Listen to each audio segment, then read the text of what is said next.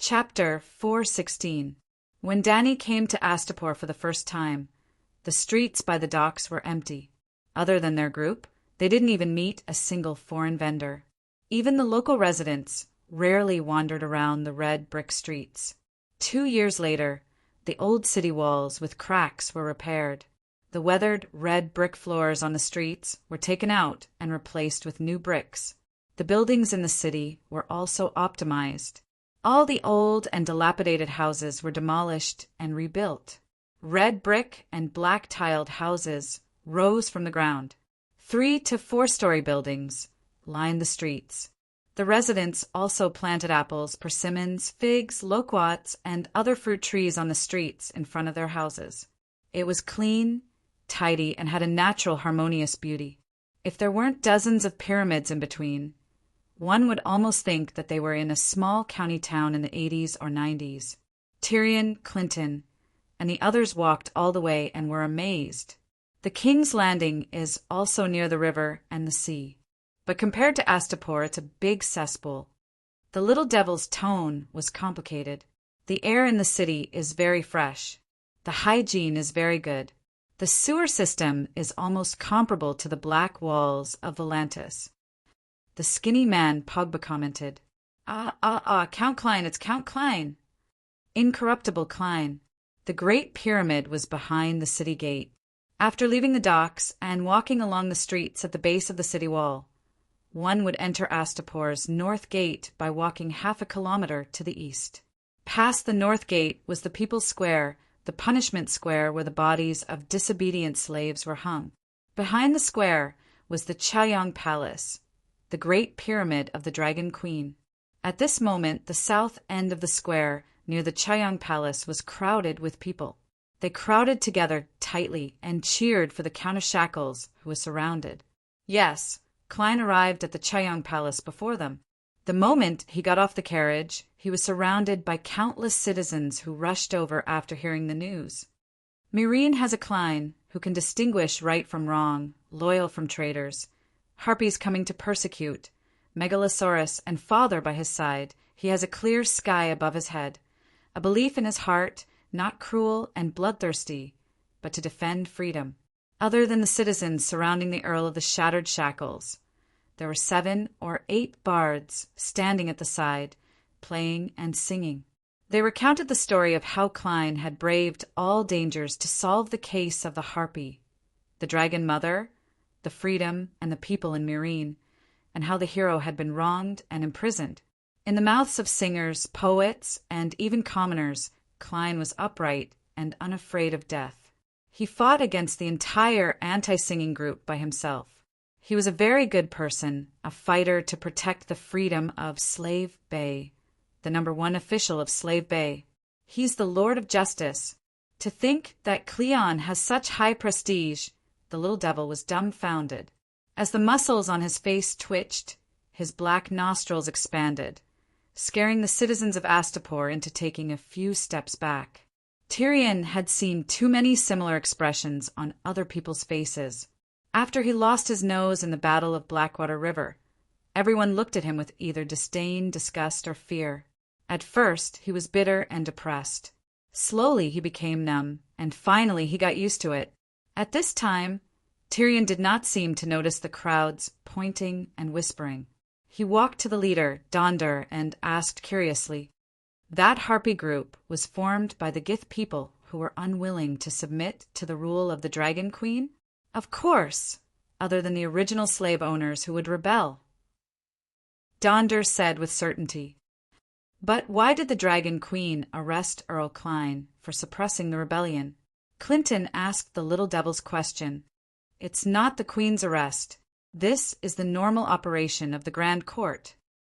Knowing that the foreigners could not understand, Donder quickly explained the law of the Dragon Queen's separation of justice, the Grand Court and administration, the guards and the military police.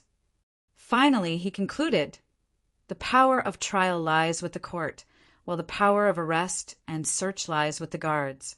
If the criminal is a noble, the Grand Court must be formed. Only the Minister of Government can lead the military police to search for evidence and arrest the criminal. In order to ensure the fairness of justice, the queen can only play one role in the trial process. Was the codex really written by the Dragon Queen herself? The little devil was fascinated. The legal system in the codex was so standardized that it was refreshing to him. Donder was very dissatisfied with the little devil's suspicion and said stiffly, "You're just a comedian. What do you know about the law?" Any scholar who has a little understanding of the laws of various countries should know that our codex is unique in the world. Although I haven't seen the complete codex yet, I don't doubt its advanced nature. The little devil first complimented before asking his own question. The Dragon Queen is only 16 years old, and she was even younger when she wrote the codex. No matter how talented she is, she doesn't have rich experience and doesn't understand the customs of various countries. How could she create such a perfect codex? The queen hatched 3 dragons at the age of 14, led the tribe across the red wasteland at the age of 14, liberated Astapor at the age of 14, resolved to liberate the entire slave bay, completely destroy slavery, and change the whole world. How can an ordinary person do these things? Donder rolled his eyes and said unhappily, "Ah." The little devil thought for a while and was actually speechless. Alas, the Dragon Queen is so wise and powerful. How can any man in the world be worthy of her? Tyrion said as he glanced meaningfully at the silver-haired youth beside him. Little Griffin's face was gloomy and he lowered his eyes without saying a word. Clinton saw this and felt very helpless. He had hoped that the Dragon Queen had 1/10 of Liga's compassion and wisdom, but now it seemed that she was so different. With a sigh, he changed the topic and said, since the judicial system is so perfect and Cleon is impartial, adhering to the codex, why was he arrested? Dang, dang, dang. A group of unsullied rushed out of the Great Pyramid and beat the gong to disperse the crowd. In the end, they even lined up in 2 rows and separated a passage for Cleon and the guards who were escorting him to enter the hall. The crowd of onlookers dispersed, and the figure of the Count of Shattered Shackles disappeared at the entrance of the palace. Donder once again led the Fire Mage and Clinton forward. As he walked, he shook his head and sighed. It's all Earl Leon's fault. He's too stubborn and selfless. In the case of the Harpies, he attacked too many people, and a small number of innocent people were implicated. How many people were wronged? To be able to overthrow a respected count. The little devil said in surprise, "I'm not sure, but a total of 60,000 people were imprisoned and 20,000 were sentenced to death. It's really 7 levels of hell." Tyrion's ugly face that was red from the sun instantly turned pale, and he howled. "How many Gith are there in Meereen? I remember that the ratio of slaves to free people in Volantis is 4-1. I think the ratio in Slave Bay is even higher. How many people are there in Slave Bay? Did Cleon capture all the Gith people? This method is simple, and I guarantee that no bad guy can escape, but how can it be all? There are nearly 200,000 Gith in Meereen." Donder said. Tyrion looked up at Donder and said strangely, "Do you have any misunderstanding about being impartial?" "Count Cleon fully abides by the code and has no personal feelings," Donder said solemnly. "How can there be so many Gith in Meereen?" Clinton asked in surprise. Donder explained. After the liberation of Slave Bay, the previous slave business naturally could not be done. The Queen then optimized and adjusted the economic structure of the 3 cities. Astapor developed manufacturing and heavy industry. The original capital of bed slaves, Cayuan, was converted into a granary, and the Gith who cultivated bed slaves all moved to Meereen, and Meereen developed handicrafts and light industries. Dany was a kind and upright queen. Naturally, she could not directly say to the people, "Meereen is the battlefield I chose, and I want the disobedient Gith to be cannon fodder in Meereen." Of course, she was not completely lying, and optimizing the industrial chain was also one of her goals. "What is heavy industry and light industry?" Tyrion asked curiously. The Queen said that The departments that provide the means of production are called heavy industry, and the departments that produce the means of consumption are called light industry. The customs inspector scratched his head and said with a conflicted expression, "Don't ask me what means of production and means of consumption are. I don't really understand." In short, mining, smelting, forging ingots, glassmaking, logging, and building ships are all considered heavy industry. As for light industry, sigh, everything except agriculture is considered light industry. It's easier to understand this way. Clinton and the pyromancers listened in a daze, but Tyrion was excited, his eyes sparkling. "But I see that most of the merchant ships come to Astapor, and very few go to Meereen." He asked again. Donder frowned and thought for a moment, then said uncertainly, "The industrial layout seems to have not been completed." Without a doubt, Meereen was originally the most prosperous, with the most craftsmen, but they were all slaves, and after being liberated as free people, they all moved to Astapor. Now, heavy industry and light industry are all in Astapor. Meereen mainly develops cash crops, such as olives, soybeans, and peanuts. Especially olives, the olive oil from Slaver's Bay is sold all over the world. There were also large olive forests in Cayuan Plain, but unfortunately they were all burned to the ground by the slave owners, and now we can only grow wheat, corn, turnips, and other food crops. "Wonderful, wonderful," Tyrion exclaimed, clapping his hands. "What's wonderful?" Little Griffin looked at him as if he was crazy. "Ah," the little devil was stunned, his ugly face twisted. "I don't know what's so wonderful about it, but this industrial layout has a strange beauty. Very harmonious." Beauty? This time, Little Griffin completely thought he was crazy.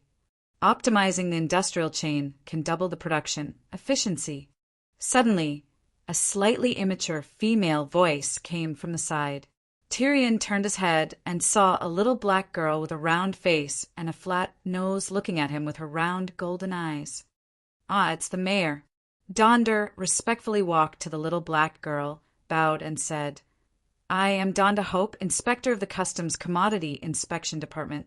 Greetings to Lady Missandei." "Mayor?" Everyone was shocked. "The mayor is a female dwarf?" Tyrion looked at Missandei with an inexplicable sense of familiarity. It seemed that the Dragon Queen did not care about the origin of the people.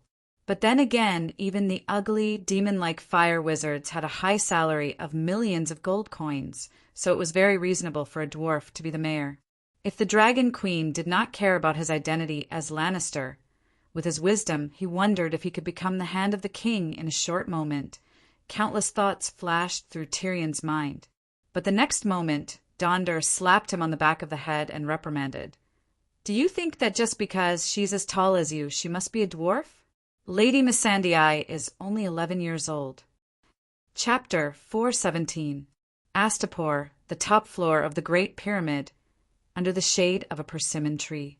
The black dragon, green dragon, and gold dragon were sunbathing on the brick wall. The Dragon Queen was sitting on a deck chair by the pool, wearing a pair of aviator sunglasses, produced by the Astapor Royal Glass Factory. She was wearing a light green sleeveless vest and apricot yellow silk pants with red daisies embroidered on them. Her fair arms, round belly button, and well-proportioned calves were all exposed. She even put her little feet into the pool and playfully stirred the clear water. She was so relaxed that she seemed to have forgotten about the Great Wall tens of thousands of miles away and the deviant ghosts under the Great Wall. Back in Astapor, she was surrounded by trustworthy Unsullied and Centaur maids. She no longer had to worry about being poisoned, ambushed, violated the guests' rights, or stabbed in the back. With her safety guaranteed, she felt much more relaxed physically and mentally. She never wore armor again. Moreover, the Westeros affairs had been arranged. Dragonstone Island had 3 giants who continuously mined dragon crystal ores and made dragon crystal weapons. Garth Hyder had already been contacted. He would complete the task of buying and transporting food. He would also help Dany fulfill the promise to the people of Hudgeen County and the monks of Meribad. After all, Garth was also a white knight. Sigh, the white knight system was really good. The 7 white knights represented the 7 clones of the queen. Even the most unqualified white knight, the fat eunuch Bevos, had always been the representative of the queen and led hundreds of thousands of farmers in Kaiyuan to carry out the Great Leap Forward. There was also the reserve white knight, the Dark Star. He was responsible for leading the fleet to transport the barbarians and bringing the goods promised by the dragon Queen to the Night Watchers. The White Knight captain, Barristan, would reorganize the royal fleet and receive the barbarian fleet from the Dark Star. He would also open up settlements for the barbarians on the islands and along the coast. Even Braavos was responsible for organizing the city-states of the western continent of Ursus to plant food. Dany felt that she had already fulfilled her responsibilities as the queen. She had fulfilled her responsibilities and no longer had any psychological burden. Why couldn't she live a leisurely life? Your Majesty, you have to make a decision for me. The green saintess, Grazda, knelt on the ground and cried for injustice. All right, she wasn't like Erlu, the king of empty talk. All she did was grind her teeth and replenish her mana. She had nothing to do. Dragon Queen had a large kingdom to take care of. Hey, get up and talk. Ely, help the green saintess up. Chi-Chi, bring a chair over. The queen pressed her aviator sunglasses to reveal her eyes and called out to the 2 centaur maids. Yep, Chi-Chi, who had been guarding Kaiyuan's Palace of Compassion and Peace, had also returned. After Dahe brought back the black girl Larissa, the tile-steel sword and other trophies, Dany ended her closed-door training. She announced that she was on a business trip to Braavos. In fact, he was hiding in the mountains in the south with Little Green and Little Gold to cultivate. After Big Black returned and ended its seclusion, Dany rode her dragon to Kaiyuan to participate in a Great Leap agricultural commune activity. When he came back yesterday, he brought Chi-Chi back. Now that the Megalosaurus had grown up and Dahe had learned how to meditate, he could easily carry 500 kilograms. Dany could run around with 2 centaur maids at the same time. If you have something to say it slowly. You're the Minister of State Affairs. Dany said to the Green Saintess, Your Majesty, you don't even know what the people in the city say about me. The old saintess' tears flowed down her face. She looked very pitiful. They say that Klein is a loyal minister who is impartial and impartial. I followed the rules of the code and went through the normal procedures to arrest him with the military police. But I became a scoundrel who sowed discord in front of you. I'm innocent, old Grazda said in grievance. Sigh, you also know that I went to Braavos a few days ago. The dragon queen counted with her white fingers.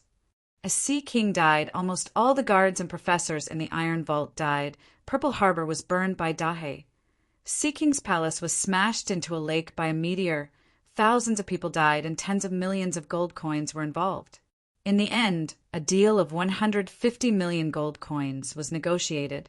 Then, I went to the Stone Steps archipelago and burned dozens of pirate leaders to death, becoming the strongest pirate king in the Narrow Sea. Then, I sent Sir Barristan to rob the Hathar family's fleet.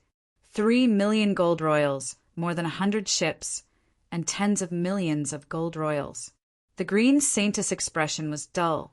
The tears and grievances in her eyes turned into shock and confusion. Dany raised her chin at her and said with emotion, You see, these are all big things. I really don't want to care about you and Klein. You should relax and think about the millions of troops in the Alliance. What problems can't they overcome? After hearing the Dragon Queen's words, the Green Saintess suddenly felt that she was making a big fuss over nothing. It's just being misunderstood by the people and Klein's rising reputation. No, I can't let that butcher go. Your Majesty, Klein violated the rules of the code and used his power for personal gain. He tried to control public opinion and influence the court's trial. The old woman said seriously, What do you mean? Dany pretended to be curious. When I was on the way to Meereen with the military police, Klein suddenly invited a large number of bards and singers to participate in the trial of the son of the Harpy case. Danny said, "What's wrong with that? According to the code, when any city lord is trying a case, unless it involves the privacy of the plaintiff and the plaintiff requests to avoid the public, any free people have the right to supervise the trial. For example, in Astapor, go to the hall on the first floor and see how many people are watching every day. Like a rape case, the victim would definitely not want to make a big deal out of it. At that time, the trial would not be open to the public." In front of everyone, Klein explained the process of the trial in detail. He even took out the testimonies of the people involved in the case for everyone to see. In the end, he cried to the singers, poets, and theater performers that he was framed by a scoundrel. The old face of the green saintess wrinkled like a sun-dried eggplant, and she said angrily, "The scoundrel he was talking about was me. He said that I slandered you, that I was a sympathizer of the son of the Harpy, and that I was even the most hidden mastermind behind the scenes. He also said that I was plotting to overthrow your regime, and that I intended to turn the free people back into slaves and eventually restore slavery and guise rule in Slave Bay." The old saintess did not have such thoughts, so she spoke very calmly. There was no panic on her face, only anger, the grievance and resentment of being wronged. Danny seemed to be indifferent, but in fact, from the beginning, she had been observing her from Blackie's perspective, not missing the slightest expression on the green saintess face. Previously, Danny did have doubts about the green saintess. Letting Klein accuse the green saintess was to muddy the waters and make it easier for Mormont's intelligence system to investigate her. Danny wanted to know how deeply involved the green saintess was in the case of the son of the Harpy. She could not be blamed for being suspicious. The green saintess of Myrine had been confirmed as the spiritual leader of the son of the Harpy and one of the founders. The results of Mormont's investigation showed that the green saintess of Astapor sympathized with the guys of Myrine purely because of her race, and was not really the son of the Harpy. At this time, her reaction in front of the Dragon Queen was also normal, without the slightest bit of guilt, only righteous anger. This made Danny breathe a sigh of relief. The green saintess Grazda was her old subject. After taking Astapor, Grazda had been doing her best to assist the Dragon Queen, not only helping her to appease the common people of Guise, but also firmly supporting her in the religious reform. Well, Grazda supported Danny's reorganization of the Temple of Divine Grace in Astapor into the new Church of the Seven Gods. The ancient beliefs of the Guise had long died with the Orthodox bloodline of Guise. The previous Temple of Divine Grace was more like a hospital and a garden of love. The two had been together for a long time and had established a deep friendship between monarch and subject. Danny did not want the old saintess to have a bad ending. "Your Excellency, Green Saintess, obviously I will not believe Klein's nonsense. The people who accused Klein of excessive sentencing and cruelty were the people of Myrine. I was the one who arranged for you to take the military police to arrest Klein. You are not a treacherous subject." Danny comforted her gently. "Your Majesty, I am very grateful that you trust me, but the people who were bewitched by Klein did not believe me," Grazda complained. After the singers and poets of Myrine heard Klein's analysis of the case and his accusation against me, in just half a month, the streets of Slavers Bay were circulating the story of impartial Klein, who knew right from wrong and judged the traitors, and I was that treacherous subject. Squeak, Blackie suddenly raised his neck and screamed. Danny glanced at him and said, "Go!" Squeak, Blackie spread his wings and screamed. Little Green and Little Gold also screamed. The three dragons jumped down from the pyramid and flew in the direction of the southern mountains. "It's late. They are going to look for blood food," she explained to the Green Saintess. Then Danny said with certainty, "The results of the trial in the Grand Court will only guide public opinion, and will not be influenced by public opinion." It was her idea to let Klein make himself scholar bow, but she did not intend to let Klein escape the trial by relying on public opinion. The key was that Klein had detained 60,000 prisoners in the case of the son of the Harpy, and 20,000 of them were on death row. He had almost caught all the middle class and above of the Guy's clan. This was too shocking, not to mention the Guy's clan. Even the free people would think of him as a butcher. Her idea was to let Scholar bow, and Scholar lie neutralize the pH value and let public opinion return to normal evaluation of Klein. Well, it was completely through legal procedures, without public opinion or coercion. According to the code, Klein's behavior would be tried one by one. He would definitely be found guilty. After all, he was Scholar lie. How could Scholar lie be a good person?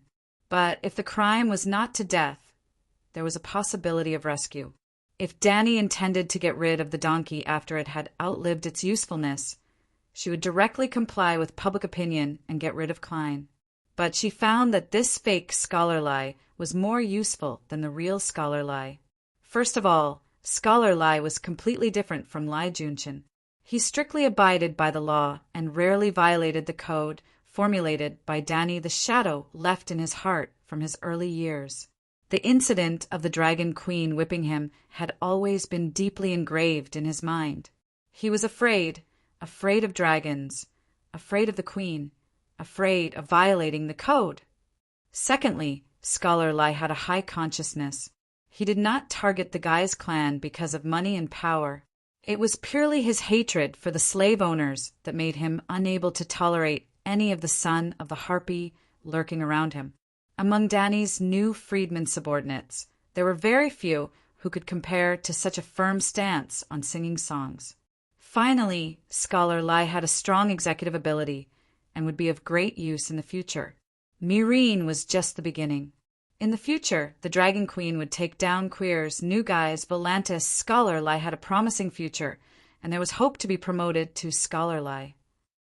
Don't worry, I will call Missandei up later and let her represent me to announce to the people of the city that Her Excellency the Green Saintess is the minister of the council.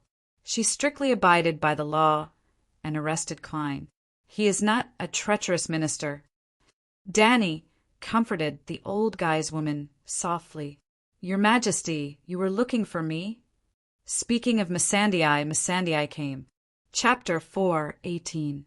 Your Majesty, there are two groups of people coming from the dock. One is a group of fire mages from Volantis. The other group of 7 has 2 midgets. The middle-aged man in the lead calls himself Sir John Clinton, an old friend of Cerberistan. Huh, fire mages from Volantis? Did they say their names? How many of them came? Danny laughed out loud. 54 people came, led by mages Wood and Pogba. They call themselves the Volantis Double Masters. Ha ha ha ha. Danny held her stomach and laughed so hard that she could not breathe. Familiar name, familiar people, familiar style, familiar smell. You know them? Little Black asked curiously. Danny laughed on the recliner and said, Old acquaintances. Quickly call them up. I haven't seen them for a few months, and I miss them. And that John Clinton, since he's a knight and knows Cerberistan, bring him over too. Wait, Missandei, wait for a moment. Looking up at the sky, it was almost dusk. Danny stopped Missandei, who turned to leave and waved to Ellie and Jichi. Old friends don't show off when they meet. It's like walking in the night. Quickly go and get me some grains, eggs, bacon. After the centaur maid and Little Black left, Danny smiled and said to the Green Saintess, who looked confused, Those fire mages are not pure. At least half of them are spies of the Volantis. I have to show them what I can do and make them respect me like a god. Since they are spies, why do you want to see them? Can't you just lock them up? Sigh, I can't lock them up. It's not easy to trick them, and they are all useful. Danny waved her hand and smiled strangely. I'd better leave first. Green Saintess got up and left. In the past, the good Lord often held banquets in the garden at the top of the Great Pyramid. It could accommodate 200 or 300 guests. At this time, with more than 50 fire mages and less than 10 people in Clinton's group, it was not crowded. Oh gods! 7 layers of hell. As soon as they walked out of the stairwell, they saw Dragon Queen smiling at them from behind a long table under the shade of a tree. Their expressions changed drastically as they howled. Well, there were only 3 or 4 people who were wailing: the skinny Pogba, the old Blackwood, and the noseless Tyrion. Halden was shocked, but he didn't shout out loud. The others stood there in a daze.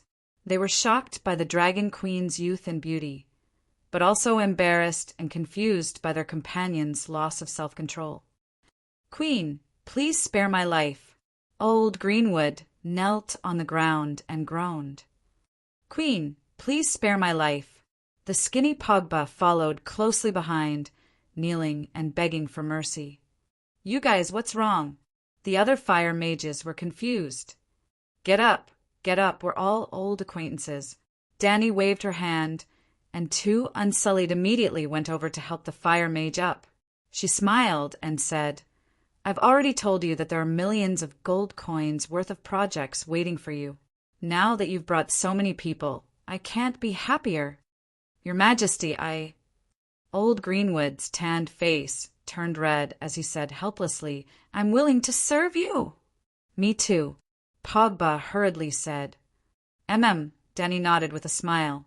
Seeing the Dragon Queen's amiable attitude, Old Greenwood's panicked expression gradually calmed down. He continued, "I'll do whatever you say. I'll definitely carry out the mission." "Me too," Pogba said. "Good." Dragon Queen smiled. The old black man clenched his teeth and said firmly, "I swear to be loyal to you, and will never have anything to do with Volantis again." "Me too," Pogba hurriedly said. "Very good." Dragon Queen grinned, eliminating the possibility of being half-hearted, and knowing that he must be the Dragon Queen's trusted subordinate based on his identity as an old acquaintance. Old Greenwood turned his cold gaze to the confused fire mages and said, "Your Majesty, I'm willing to report the spy in the team to you." "Me too," Pogba immediately followed. "A spy? Where did the spy come from, Great Wizard Greenwood? What are you talking about?" The fire mages were in an uproar.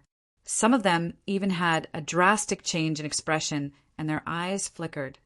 "Very good, but there's no hurry." Dany waved to the crowd. "Come and sit down. I'm free today, so I'm trying to cook dinner myself. It's better to come at the right time than early. Let's all have a taste of my cooking." The crowd didn't know what was going on, but they still obediently walked forward. Dragon Queen's long hair was tied behind her head with a butterfly knot. She was wearing a short-sleeved shirt and silk pants.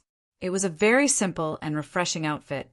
She was standing behind a thick wooden table that was 5 or 6 meters long. There were pots and pans on the table. Looking up, they saw that there were corn, rice, eggs, bacon, washed scallions, green vegetables, and so on. She really seemed to be cooking.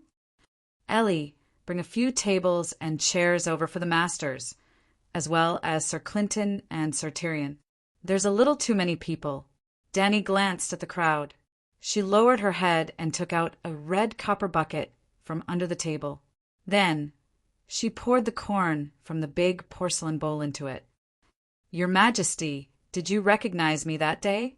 Sir Barristan was also in the merchant's house. The little devil touched his nose that was missing the tip. He was very surprised. "You're so brave. You dared to enter the tiger's den and spy on the enemy," he complimented. "Hee, what kind of tiger's den is Volantis?" Dany glanced at the silver-haired, purple-eyed youth who was staring at her with a complicated expression. She was puzzled. "In the 2 months that you were floating on the sea, I went to Lys and burned dozens of trading princes. I went to Dorne and saw your niece's nose cut off. My niece." The little devil was puzzled at first. After a moment, he said in shock, "Myrcella? Who hurt her?" "Your father died in the latrine pit." The Princess of Dorne thought that she had found a good opportunity and was ready to support your niece to ascend the throne. "Well, according to the customs of Dorne, your eldest nephew died, so your niece should ascend the throne." Then Dany shrugged and said, "You're also a veteran. You should know." Since you're involved in the game of power, even if you're passive, it's hard to escape unscathed. The little devil pursed his lips and frowned without saying a word. After being interrupted by Tyrion, the Dragon Queen did not continue to brag about her adventures in the old town, the King's Landing, the Great Wall, and Bravos. After a while, the Unsullied came back with stools and long tables. They quickly set up the tables and chairs by the pool and invited the guests to sit. The seats were determined according to their status. The higher the status, the closer to the Dragon Queen. The status of the fire mages had already been determined. The Volantis twin masters were the leaders. After all, the fire mages were in their organization. Everyone quickly sat down. On the other hand, Clinton's group, the actor Hugo, who originally had a low status, was pointed out by the Dragon Queen and was even called Sir Tyrion. Then, a Sir should have the status of a Sir. At least he should sit opposite Clinton. But the one with the highest status in their group was Little Griffin. Not to mention being the chief. By right, he should be sitting beside the Dragon Queen. Sigh, Lord Griffin, I'll sit beside you. The little devil looked at the gloomy young man and sighed. He rejected the seat arranged by the Unsullied and walked to the seat behind. Clinton looked at the messy crowd around him and felt helpless. He could only introduce to the curious Dragon Queen, "This is my adopted son, Little Griffin." Dany smiled as a greeting, but in her heart she muttered, "I don't even know who you are. How would I know who your adopted son is?" The Prime Minister of Eris, Count John Clinton of the Vulture's Nest Castle, was naturally a well-known figure in the Westeros. Even Dany knew him. But in the public's knowledge, the Count of the Vulture's Nest Castle was long dead, and there were too many foreigners with the same name. Look, another John, with the same name as the main character. It was normal that Dany did not recognize him. Dragon Queen held the bottom of the copper bucket with both hands and smiled at the fire mages. "Let's have some popcorn first, to whet your appetite." The fire mages looked at each other blankly. Everyone saw that the bucket was filled with raw corn. How could they eat it? Boom! Just as they were wondering, a crisp sound came from the bucket, followed by a red-yellow flame that rose 3 feet high. Gods, this is elemental combustion, the fire-gathering spell in fire control. Oldwood exclaimed, "What, this is fire-gathering? Pure fire elemental combustion?" The fire mages were in disbelief. They all stood up, stood on their tiptoes, stretched their necks, and wanted to put their heads in the bucket to see. "It's really fire elemental. I can feel the magic waves as vast as the sea." Pogba swallowed and said with difficulty, "It's just a little trick of the fire mages." Dany smiled casually. "Crackle, crackle." In just a few words, a series of popping sounds came from the copper bucket, visible to the naked eye. The snow-white popcorn slowly piled up from the bottom, and some even jumped out of the bucket. "Ellie, distribute the popcorn to the guests." In less than half a minute, a bucket of popcorn exploded. Dragon Queen was very pleased with herself, but her expression was still so casual, and her tone was still so relaxed. "Calixie, don't you want to order?" The centaur maid carried the copper bucket and asked with a strange expression, "Distribute it to the guests." Dany waved her hand and bent down. She grabbed a handful of corn kernels from the sack under the table and held out her hand with a calm expression. "I can do this," she said. Crackle, crackle. The muffled sound of beans exploding came from her small white fist. When she opened her palm, the golden corn kernels had already turned into popcorn that was emitting white steam. In front of the guests, who were so shocked that their eyeballs were about to pop out and their jaws dropped, Dragon Queen stuffed the popcorn in her palm into her mouth, puffed up her cheeks, and chewed with crunching sounds. After swallowing the popcorn in her mouth, she grabbed a handful of raw corn kernels and put it in her mouth. "I can do this." Crackle, crackle. The corn kernels exploded in her mouth, causing her cheeks to puff up. Ha! Exhaling a mouthful of hot air, Dragon Queen directly chewed. clang. Even Ji-Chi, who was arranging the dishes, was stunned. The porcelain bowl smashed on the table and shattered.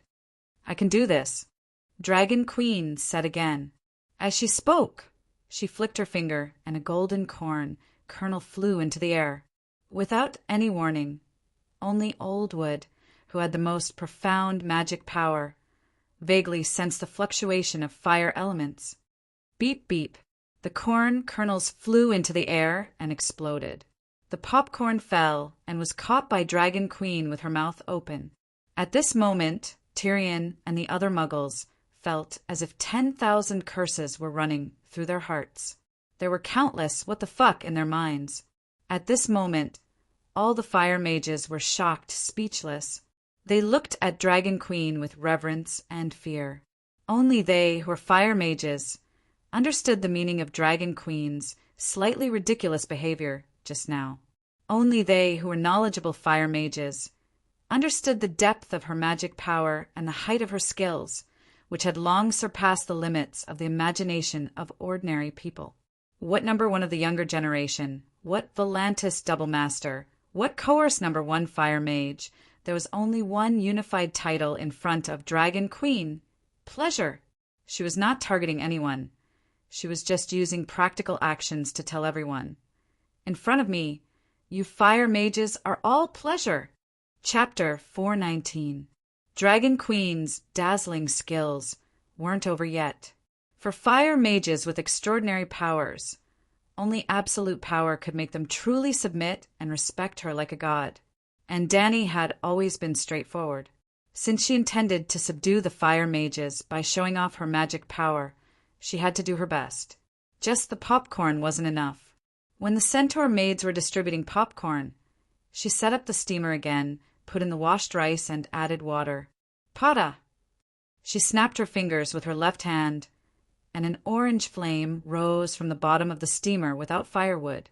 The water in the steamer boiled in 2 minutes, steaming hot. During this time, Dragon Queen didn't stop. The kitchen knife in her hand was as fast as lightning. She skinned, removed the tendons and bones of a cow's hind leg, skewered it on an iron rod, and then used the knife to draw patterns on the meat, smearing it with sesame oil, salt, and spices. Then she set up a grill next to the steamer, and the iron rod with the cow's hind leg slowly rotated.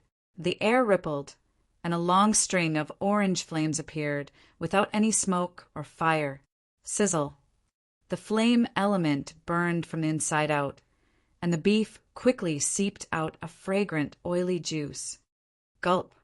The fire mage's eyes widened, and they swallowed hard. It wasn't because of the fragrance, although the barbecue tasted good. They were more shocked by Dragon Queen's endurance. Think about the number one of the younger generation, Lisbon. Just igniting Tyrion's beard made him pant and exhausted his magic power. Then compare it to Dragon Queen. She first exploded a big bucket of corn, then used fire elements to cook rice. The rice wasn't done yet, and the boiler was steaming, so she started a fire again to barbecue meat. What realm was this? Dragon Queen is probably the strongest fire mage in the world, Old Wood said with a trembling voice. Not just the strongest fire mage.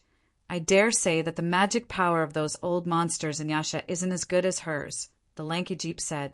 The skinny Pogba's face shone with the light of faith, and he said excitedly, Her Majesty the Queen is the god of fire! For a full 5 minutes, the sweetness of the rice and the aroma of the roasted meat wafted through the garden. Dragon Queen personally scooped 61 bowls of rice from the porcelain bowls.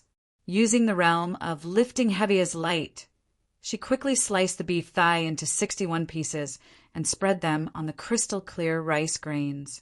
Sprinkled chopped green onions and small peppers. A bowl of barbecued pork rice. Please forgive me for my lack of hospitality. Dragon Queen stretched out her right palm and opened it, smiling. She picked up an egg and knocked the shell on the table.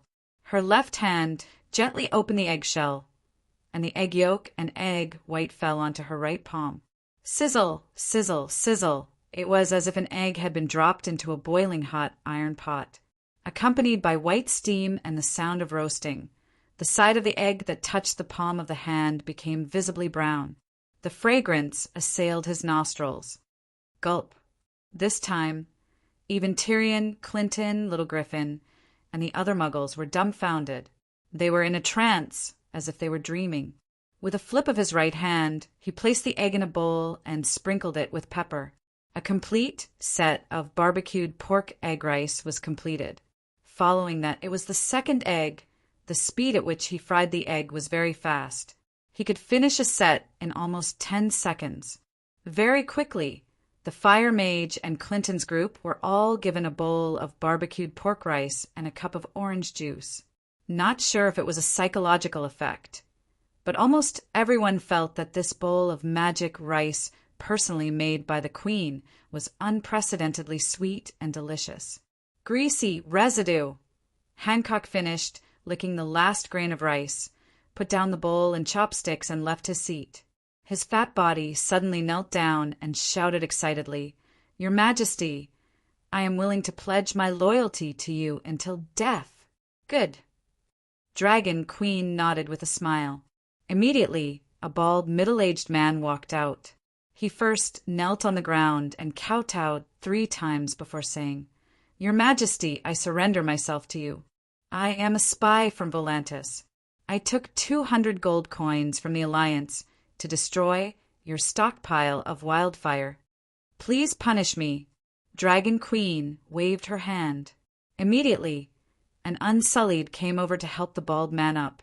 She gently comforted him. "The big mistake has not been made yet. You still have a chance to turn over a new leaf. Jichi, go to the treasury and take 2,000 gold coins to this great mage." Plop! The bald man knelt on the ground again and cried, "Your Majesty, I don't want gold coins. I only beg you to give me a chance to redeem myself. I am willing to pledge my loyalty to you, even if I have to sacrifice my life. Your Majesty, I want to confess to you. I am also a spy. I am responsible for sending your information out through messenger crows." Another fire mage walked out and knelt on the ground to surrender. "Me too, burp, same." The 5th fire mage cleaned up the rice in his bowl and burped. "I surrender myself. I am a spy. I am responsible for spreading fake news in the city." In a short while, all the fire mages knelt on the ground. They either confessed their identities or swore their loyalty to the Dragon Queen. Ha ha ha. Dany pretended to be bold and laughed 3 times. She left her seat and walked to the kneeling mages. She raised her hands and said, "Great mages, please rise.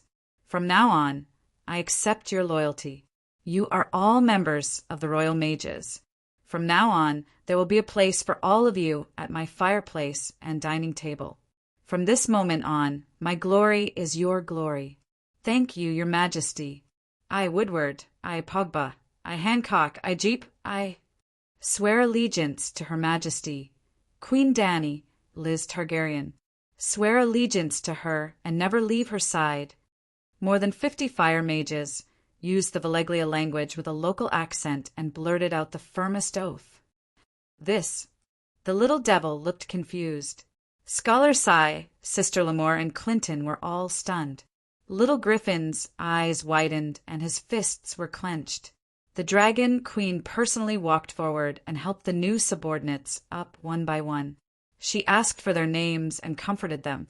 After more than an hour, the sky darkened. Dany roughly understood the names and magic levels of these fire mages. Yes, she could judge the depth of their magic and the level of their meditation techniques through their eyes. When I disguised myself and entered Volantis, I promised Great Mage Pogba and Great Mage would that Dany Liz, who defected to Slave Bay, would receive a reward of 1,000,000 gold coins. Targaryen, your words are like a mountain. Her expression was firm and her voice was sonorous. With her hands behind her back, Dany walked back and forth in front of the fire mages. She smiled faintly and said, "Jichi, 54 fire mages, 20,000 gold coins for each of them. That's almost 1,000,000 gold coins. The fire mages were shocked and in disbelief. When they saw the confirmation in the Dragon Queen's eyes, all of them were delighted. 7 gods above, the little devil held her forehead. I also want to shout, "Long live the Queen." I don't know if she will accept my allegiance. Clinton glanced at Little Griffin with a serious expression and sighed helplessly in his heart. This Dragon Queen's methods are not that brilliant, but they are simple and practical and very targeted. She seems to be an old hand in the game of power. Compared to her, little Aegon is too immature. The afterglow of the sun completely disappeared under the sea in the west. The sky was dyed a deep indigo, and the moon showed a faint outline in the sky. Astapor by the sea was already brightly lit. Jichi left the top of the pyramid with the fire mages. The centaur maids would arrange a place for the fire mages, and according to the Queen's orders, the 20,000 gold coins would be distributed tonight. Clinton and the rest of the 7 did not leave. They had not even clearly explained their identities. Jorah Mormont took off his helmet and pointed at the dwarf who was standing by the wall and looking at the scenery. He shouted, "7 levels of hell, little devil! Where did your nose go? Why are you here? How dare you come here?" Well, in the days when the Dragon Queen was not in Slave Bay, the agricultural production did not stop. According to the rhythm of 3 days of work and 1 day of rest, the farmers were led by the White Knights to work collectively. Cayuan had Beevos, Astapor had the Great Bear, and Meereen was a prisoner of Gith, so a whip was enough. Today was also the day to cultivate sweet potatoes. The Great Bear was busy outside the city until the sun went down and had just returned. Well, like Dany, the White Knight was busy practicing martial arts on the ridge of the field and did not even plant a single sweet potato. "You are." The little devil stared at Mormont for a long time. Gorgeous armor inlaid with white glaze, a white cloak that was as bright as a young girl's feelings. His heart skipped a beat, and he suddenly said, "You are the Count of Bear Island who ran away with his wife? You look quite spirited and strong. You are doing well." As expected, Mormont's face darkened.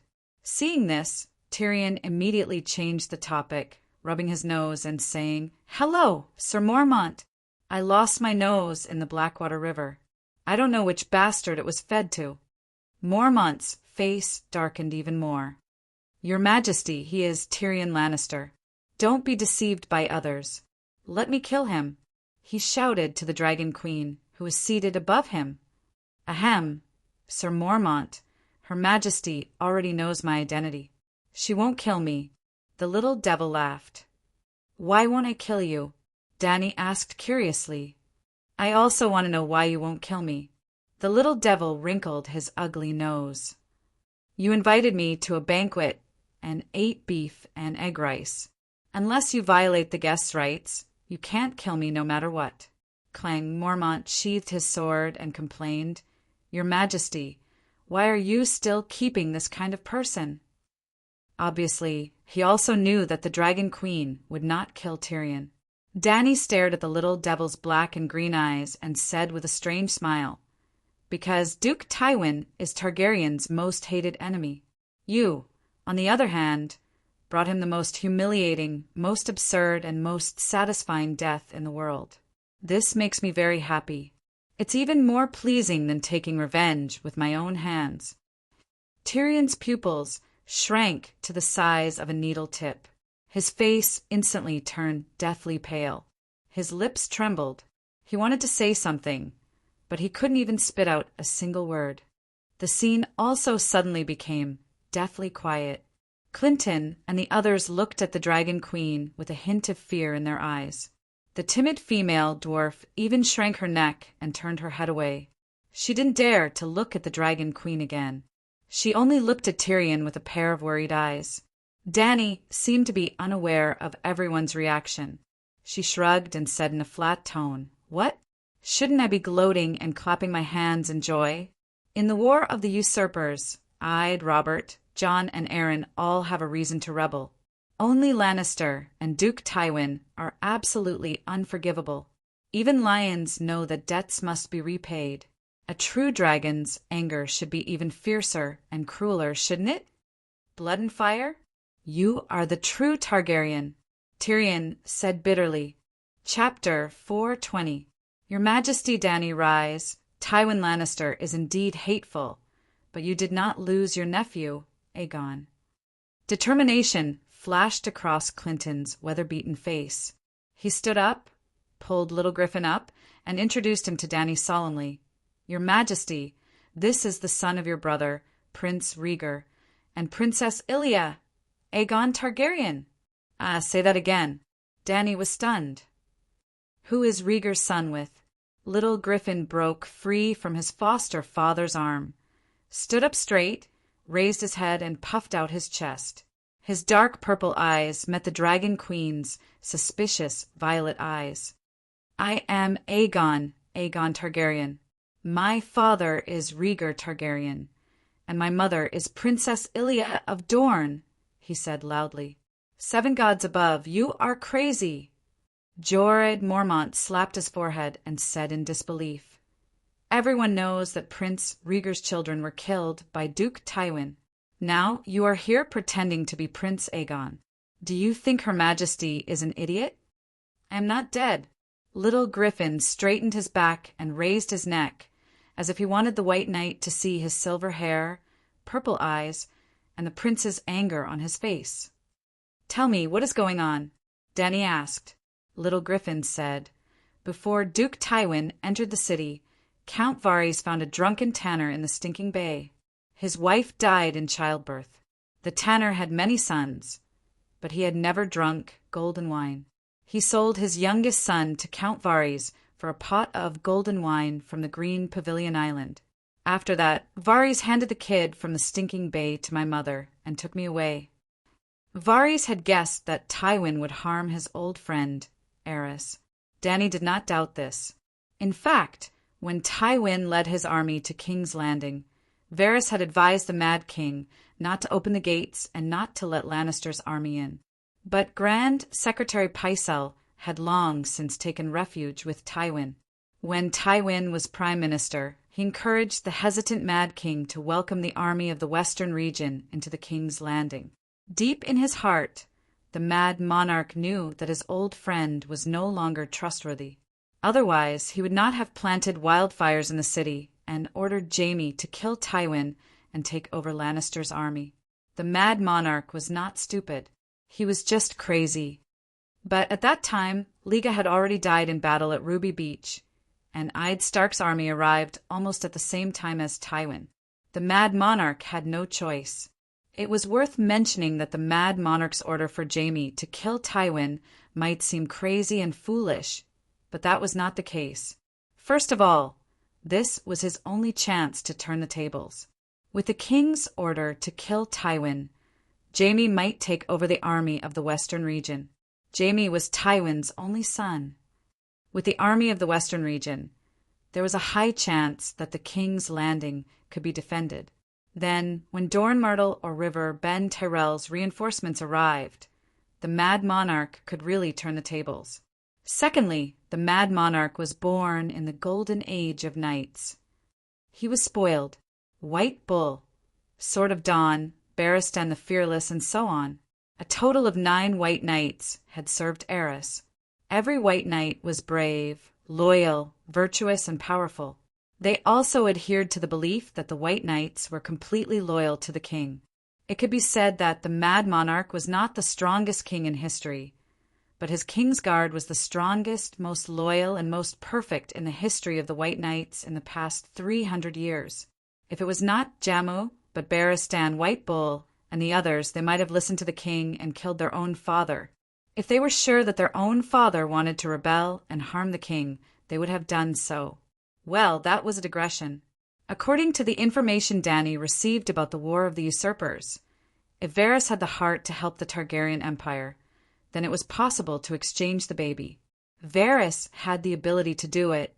The problem was whether Varys was loyal to the Targaryen Empire. Was this a fake version of the Orphan of the Zhao, or a leopard cat swapping the crown prince? Dany's eyes darkened. This is really a legend. But I still have a question. What about your sister, Renais? Princess Elia had 2 children, a 4-year-old daughter, Princess Renais, and a 1-year-old son, little Aegon. Liga is such a scumbag. When his wife was pregnant, he put a LV cap on her in public. When his wife just gave birth and was still in confinement, he and his mistress were all lovey-dovey and did not return home for a year. He did not even care about Robert's rebellion. This little Griffin looked at his foster father. Clinton said, Princess Renais is too old to disguise herself. Also, Varys was just taking precautions. He was not sure if Duke Tywin was really that crazy to kill an innocent child. As he spoke, he carefully took out a letter wrapped in sheepskin from his shirt. There was even a red wax seal on it. You can take a look at this letter. Varys gave it to you. The Great Bear went forward to take the letter. Clinton only hesitated for a moment before handing the letter to the White Knight. In front of everyone, the Great Bear pulled out a dagger from his waist and separated the wax seal. He opened it and read it before handing it to Dany with a frown. It was a letter written by Varys himself. There was only 1 page, but it was filled with words. He explained in detail his motive and process for exchanging the baby. At the end, he sincerely suggested that they should imitate Aegon and his sister. The Dragon Queen should marry little Aegon and continue the pure-blooded Targaryen Empire. In the end, they would conquer the Westeros and take back the Iron Throne. Sit down first. Dany pondered and waved her hand. Aegon, Sir Clinton, sit down first. Irri, go to the Dragon Cave and call Scholar Yaman over. Irri did not leave. She only went to the stairs and gave a few instructions to the Unsullied before walking back. The centaur maid looked at little Aegon strangely and hesitated. Calixi, it's almost time. Do you still want to eat? Cooking the barbecued pork was just an accident. Under normal circumstances, Dany would eat with her officials when the sun set and the Great Bear returned. Moreover, the Dragon Queen made dozens of bowls of barbecued pork egg rice, but she did not eat a single one. Dany nodded and said, Make it more sumptuous and send a portion to the fire mages. The barbecued pork is just a gimmick. There is too little of it. Also, tell the mages that I have an important guest tonight. I will officially entertain them tomorrow. By the way, go to the wine cellar and get a few bottles of Qingting Island golden wine. I'm really not full. It's great to have a feast in wine. The dwarf laughed. Clinton, little Aegon, and the others looked solemn and pursed their lips. Tyrion, however, recovered from his earlier gloom and was laughing and joking again. Scholar Yaman, which scholar is it? It can't be the scholar, I think, the one on the Great Wall, right? He blinked his heterochromatic eyes and asked curiously, he still remembers you. Dany laughed. The 7 hells. Your Majesty, you really went to the Great Wall. What did you go there for? To see the deviant ghosts? Tyrion exclaimed. Jorah Mormont dragged a chair and sat down beside Dany. He looked at the little devil with a strange gaze. Not to mention the Great Wall, I also went to the Old Town, King's Landing and Hudgian. Just a few days ago, I even saw your sister. Dany said. Tyrion's expression changed. It was a very complicated expression, not knowing whether to be happy or sad. He said in a low voice, You killed her. Do you want her to die? Dany asked curiously. Tyrion did not hesitate. Of course, he said. A headless sister is the cutest sister of all. Beast. Only a beast would kill his nephew, father, and even his own sister. Jorah said disdainfully. Not only was Tyrion not angry, he even smiled proudly and said, Knight, you weren't here just now, so you didn't hear how the Queen appreciated me shooting Dad. I think Her Majesty needs a cute little beast like me who kills both her king and her own family. Dany stared at Tyrion's eyes for a while and shook her head. Joffrey wasn't killed by you, and killing Tywin wasn't your intention either. Maybe you really did have that impulse, but now you seem to be on the verge of regret? I never regret it. I will always remember the moment I pulled the trigger. That was my happiest moment. The little devil shouted. Looks like you really do regret it. Dany nodded. That's right. Patricide is too much of a violation of human ethics. Normal people can't stand it. Tyrion opened his mouth wide, not knowing what to say. Joffrey wasn't killed by him? Little Aegon suddenly asked. Dany glanced at the suspected nephew and shook her head. No. Why? The little devil was puzzled. No one would kill their king and their own family in public. At least you wouldn't be so stupid and crazy. Hee, but my sister, father, and brother all think that I'm that stupid and crazy. The little devil opened his mouth and revealed an ugly smile. To be honest, I think your sister and brother here. Dany pointed at her temple. It's empty. No, it's not empty. It's stuffed with shit. The little devil put on a straight face and corrected her. Hee. The little devil's expression changed. He asked again, Are you saying that my father knows that I've been wronged? It's obvious. Clinton was shocked. Then Duke Tywin, why? Now you understand why I can pull the trigger. The little devil's face twisted as he laughed. He asked again, Tell me, how did my sister die? Was her head chopped off or eaten by a dragon? I didn't kill her. Why? Didn't you say that the blood feud between Targaryen and Lannister could only be cleansed with blood? Could it be that my sister also killed a certain Lannister and Jaime? To win the queen's favor? The little devil was puzzled. Something like that. Dany nodded with a smile. She really killed Jaime. The little devil's playful smile disappeared as he was stunned. Dany said with a smile, he's not dead yet. But with the speed at which your sister finds wild men, something will happen sooner or later. I realize that your sister is so stupid and crazy that she's more useful to me alive than dead. One Cersei is more lethal to Lannister than 3 Megalosaurus. The dragons would only cause the Lannisters to band together and fight against their enemies. They would even inspire courage and wisdom that they had never had before. But your sister... Ha ha ha ha! Dany laughed under Tyrion's stunned gaze and said happily, Watching your sister perform on the Iron Throne is far more enjoyable than watching a stage play. Watch her destroy the foundation of Casterly Rock City, step by step, and establish strong enemies. Watch her throw away the prestige and glory built by Lannister's ancestors. Watch her make the people of the King's Landing and the people of the 7 Kingdoms hate Lannister. I can't even protect such a peerless immortal puppet, so why would I kill her? Tyrion. Chapter 4:21. Your Majesty, you are ruthless. Tyrion stared with his strange eyes and said dryly.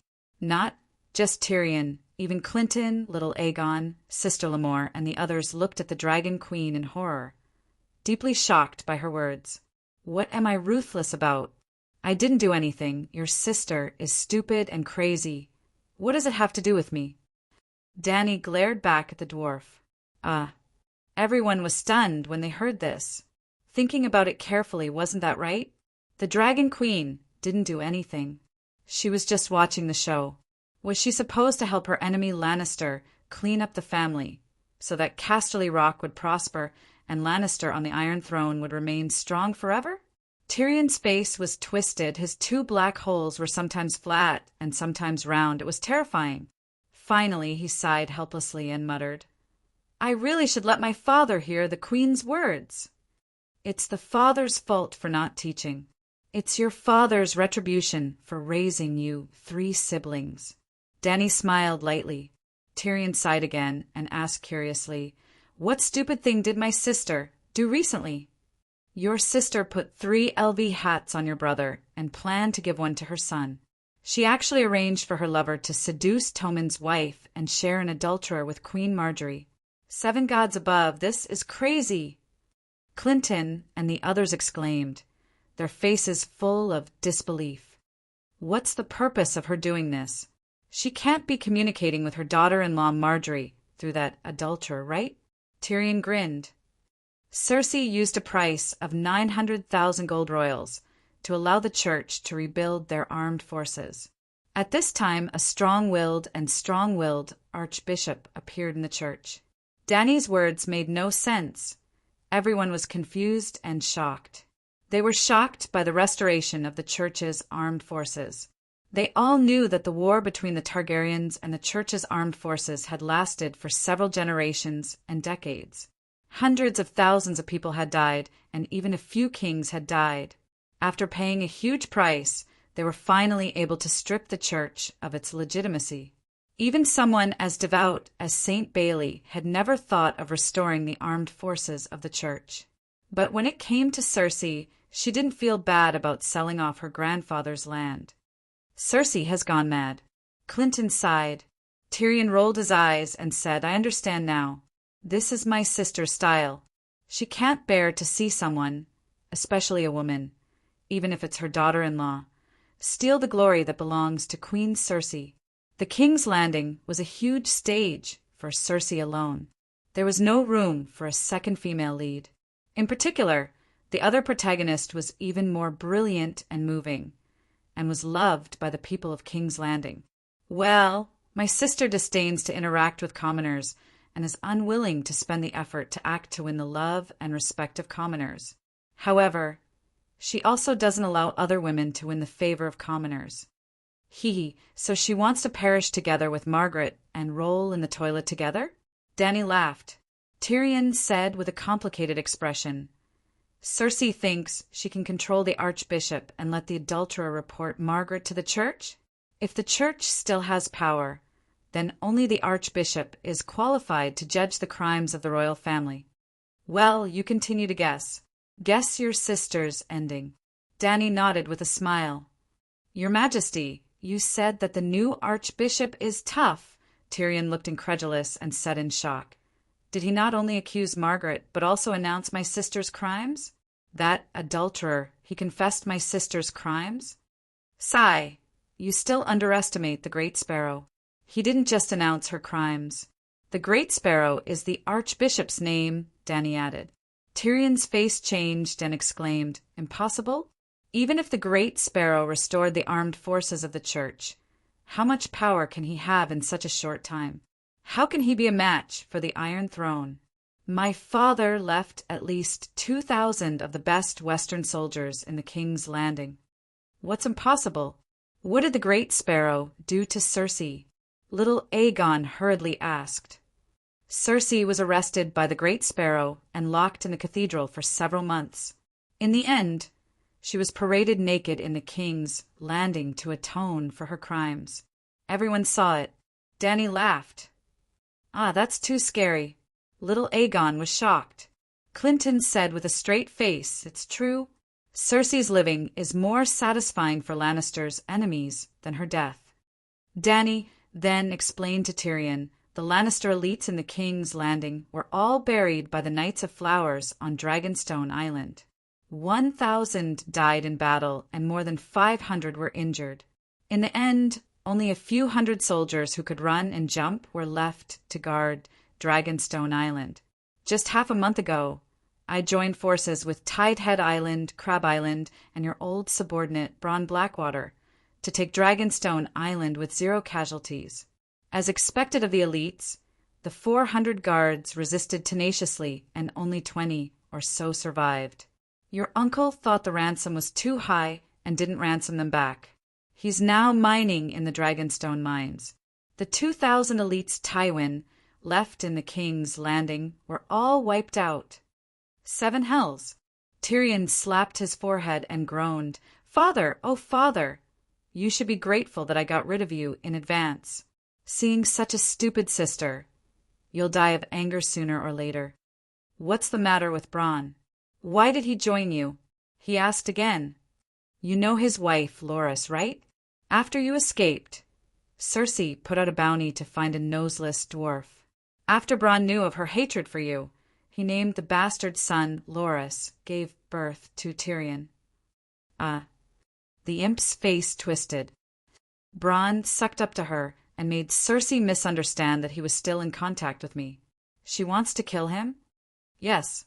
Dany smiled and nodded. I like your sister's craziness. now that she was tortured by the big sparrow. All the people and nobles of the king's landing saw her most humiliated side. I think she has the potential to surpass my father. Little Aegon and Clinton looked at each other as if to make sure they were not hallucinating. You know that the Mad King is your father, and you're using him as a benchmark for Cersei? Your Majesty, I can understand that you want to take revenge on Lannister, but the people of the Seven Kingdoms are innocent. The divided Westeros are bleeding, and my dear sister can only use salt to stop the pain and heal her wounds. It is time for you to strike out and end the chaos of the Seven Kingdoms at once, Tyrion said earnestly. Dany stared at the imp for a while before shaking her head. There are deviant ghosts outside the Great Wall. The long night is coming. Deviant ghosts, the long night? Are you okay?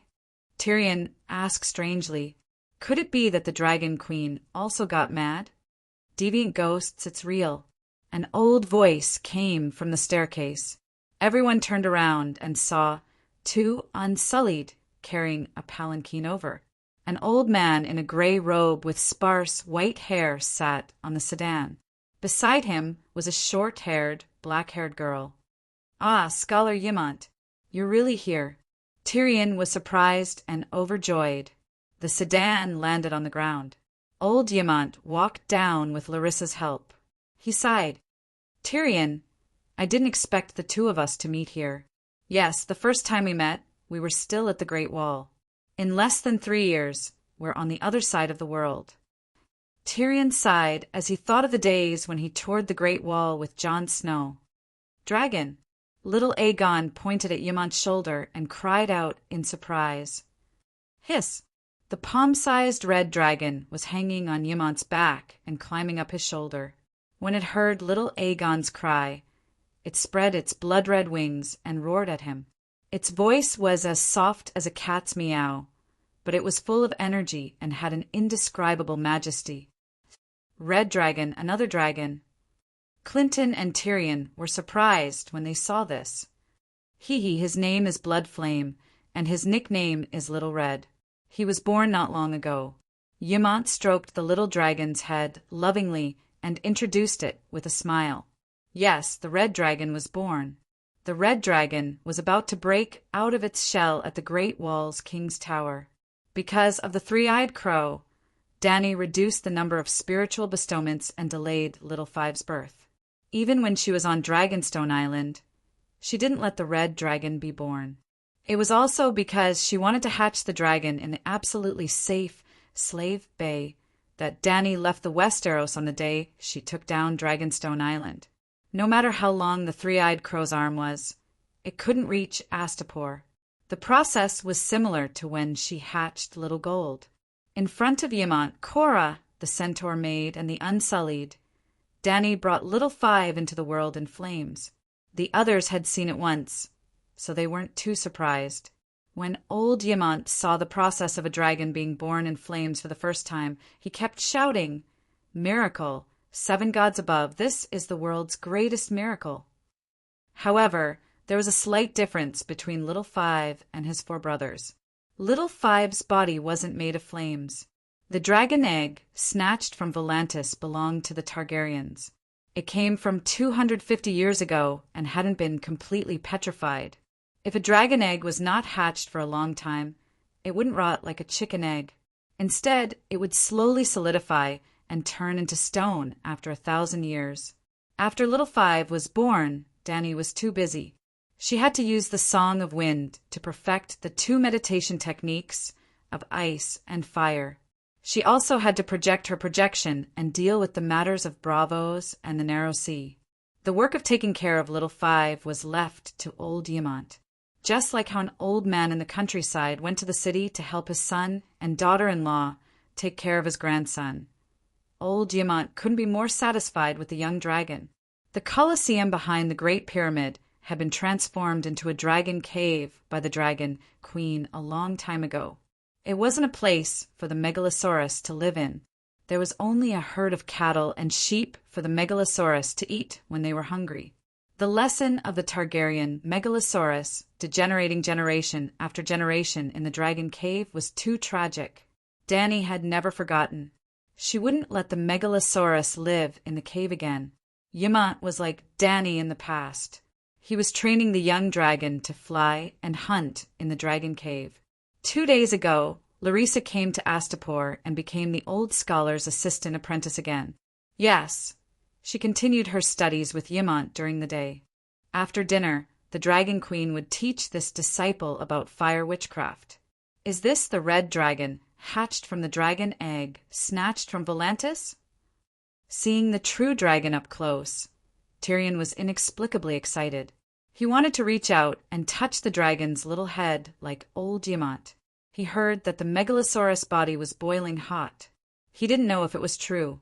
Would it be comfortable to touch? No, there was no doubt that it would be more comfortable to touch than Sansa's Hanako. Although he always wanted to touch it, he pretended to be a gentleman and resisted. This is Targaryen's dragon egg. The Braavosi stole 3 dragon eggs from Dragonstone Island 250 years ago. Old Ymont said angrily. There's such a thing? I've never heard of it. The little demon said in surprise. If we find another dragon egg, can it still hatch a dragon? Since Braavosi stole 3, why didn't they ask for the other 2? Also, where are the other dragons? Little Aegon looked around. The other dragons have been sent away by me, Dany muttered in her heart. She didn't know if Dahe had a premonition. Before Aegon and the others went upstairs, Dahe had taken his brothers to the mountains to hunt in advance. After Dahe and the others finished their dinner, Dany quietly asked the dragon spirits to go to the 5 dragon cave to rest for a few days. Dany planned to let the Megalosaurus return after appraising the quality of this cheap nephew of hers. The Braavosi sent the dragon eggs away and handed them to the Dragon Breeders' Association of the Allied Army, old Ymont said helplessly. Then he noticed little Aegon's appearance and asked in surprise, "Child, are you really Aegon?" Being suspected again and again, little Aegon felt suffocated. His face turned red, and he said loudly, "Of course I'm the son of Rhaegar and Ilya, Aegon Targaryen." "Child, don't be angry." Old Ymont sensed his displeasure and comforted him softly. "This is a serious matter. We have to be careful." The old man looked at Dany again and sighed.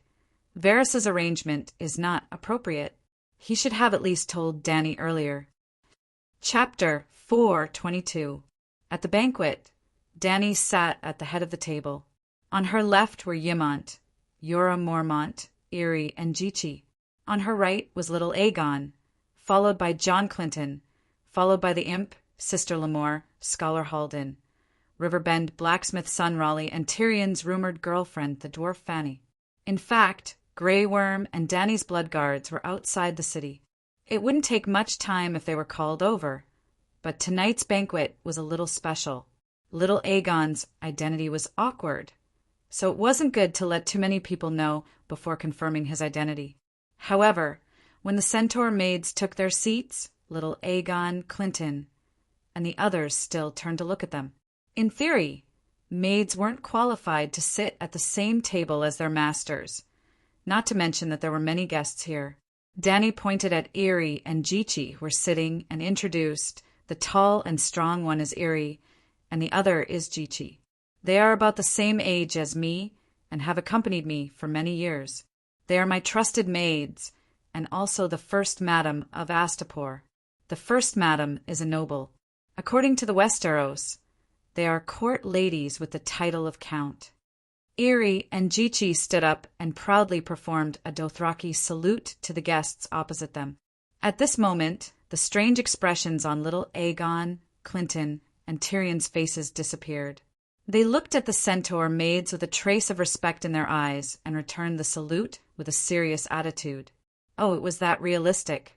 The women of Slave Bay currently only had 3 ranks: young madam, madam, and first madam, corresponding to knight, sir, and count respectively. However, the titles of women only had honor and status. They didn't have land and couldn't be passed down. They were equivalent to the Westeros court knights. Currently, the highest title in Slave Bay was Clayton's Count of Shattered Shackles. In terms of status, it was the same as Erie and Jichi. White knights and blood guards did not have a noble title, but their status was naturally higher than others. Dinner was sumptuous. Roasted lamb chops, Dothraki blood sausages dripping with oil, fresh and tender beef and coconut soup, salmon sashimi, chopped pepper fish head, mushroom stewed chicken, steamed crabs the size of a bowl, braised lobsters the length of an arm, roasted apples that emitted a cinnamon aroma, and fruitcakes sprinkled with sugar. There seems to be some strange food? Tyrion and the others looked at the huge fish head on the plate and looked at each other, not knowing how to eat it. In the queen's territory, the queen was in charge. She liked to mix different styles of food and eat whatever she wanted. As for how the others felt, she didn't care at all. She's already the queen, so why can't she have some privileges? After 3 rounds of wine and 5 dishes, the people at the table began to talk. Sir Clinton, with all due respect, are you Earl Clinton of Vulture's Nest Castle? Old Yemont wiped the grease at the corner of his mouth with a napkin and looked at the weathered man opposite him. Well, Dany had wanted to ask this question for a long time. John, may I ask which John are you? This was also why Jorah Mormont was not as good as Barristan. Bear Island was too remote and the social circle was too narrow. There were too many nobles in Westeros, hundreds of earl families and thousands of productive knights. It was useless to just remember people's names, as there were too many names. Big Bear's Bear Island was remote and his family was very poor. Everyone knew that the poorer a person was, the less social they had. In fact, following Eid Stark to participate in the War of the Usurpers was the first time Mormont had left the Northern Territory in his life. Barristan was different. His family's fief was richer. As a legendary white knight who had become famous at a young age and had a noble status, he had made friends with too many nobles in King's Landing. Therefore, when Clinton came to find him, even though he heard that Barristan was not an Astapor and knew that Mormont had always been in Slave Bay, he did not say that he was looking for Mormont. Instead, he claimed to be Barristan's old friend. In fact, Clinton was also an honest person. Everything he said was the truth. He had also heard of Jorah Mormont, who in Westeros didn't know Mormont, who had lost his honor and run away with his wife. But Barristan was really the only person he knew in Slave Bay. If old Bart was here, he would recognize Clinton at a glance. Old Yemont was also familiar with the noble families of the 7 kingdoms, but he had been at the Great Wall for more than half a century and only knew their names, not their faces. Again, John Clinton was also very famous in Westeros. Dany, Mormont, and Yemont all knew the Mad King's Hand of the King, Prince Liga's close friend, really gay, John Clinton. It was because they knew that Clinton had been dead for many years that they were not sure if the person in front of them was really that Clinton. I am the Hand of the King who was exiled by King Aerys, and also the Earl of Vulture's Nest Castle. The identity of the Hand of the King reminded him of the unbearable past the Battle of the Bell. The wine in his mouth became bitter and sour. After recounting how he faked his death to raise little Aegon, Clinton said with a sad expression, "I've let King Aerys down, I've let Prince Liga down, I've let you down, your Majesty Daenerys." Everyone who knew about the Battle of the Bell naturally understood why Clinton was apologizing and regretting it. "Sir, you don't have to apologize."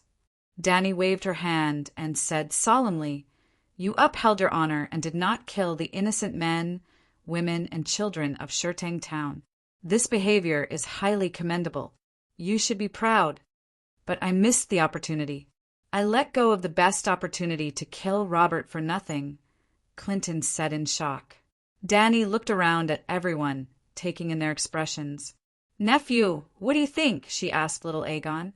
The silver-haired youth was stunned for a while and said, "Uncertainly, you're asking me?" "Other than you, who else here is my nephew?" Dany said calmly. Little Aegon looked conflicted.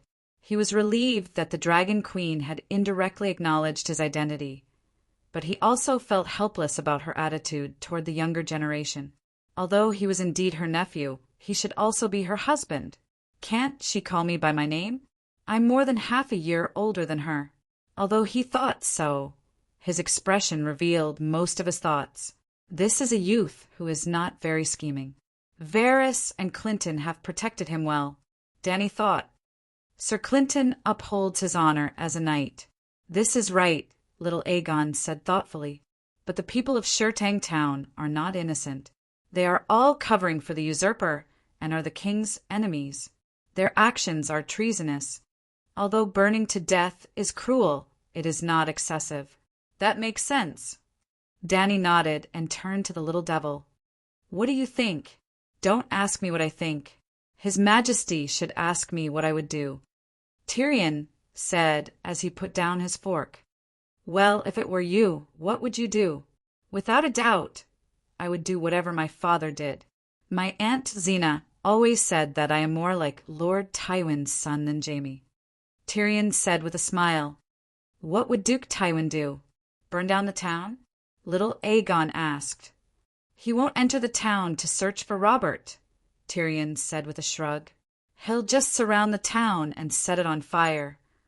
Dany nodded and said, This is indeed Tywin's style. Look at what he has done to Hugin County. The granary of the Seven Kingdoms is now thousands of miles wide. Starving people are everywhere and the villages have withered. Clack! Tyrion snapped his fingers and said with a smile, That's right. He burned the enemy's territory, destroyed production, killed the people, and attacked the lord of the territory. Unfortunately, he still lost to the young wolf master in a direct battle. After the War of the Four Kings, the broken Hugin County became a burden to the Iron Throne. Look at your sister's fate. If it was not for the famine in Hugin County, why would so many poor people go to the King's Landing to be sparrows? Dany said coldly. Tyrion was stunned for a moment before he smiled and asked, if His Majesty was in Sir Clinton's position, what would he do? As soon as he said that, everyone at the table stopped eating and stared at Dragon Queen's face. Everyone wanted to know what kind of choice she would make under such a dilemma. Well, I haven't been to Stonehall Town, so I'm not sure. Dany said slowly. What do you mean? Tyrion asked in confusion. I'm not sure if the terrain around Stonehall Town is suitable for an ambush. Dany said honestly. An ambush? Everyone was confused. Everyone wanted to know what choice she would make between honor and responsibility. How did she end up talking about an ambush? I know that Robert is in Stonehall Town, and so do the reinforcements. So here's the problem. Since I know that the reinforcements are anxious to save Stonehall Town, why can't I set up an ambush at the strategic location leading to Stonehall Town? So what if I kill Robert?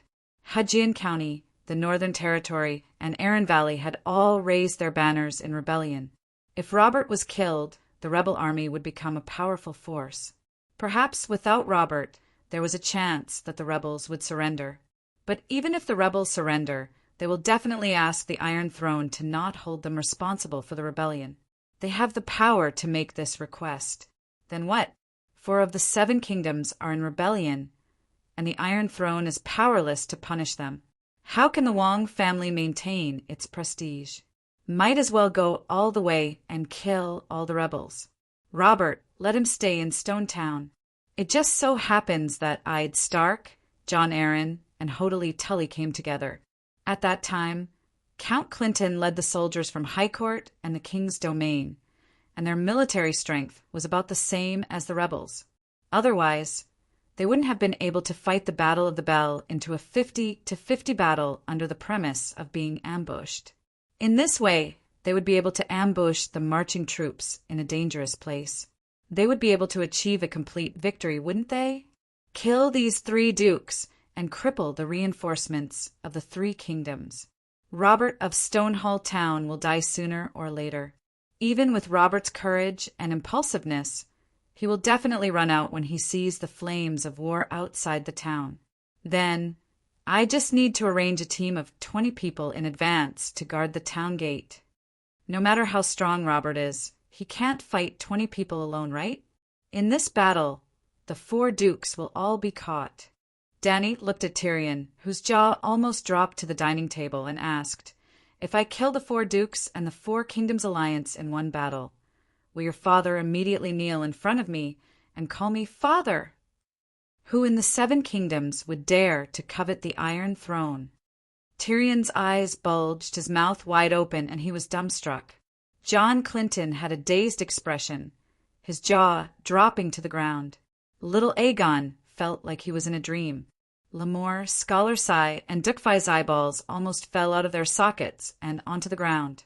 Even old Aemon was in a daze, staring blankly. Only Jorah Mormont, who had followed the Dragon Queen for many years, was immune to her unexpected strategies. As for Irri and Jichi, the centaur maids ate and drank as they should. They didn't think much of the shocked crowd. How can you ordinary people compare to Calixi, making a fuss over nothing? Chapter 4:23. Snore, snore. The silence of the banquet was broken by the sound of sucking viscous liquid.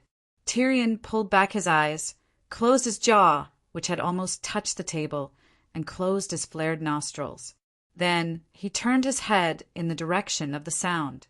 He saw the plump centaur maid, Kiki, using a napkin to wrap a large fish head, sucking on the fish brain with her plump red lips. The centaur maid noticed everyone's gaze and blushed. She mumbled, "That's how you eat fish heads. It's really delicious. You can try it." Okay. Tyrion rubbed his nose awkwardly. Then he turned to the Dragon Queen, who was sipping her wine, and said, "I've been to Stonehall Town. It's surrounded by rivers and mountains. There are quite a few dangerous places. 1 man can hold the pass, and 10,000 can't pass." Clinton had just come back to his senses when he heard Tyrion's words. He didn't even have to think carefully to name 7 or 8 good places to set up an ambush. The more he thought about it, the more he regretted it. He hated himself for being useless. Then he used his head as a muddy shoehorn and knocked it hard on the thick oak table. Bam, bam, bam. The sound of the porcelain voice frightened everyone. "Sir, what's wrong? Are you drunk?" Tyrion and little Aegon immediately held the crazy Clinton.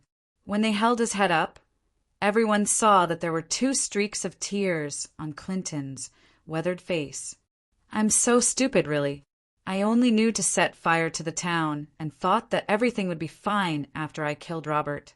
I didn't know that I could ambush the reinforcements of the 3 dukes."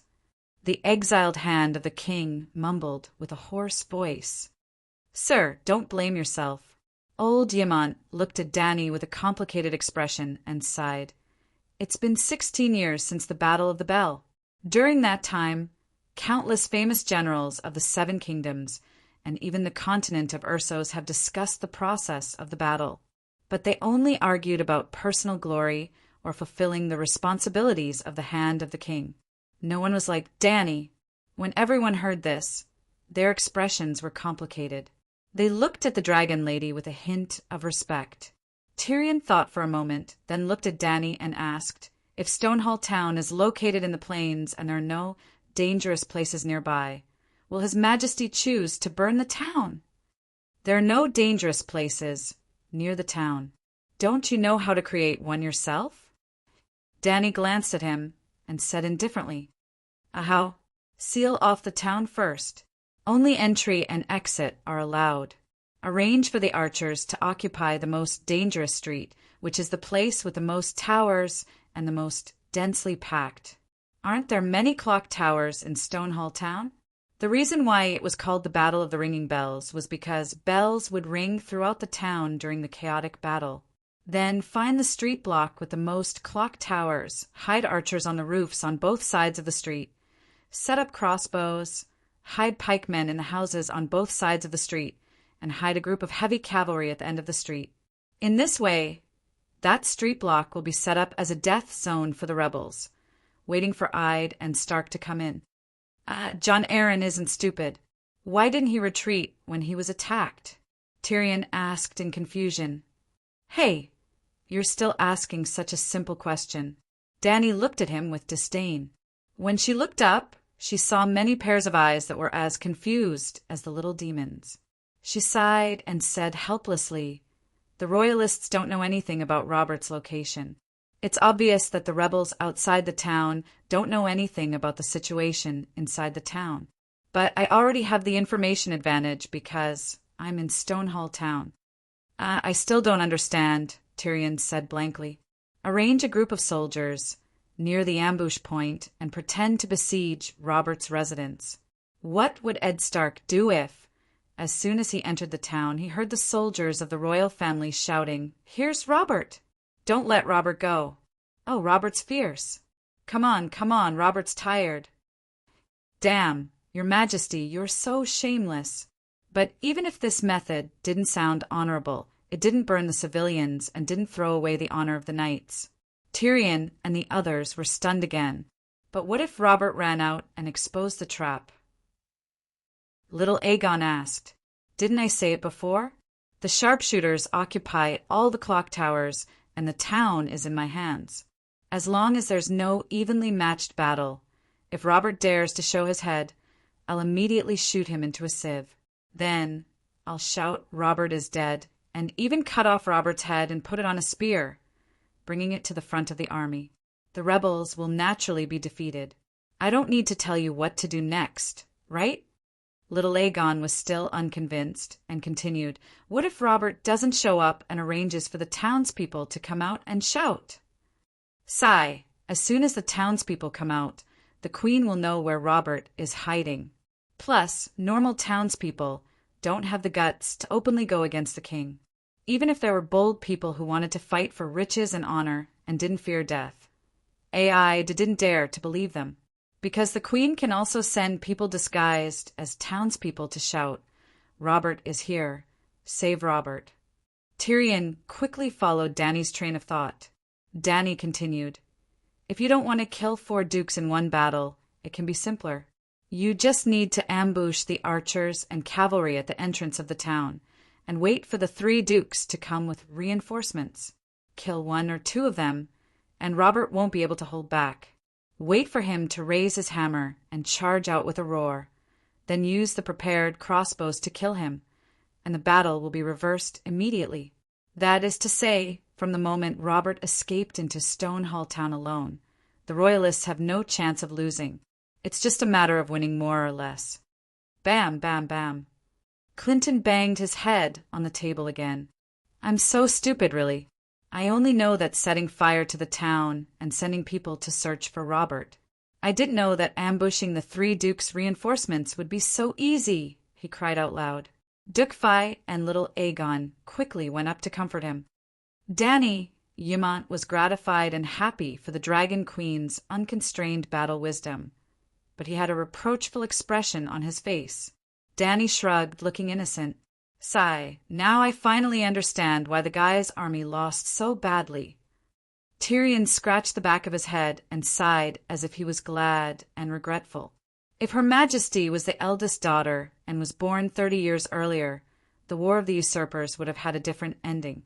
If the Dragon Queen was born 30 years earlier, with her viciousness and cunning, his father would have been reduced to ashes, and the nobles of the 7 kingdoms, those who were obsessed with power games, would have already knelt on the ground and licked the Queen's feet. The War of the Usurpers, Balon's rebellion, the 4 Kings' rebellion, and now the Crow's Feast were all gone. The people lived in peace, and the Westeros were thriving. It seemed beautiful, too. You can't be born 30 years earlier, or we centaurs won't have Calixi. Jichi put down the bone and said unhappily. Irri nodded in agreement. Dosh Kalin said that Calixi will fulfill the ancient prophecy and ride the Megalosaurus to unify the Dothraki Sea and become the strongest call in history. Dothraki also has an ancient prophecy? The child of the prophecy, Yesor Ahai? Tyrion was surprised. Irri tilted her head and thought for a moment. Maybe it's the child of the prophecy. After all, Calixi also said that there are deviants on the Great Wall and the night is coming. The centaurs should also have their own child of the prophecy, but it's not Yesor Ahai. In Dothraki, it's called Ride the Steed of the World. All right, don't talk about the centaur's prophecy in front of outsiders. Dany waved her hand. She didn't want to hide anything, but she didn't trust the Dosh Kalen's prophecy at all. That's right, Ride the Steed of the World wasn't prepared just for Dany Rise. A long, long time ago, there was a prophecy among the Dothraki that the strongest call would appear in the Sea of Grass. His khalasar would cover the entire land, countless in number, and the Arak scimitar in his hand would be as sharp as grass. The Dosh Kalen believed that Dany Rise's Sunleg was the person in the prophecy. Obviously, if Dany didn't transmigrate, that kid wouldn't even have a chance to be born. There really are deviants. Tyrion observed her expression and changed the topic. He could tell that the Dragon Queen didn't want to talk about the centaur's prophecy, and he was indeed more curious about deviants. It's true. Old Diamant looked at little Aegon with a complicated expression, and slowly told him about Dany's experience at the Great Wall. Few people knew that Prince Liga had written a letter to Ymont on the Great Wall on the day Aegon was born. Liga told Ymont that he might not be the child of prophecy, and that the newly born Aegon was the true child of prophecy.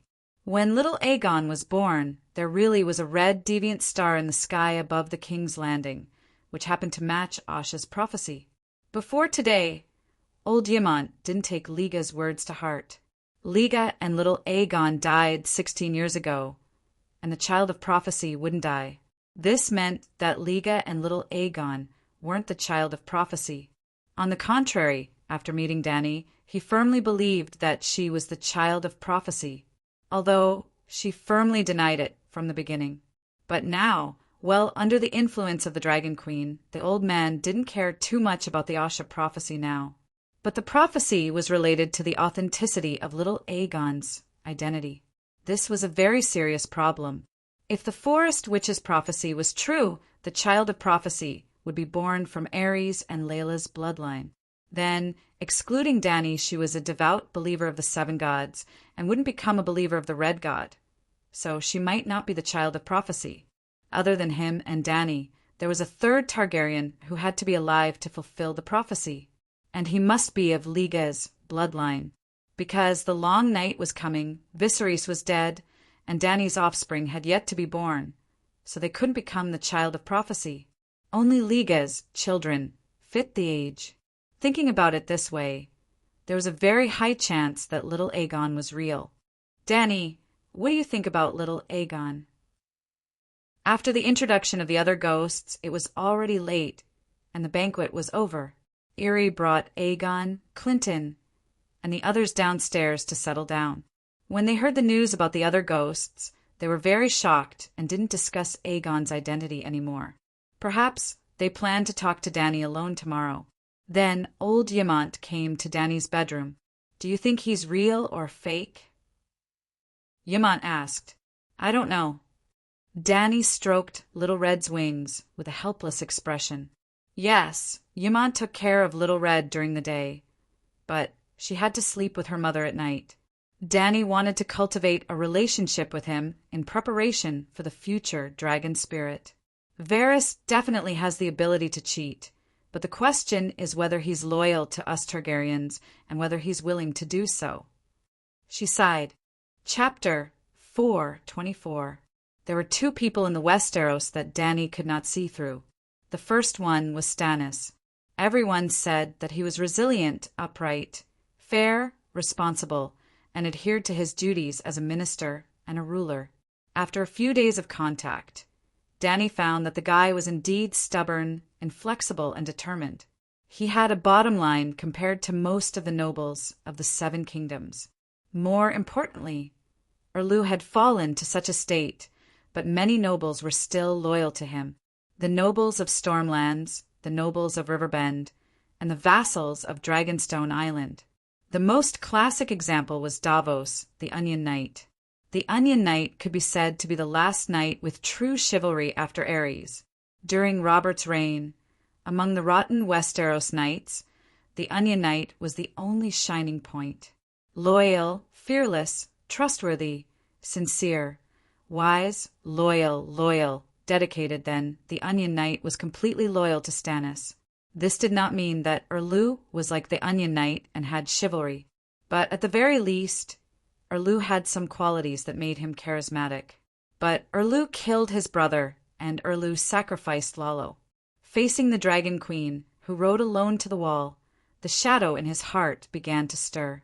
Actually, just killing his brother alone would never be enough to clear his name. Erlu seemed to have a split personality, which Dany could not figure out. The other man was shrouded in a layer of mist, a half-man. It was Varys, the eight-clawed spider. Dany did not know what he wanted or what he wanted. According to the plot of the last season of Game of Thrones, Varys wanted peace. He always stood on the side of the Westeros and maintained the stability of the Seven Kingdoms by himself. When the Mad King went mad, he betrayed him and joined Robert, who brought peace to the Seven Kingdoms. When Robert declined, he joined Lannister. When he saw that Joffrey and Cersei were even crazier than the Mad King, he joined Dany and Lys. Then, when he saw Dany Rhys burning the Westeros nobles, who were unwilling to surrender with her dragon flames, he discovered that she had also awakened the Mad Blood and was unfit to ascend the Iron Throne and become the king of the Seven Kingdoms. After that, he planned to work with Snowball to get rid of the Queen and help Snowball ascend to the throne. In the end, he died. As a traitor to Dany, Rhys died under the dragon flames. Varys' death became another example of Dany Lilith's brutality. At the same time, the dead Varys was almost whitewashed as a saint in Journey to Power. In his eyes, there was no king, only the interests of the people. Whoever was good to the people, whoever could make the Seven Kingdoms better, he would support that person. In fact, Varys became the vanguard of weakening the monarchy, denying the divine right of kings and advocating democracy and equality. What the fuck? According to Dany's thoughts, the plot of Journey to Power was too different from the real world. The plot could not be trusted, but the character's personality should not have changed and could be used as a reference. Then, could Varys' personality be used as a reference in Journey to Power? Unfortunately, she could not do it. Firstly, Varys was a foreigner. He was a Lys who grew up in the free cities. Why would he care about the life and death of the Westeros? Could it be that the Westeros were the center of the world, the lighthouse of civilization? In terms of technological level, cultural development, historical background, and political system, the Westeros were not as good as Volantis or Braavos. What center of civilization? That did not make sense. Secondly, Varys had once instigated the relationship between Rhaegar and Aerys, causing Aerys to be suspicious of the crown prince. At that time, there were indeed nobles who secretly discussed launching the Great Council, planning to let the increasingly crazy Aerys retire early, but Rhaegar refused. Varys' instigation forced the wise and powerful Prince Rhaegar to stay away from the court, unable to participate in the politics of the King's Landing. The country was falling apart day by day, and Targaryen's rule was in danger. Finally, when it came to dealing with Viserys and Dany Lys, Varys did not act like a loyal Targaryen minister at all. A truly loyal minister would be like Sir William Darry, raising the princess and the prince well, giving them a peaceful and prosperous life, teaching them etiquette, reason, knowledge, and martial skills, instead of raising them half-dead like wild dogs. While sending messages to Robert to arrange for assassins to assassinate the siblings, he secretly arranged for people to rescue them before the assassins arrived. Back and forth like this. Unsurprisingly, the once gentle second brother went crazy, and the once lively and lovely little princess became autistic. Well, Dany's second brother, Viserys, was once a sensible and refined young man who cared for his sister and was well-educated and reasonable. The former instructor of the Red Keep, Sir William Darry, raised the prince so well that he was almost a second Rhaegar. But no matter how good a person was, being hunted from the age of 13 until the age of 23 would awaken the family's mad blood. Finally, looking at the Westeros now, were they better than the time of Aerys? Obviously not. Ethics collapsed, the economy withered, the government was paralyzed, and the people had no way to make a living. The Westeros today were a few hundred streets worse than the time of the Mad King. It was still the same old saying. No matter how mad the Mad King was, he would not torture the country or the people. He was also very diligent and thrifty. The national treasury was abundant, and every family had surplus food. "You have warned me many times that Varys cannot be trusted," Dany said. Old Yemont nodded and sighed. "Although I was at the Great Wall, I have been paying attention to the King's Landing. If not for Varys's slanderous words in front of your father, the Spring of Error would not have happened." "Then do you think Little Griffin is Aegon?" Dany asked again. Yemont hesitated at first. Then his expression became certain. "There is at least an 80% chance that Aegon is real, and he is even the legendary child of prophecy." "Ah, old master, are you not acclimatized?" "Your brain, no. Astapor's climate is warm, not much different from the old town. It is very suitable for an old man like me to retire." Yemont shook his head and told her about how Liga had written to him and told him that Aegon was born on an alien planet. If the prophecy is true, then there must be someone of Liga's bloodline who survived. "I am guessing that he is Aegon," the old scholar concluded solemnly. Dany looked at him strangely. The old man had guessed correctly. Liga did have a posthumous child, and his bloodline was indeed the child of prophecy. But he was not Little Griffin, but Jon Snow from the Great Wall. "Old master, let me ask you something." Dany thought for a while, and decided to give a little spoiler, in case the old man really poured his heart out to the unknown Little Griffin. "You really think Liga kidnapped Lyanna?" she asked. "That counts as abduction." Old Yemont's expression changed, and he said hesitantly, "With Liga's character, I did not believe that he would do that. But this is the truth, and everyone knows it." Dany shook her head and said, "Liga is handsome, noble, melancholy, gentle, and powerful in martial arts. He can play the piano, sing, recite poems, and paint. There is no girl in the 7 kingdoms who does not love him. Lyanna is a little girl from the north who has never seen the world. How can she resist the temptation of a man of the highest quality? If Liga is really interested in a woman, why would he need to snatch her? My second brother Viserys, at his craziest, would only use his good looks and those flowery words that no one would believe to trick a woman's body. Forcing a woman is too low class. How can Liga do something like that? Could it be that they are in love with each other?" Yemont said in a low voice, "Let me ask you again, how long has Liga and Lyanna been together?" Dany said, "Almost a year has passed since he abducted Lyanna and appeared in front of the world again." After Yemont finished speaking, he was stunned, and a complicated expression of shock and absurdity gradually appeared on his face. After a long while, he said in a dry voice, "Are you saying that they might have an illegitimate child?" Dany shrugged and said with an indifferent smile, "A man and a woman alone together for a year, they can't just look at the stars and the moon every day, can they? Actually, I am very puzzled as to why no one in the 7 kingdoms has ever suspected the illegitimate child. Could it be that you have all been brainwashed by the 3-eyed crow?" Old Yemont came to a sudden realization. This is really possible. If the illegitimate child is the child of prophecy, the 3-eyed crow might have really sealed off the news about him to protect the identity of the child of prophecy. When Dany saw the old man's expression that said, "It's not that we are too stupid, it's all the 3-eyed crow's fault for distorting our minds," the corners of her mouth couldn't help but twitch. Let alone the 3-eyed crow. Even if 10 true gods worked together, they would not be able to influence the minds of millions of Westeros, she said in annoyance. Then why didn't we think about the illegitimate child? It can't be that we are all idiots, right? Old Yemont retorted, "We're all idiots." Dany wanted to say this. The old man's expression turned grave, and he said in a deep voice, "The more I think about it, the more I feel that something is amiss. There are too many loopholes. There should have been 3 white knights by Liga's side, White Bull Jirohyder, Dawn Divine Sword Arthur Dayne, and Helen Castle Sir Oswerhome.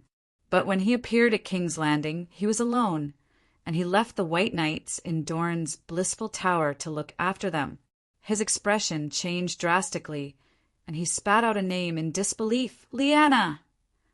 Liga asked the 3 white knights to look after Lyanna, but why?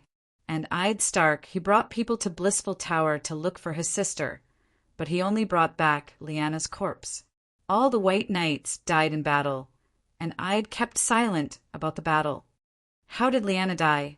Ymont slowly closed his eyes, and after thinking for a while, he slowly opened them again.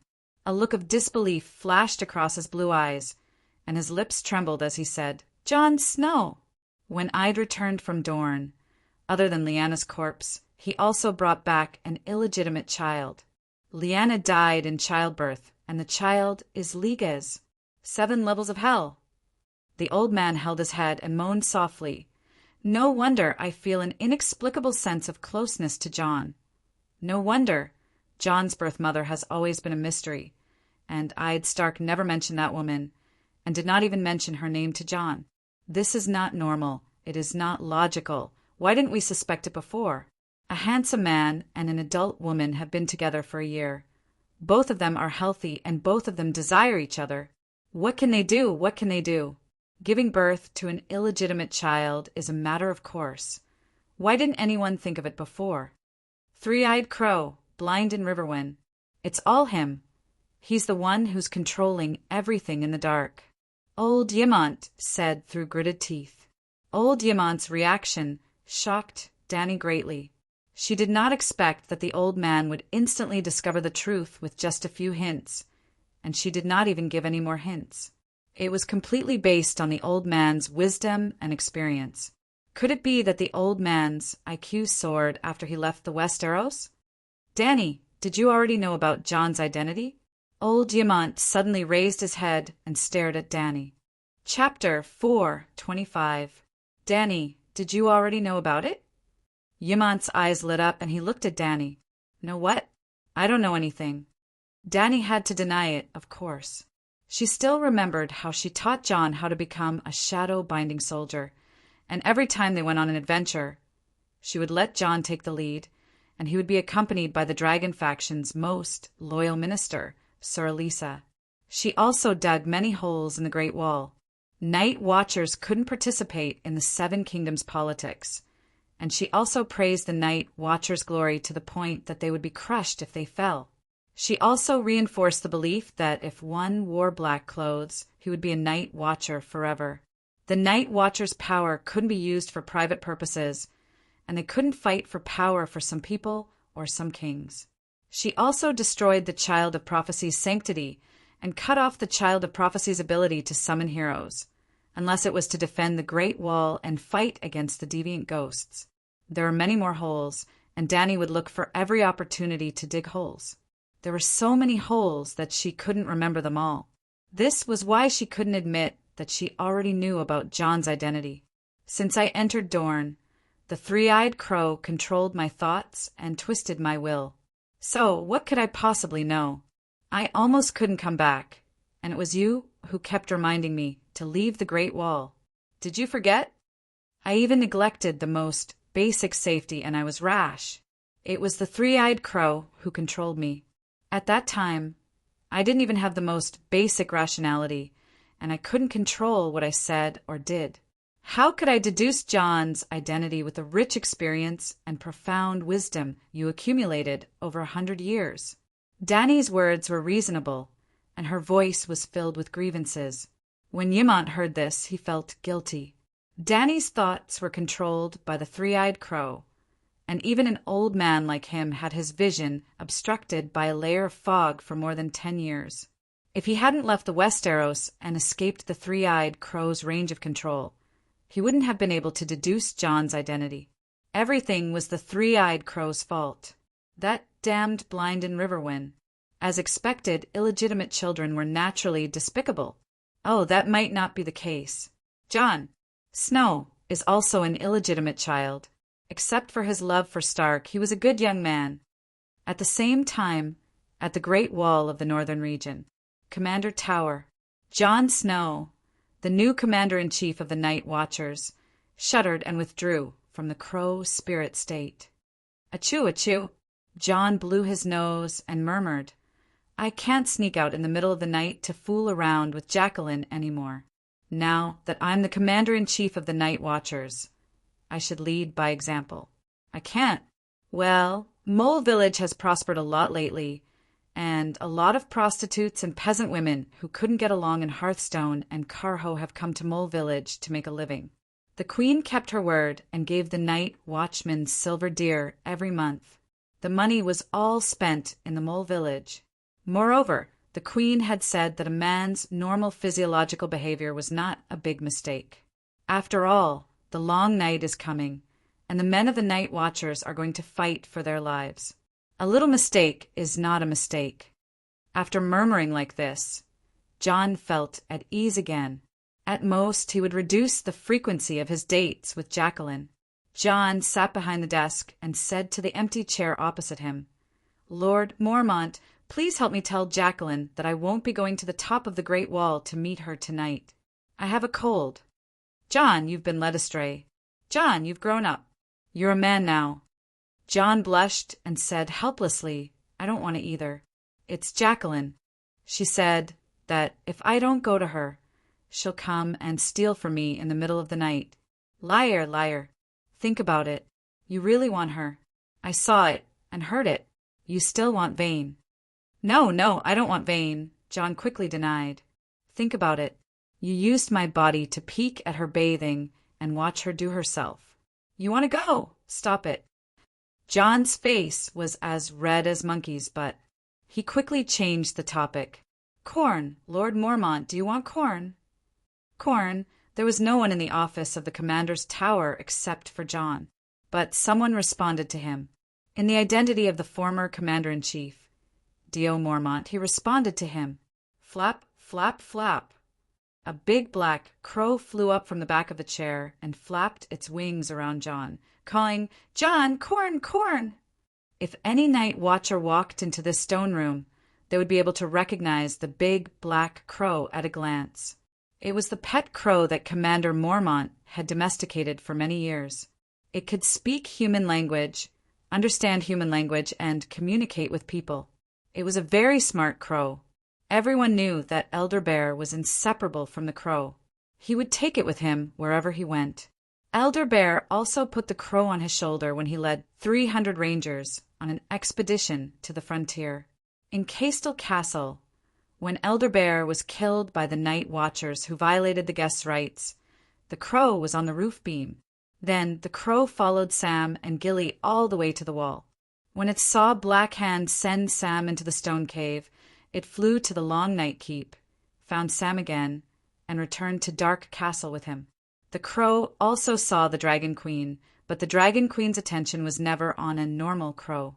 After that, the crow stayed in the crow's nest until the Dragon Queen left. Stannis and the red-robed woman moved out of the commander's tower and went to the king's tower where the queen used to live. The crow then returned to its old home, until now, when the new commander moved in. John immediately opened the drawer and took out a handful of golden corn. He handed it to the red-eyed crow and said, "Lord Mormont, after you send a message to Jedrit, please go to the haunted forest again and see if you can find Tormund, the giant's nemesis. Tell him that Targaryen is a man of his word. The Dragon Queen was a woman of her words." As soon as she left the wall, she started to fulfill her promise. At this time, the Queen's White Knight, Sir Geraldine, was leading a fleet from Braavos. 80 ships, tens of thousands of tons of supplies, enough for 100,000 barbarians to eat for a few years. John said a lot. He was not worried that the crow would not remember, because he knew that this was not a normal crow. In the depths of the crow's soul, there was the figure of Jiro Mormont. He also found it by accident, although the legendary demigod Tam's secret manual that the Dragon Queen gave him was a bit of a cheat. The meditation technique of Tam's master was very authentic, just like the complete reality chi cultivation technique in the legend of the Condor Heroes. Compared to the Nine Yin manual, Nine Yang manual, and Xiantian technique, there was a huge gap. But no one could deny that the complete reality chi cultivation technique was an authentic Taoist and was most suitable for Foundation establishment. It was the same for Tam's meditation technique. Compared to the Great Wizard's inheritance and the Green Prophet's inheritance, its level was a bit low, but there were no side effects. It was the purest shadow binding meditation technique. Otherwise, Tam would not have become a big shot in Volantis at such a young age. Yes, Tam's role was similar to Mayu, and Kuei, she was one of the 5 unique. The Great Wizard, the Green Prophet, Melisandre were similar to Dugu Chobai, Shuju. The 9-Yang Manual was written by Shuju and Huangshang, the author of the 9-Yin Manual.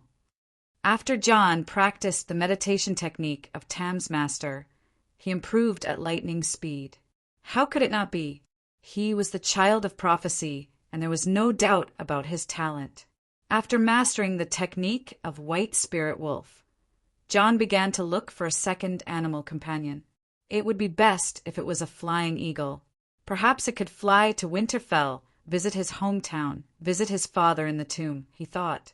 He had not found the eagle, but he saw Mormont's raven. It could talk and fly. This big black crow was not inferior to the goshawk. Then his soul entered the raven, and he was shocked to find old Mormont's figure in the depths of his soul. Old Bear was also a shapeshifter. John was shocked at first, but after thinking about it carefully, he felt that it was reasonable. Mormont and Stark were both from the Northern Territory. They had pure ancestral blood and had believed in the old gods for thousands of years. Why couldn't he be a shapeshifter? Thinking about it this way, the close relationship between Old Bear and the big black crow was understandable. The raven was his animal companion after all. As for the reason why Old Bear hid his shapeshifter identity, John could also understand. If White Spirit was not too conspicuous, and if the savages knew that he was a wolf spirit, he would also want to hide his shapeshifter identity. In fact, he had never publicly admitted that he was a wolf spirit. He was a shadow-binding knight, so it was not a lie. Unlike the 6 forms Valamir, who suppressed Oriel's soul in the goshawk, John did not destroy Old Bear's will. Instead, he kept narrating Old Bear's life through mental waves, showing his thoughts to Old Bear. Old Bear's dissipating humanity actually stabilized, and the dissipation speed became extremely slow. Perhaps one day in the future, Big Bear could see his father again. Father Crow. Knock, knock, knock. There was a knock on the door. John came back to his senses and shouted, "Who is it?" "It's me." It was Sam's voice. "Come in." John waved his hand, and the big black crow cawed and flew out of the window. "John, why have you been staying in the command tower recently instead of going down to practice martial arts with the night watchers? Galen wanted to come up to you several times, but because of your identity as the commander, I stopped him." Sam looked at his little friend worriedly and said sincerely, "I don't think you're putting on airs now that you've become the commander-in-chief." John's pale face turned even paler. "Sorry, I'm a little busy. Sir Jarrow Dane's fleet will arrive at the East Sea in about half a month. There's a lot of supplies. No, are you hiding something from me?" Fat Sam interrupted him, looked at him carefully for a while, and said in surprise, "Your face is so pale. Are you sick? Do you want to find Dr. Peristan?" "My face." John's heart sank. He rubbed his cheeks, and his expression was uncertain. "I'm a little afraid of light. The sun stings my face, so I don't want to go downstairs during the day," he said in a low voice. "Afraid of light? Why?" Sam was puzzled. "It seems to be binding." John's eyes flashed, and he changed his words.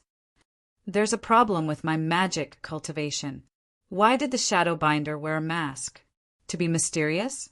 The Shadow Children of Yaxia were not just for show. Yaxia in the far east had been in the shadows for thousands of years, and it had almost never seen the sun. Without the sun, there was no way to grow food. In fact, the Yaxia residents not only bought food from the sea, but also brought in fresh water from the outside. The water in Yaxia was black, and it shone with a light green phosphorescence. It had powerful magic radiation, and it was a curse to ordinary people. A shadow binder born in such an environment would definitely have an allergic reaction to the normal world. Chapter 4:26. John needed a mask. After understanding John's predicament, Sam suggested the same thing. Do you know Captain Morona of the Wildling Camp? She's a witch warrior and wears a white weirwood mask all day long. She's also known as the White Mask. John, you can learn from her. Sam said, Mask, I know about masks. John covered his face and sighed. How could he not know about masks? The legendary demigod Tam had already mentioned this in his diary. After becoming a shadow binding knight, he had to prepare a mask as soon as possible. However, it didn't mean that shadow binding knights couldn't see sunlight. Wasn't Melisandre also a shadow binding knight? When had she ever been afraid of sunlight? Shadow binding knights controlled the power of shadow and fire. If they could learn a high-level fire spell and develop it to a certain level, shadow binding knights would no longer be afraid of sunlight. However, the legendary demigod Tam had also said that most shadow binding knights wouldn't spend too much effort on fire. A person's time and energy were limited. The mysterious and powerful shadow and blood spells were the main focus of a shadow binding knight. Of course, John didn't need to worry about this. He wasn't interested in blood spells. Switching to fire spells was a good choice for him. The Dragon Queen had even given him Master Lisbon's legacy spell card. According to the Dragon Queen, Lisbon was also a legendary figure known as the Western Overlord.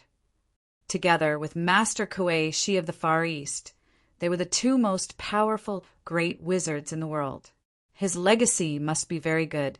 At the very least, even the Dragon Queen majored in fire manipulation. John had originally planned to work hard on fire manipulation, but for some reason, Melisandre had also come to him recently. Melisandre had basically said that she could help him train in fire magic. John was immediately tempted and asked how he could help him. Then Melisandre's warm and white body leaned over. Her seductive eyes were like silk, and her fragrant lips opened for a kiss. John was mesmerized for a moment, but he managed to control himself in the end. First, everyone knew that the red-robed lady was Stannis's woman, and Stannis lived in the king's tower next door. John cherished his life. Secondly, the red-haired girl, Yrgrit, had been having an affair with him recently. The two of them were very passionate, and John didn't want to make her a cuckold. Finally, he had long known that Melisandre was a shadow-binding knight. Now that he had become a shadow-binding knight, he understood the consequences of having sex with a shadow-binding knight. As if she could see John's hesitation, the red-robed woman spoke frankly. Recently, I saw your figure in the flame. You will play an important role in the Long Night War. I want to help you. However, John still firmly refused. The deeds recorded in the diary of the legendary demigod-level Tam were even more terrifying than the ghost stories that Grandma had told back then. Thinking of those magic experiments that scared him so much that he couldn't sleep, John didn't dare to be hard, even if the red-robed woman took off her clothes. Melisandre only told half of the truth. The Great Wall contained powerful magic power, and her magic power had been growing faster and faster recently. However, the stronger her magic power, the more she saw John's figure in the flames. This made her confused. Who was the real child of prophecy? Helping John was just a matter of convenience. She often helped Erlu replenish magic power, so she was already familiar with it. Yes, she could also change her taste. John was fresh and tender. More importantly, she planned to use blood magic to figure out John's background. This was also the reason why John rarely went downstairs recently. He didn't want to have too much to do with the red-robed woman. Of course, he couldn't say this to Sam. Look at this. John took out the Valeglia steel magic card and handed it to Sam across the table. This is a magic card that Her Majesty Danielis gave me. It came from Master Lisbon. I've been practicing this magic recently. Ah, Tal Steel! Fatty exclaimed as soon as he held it in his hand. The Tars also had tile steel swords, and Fatty had seen them many times. Hey, did Dragon Queen learn her fire witchcraft from this? Sam heaved a sigh of relief. To be honest, he was worried about John not only because he lived alone and became estranged from his friends. Recently, there were many rumors about John in Dark Castle. Spirit wolf, shapeshifter, wizard, blood magic, evil, witchcraft. The Black-robed brothers were afraid of their commander-in-chief. Fat Sam looked at his friend with concern and advised, "John, you should tell everyone that you're practicing the fire magic that Dragon Queen taught you. It's the most effective fire witchcraft against deviant ghosts." John's eyes flashed, and he shook his head. "No need. I can use fire magic sooner or later. Everyone can see it. If I say it myself, how can it be more effective and convincing than if you help me spread the word of this accident?" Fire mages were indeed more reputable than shadowbinders and spirit wolves. Moreover, Dragon Queen, who had a high reputation among the night watchers and barbarians, was also a fire mage. John apologized to Fat Sam in his mind. Fat Sam didn't know what his friend was thinking. His face reddened, and he decided to tell the truth. "There's been a lot of bad rumors about you lately. You're arrogant. You look down on your brothers, and you're secretly practicing evil witchcraft. John, you have to explain it to everyone and clear up the misunderstanding." The commander-in-chief's eyes flashed coldly. "It's Slint who's talking bad about me, isn't it? You know." Sam was shocked. "I'm not deaf or scared." John lowered his eyes. "How many eyes does Duke Bloodcrow have?" 1,000 plus 1. "How many eyes does Commander-in-Chief John have?" 1 pair, 1 pair, and 1 pair. There was no secret in Dark Castle that could be hidden from him. Sam said, "And Sir Elisa," John interrupted him. "Sir Elisa is Her Majesty Danny Rise's man, and he's only supporting Slint." "Yes, Sir Elisa is different from Count Slint." Sam's small gray eyes flashed with understanding. One had a strong backer, and although he was a bit talkative, he was still so brave in battle.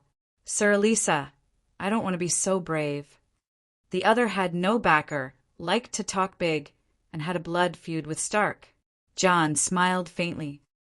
When Commander-in-Chief Mormont was still alive, he planned to send a group of night watchmen to Greyguard Castle. "Sam, go and inform Sir Gino Slint to pick 15 men from the Night's Watch and 15 savages. Tomorrow morning, he'll be the commander-in-chief of Greyguard Castle. As for Sir Elisa, he was originally serving at Eastwatch. Let him return to Eastwatch and take care of the savages' southern affairs."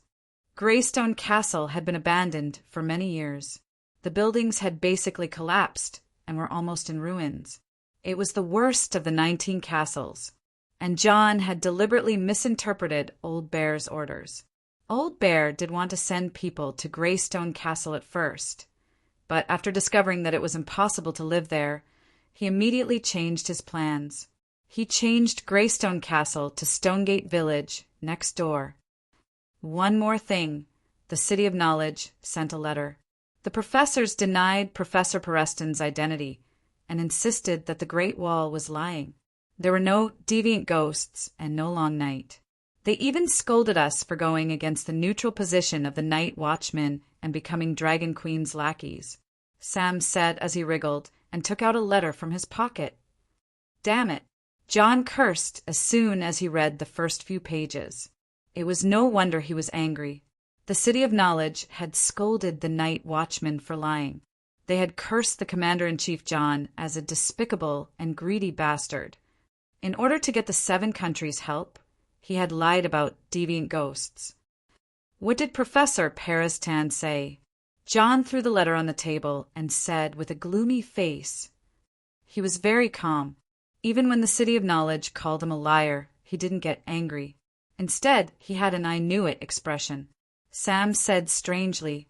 John's mouth twitched. He was originally a member of the City of Knowledge. Of course, he understood the City of Knowledge's behavior. I'm asking, what does the professor plan to do? Her Majesty Danny Alice has sent a letter. Dragonstone Island is working overtime to mine dragon crystal weapons. In at most 2 months, there will be countless dragon crystal arrowheads and dragon crystal short swords shipped by Sir Sitiga of Crab Island. With weapons, we need people who can use them. Not only do we need new recruits, we need knights with excellent martial arts and officers with a knightly background to lead the barbarians. We also need armor, war horses, blacksmiths, craftsmen. Dragonstone Island is barren and can't provide those things. Her Majesty Dani Alice has already exceeded her responsibilities. Now the Great Wall needs the support of the nobles of the 7 countries. Fatty said, "The professor asked me to go to the City of Knowledge. He said that words are like the wind. Even the wind can't wake up a sheep that is pretending to be asleep. Only true deviant ghosts and ghouls can wake them up, just like his own experience." Okay, John nodded lightly and said, "The reason why we spent so much effort to capture deviant ghosts is to let the nobles, the City of Knowledge, the Iron Throne, the Church, and the common people see it with their own eyes, to let them know that the long night is coming." After thinking for a while, John added, "I will appoint Darion as the new Wave Raven and let him accompany you to the south. The nobles' reaction is still uncertain. We have to be more diligent and recruit more brothers." The night watchers were called ravens because of their black clothes. The night watchers who were in charge of recruiting new members were called Wave Ravens. The Wave Ravens didn't need to be stationed at the Great Wall. They wandered around the 7 countries and brought the resources, money and prisoners given by the feudal lords to the Great Wall. The most famous Wave Raven was Yoren, the night watcher who saved Aria at the King's Landing. In fact, old Yamant was also a Wave Raven now. Yamant went home with his great-granddaughter to retire, but he still belonged to the night watchers in name. He just changed from a scholar to a Wave Raven. The Wave Raven Yamant was in charge of collecting dragon crystal weapons. He didn't work for a day, but he completed the task well. Which deviant ghost should I bring to the south? A small deviant ghost or a big deviant ghost with its limbs cut off? Sam asked. The big deviant ghost, of course, John said without thinking. John, have you thought about it? The big deviant ghost can resurrect the dead. It might resurrect the same person as it walks, Sam said seriously. Then kill it. Kill it with dragon crystal weapons. The corpse ghosts it resurrects will become dead again, John said. What am I going to show the City of Knowledge after killing it? Sam said with a straight face. John was also stunned. Why don't we bring both deviant ghosts? I'll ask Melisandre if she can make a magic seal to seal the deviant ghost's abilities. Sam nodded and asked again, When do I leave? When White Knight, Dragon Queen arrives, I'll go south with the barbarians or... John immediately said, the sooner the better. Prepare your luggage tomorrow and leave the day after tomorrow. Go to the East Sea Watch first and ask Carter Parker to arrange a ship to send you to Bravos. Then, hire a fast ship from Bravos to the Old Town. But if I bring deviant ghosts and corpse ghosts, will they allow me to board the ship?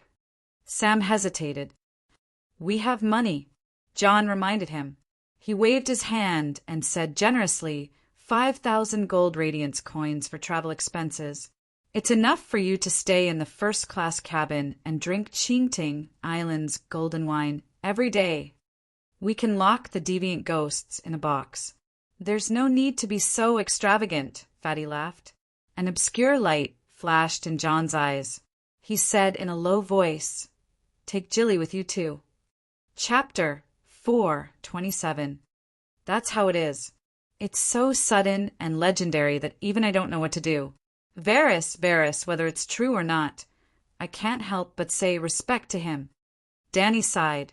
Barristan frowned and thought for a moment before asking, Your Majesty, can you confirm whether John Clinton is real or not?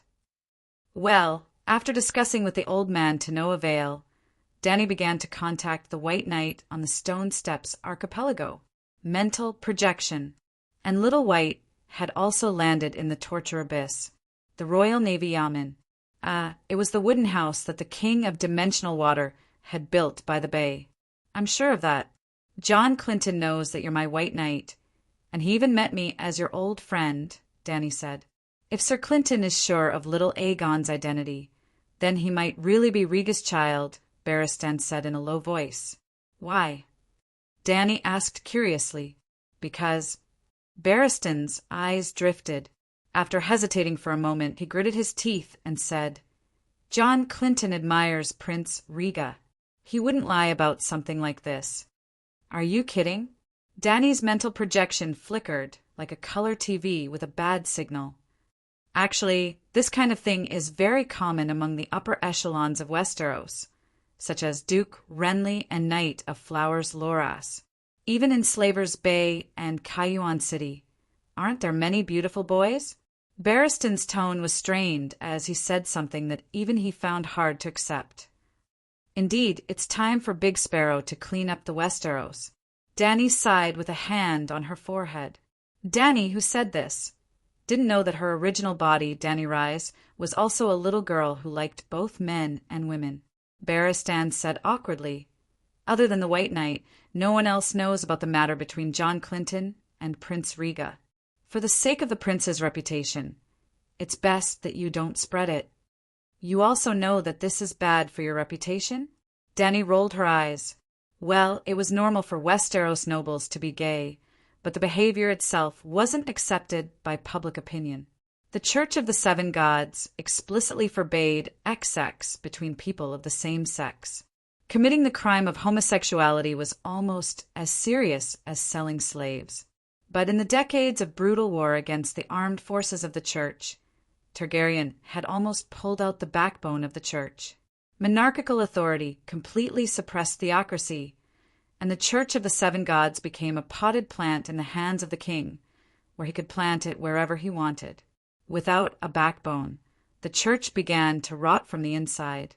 The Archbishop became a frequent visitor to the brothel, and deceiving beautiful little boys became their specialty. The dogma of the Seven Stars Bible was reduced to waste paper. From a neutral point of view, Dany had to praise Big Sparrow for what he did at King's Landing. Regardless of whether his actions had the purpose of pursuing power, he had finally cleaned up the evil trend that had pervaded the upper class of the Seven Nations. In short, with Sir Clinton's feelings for Prince Rhaega, he would never get a fake to pretend to be the prince's bloodline, Barristan emphasized again. Haha, no matter how stupid Varys is, he wouldn't conspire with John Clinton to fake it, Dany said with a faint smile. Sir Clinton and Robert could be said to be brilliant jade back in the day. With his intelligence and wisdom, it would be difficult to deceive him, Barristan said. Intelligence and wisdom. Dany smiled bitterly. Can I believe in the wisdom of a fool who could fight a terrible battle like the Battle of the Bell? The Battle of the Bell was terrible. Where did that come from? Sir Clinton's upholding of honor is worthy of praise from a true knight. Barristan was puzzled. Forget it, whether Clinton is smart or not. We have to investigate it ourselves. You immediately ride Whitey and go to Dragonstone Island to find Bronn, and let him personally go to King's Landing. Little Aegon's substitute is the son of a tanner in Stinkwater Bay, and the tanner is a big drunkard. He should have a few older brothers, and his mother died giving birth to him. This identity should be clear. King's Landing is not Volantis, where there are silver-haired, purple-eyed residents everywhere. Finally, Dany emphasized seriously, Tell Bronn that only he, you, and I know about this. I understand, Barristan said solemnly. On the other side, the Dragon Queen had all sorts of suspicions about little Aegon's identity. On the other side, Clinton and the others could not sleep at night, anxiously discussing the Dragon Queen's calm attitude after seeing her nephew. I can feel that she's suspicious of me. Little Aegon was a little dissatisfied, a little resentful, and also a little helpless. She's being cautious. It seems that Varys and Illyrio are not worthy of her trust, Clinton said in a low voice. Sister Lemore sighed. Varys and Illyrio miscalculated. They arranged all of this without considering how to dispel the Queen's suspicions. Why should she be suspicious? I am the real Aegon Targaryen, little Aegon said excitedly. Clinton frowned and thought for a moment, then asked, "Tyrion, what do you think?" Tyrion was a little absent-minded, immersed in his own thoughts. He was slow to respond to Clinton's call. "Tyrion?" Clinton raised his voice. "It's me. What's wrong?" Tyrion came back to his senses. "What are you thinking about?" Sword Master Halden asked, looking at him steadily. "I'm thinking about my sister. I'm thinking about her being paraded like a lowly prostitute. I'm still thinking about Jaime. He loves her so much. I don't know how much pain he must feel. Will he learn from Maregal the Cruel and burn down the great cathedral? No, perhaps Jaime should break Cersei's slender, delicate neck. That woman did it with the 3 brothers, and even made them do it with Tommen's wife. Jaime was never a generous person. That day, when Robert brought his family north to Winterfell, Robert got drunk and climbed into the Wheel Palace. When he climbed on top of Cersei and ravaged her like she was the cheapest prostitute by the roadside, Jaime had drawn his sword. If he hadn't stopped him, Robert would have followed in the footsteps of the Mad King. Cersei had many men, but Jaime had kept his chastity for her all his life. He had never touched any other woman except her. The stronger the love, the stronger the jealousy, the stronger the hatred, it would be good to let Jaime kill the foolish and crazy Cersei. Didn't you see how much the Dragon Queen hated Lannister and looked at Cersei in a different light? Oh, the Dragon Queen likes me too. She was right. A dwarf son piercing his father's genitals with a crossbow is something that all Lannister's enemies would love to see. The Dragon Queen was a ruthless person. So ruthless, so smart, so courageous, the Dragon Queen hated Lannister. Where would the future Lannister and Casterly Rock go from here? Smack! Clinton slapped the little devil's head, waking him up completely. "Have you drunk too much?" he scolded. "On the other side of the world, there's Green Pavilion Island golden wine. A cup costs at least a gold coin. Can't you drink more?" Tyrion rubbed his broken nose and laughed. After hearing everyone's questions, Tyrion didn't even think and immediately said, "It's obvious. Everyone has personally interacted with her. She is a wise ruler, a queen who looks down on the world. She is not a puppet in Varys' puppet show. She won't believe whatever Varys and Illyrio say." He met little Aegon's dissatisfied gaze and gave an example. "Think about it. If one day you climb to the Iron Throne, and then a silver-haired, middle-aged man appears in front of you, calling himself Rhaegar Targaryen.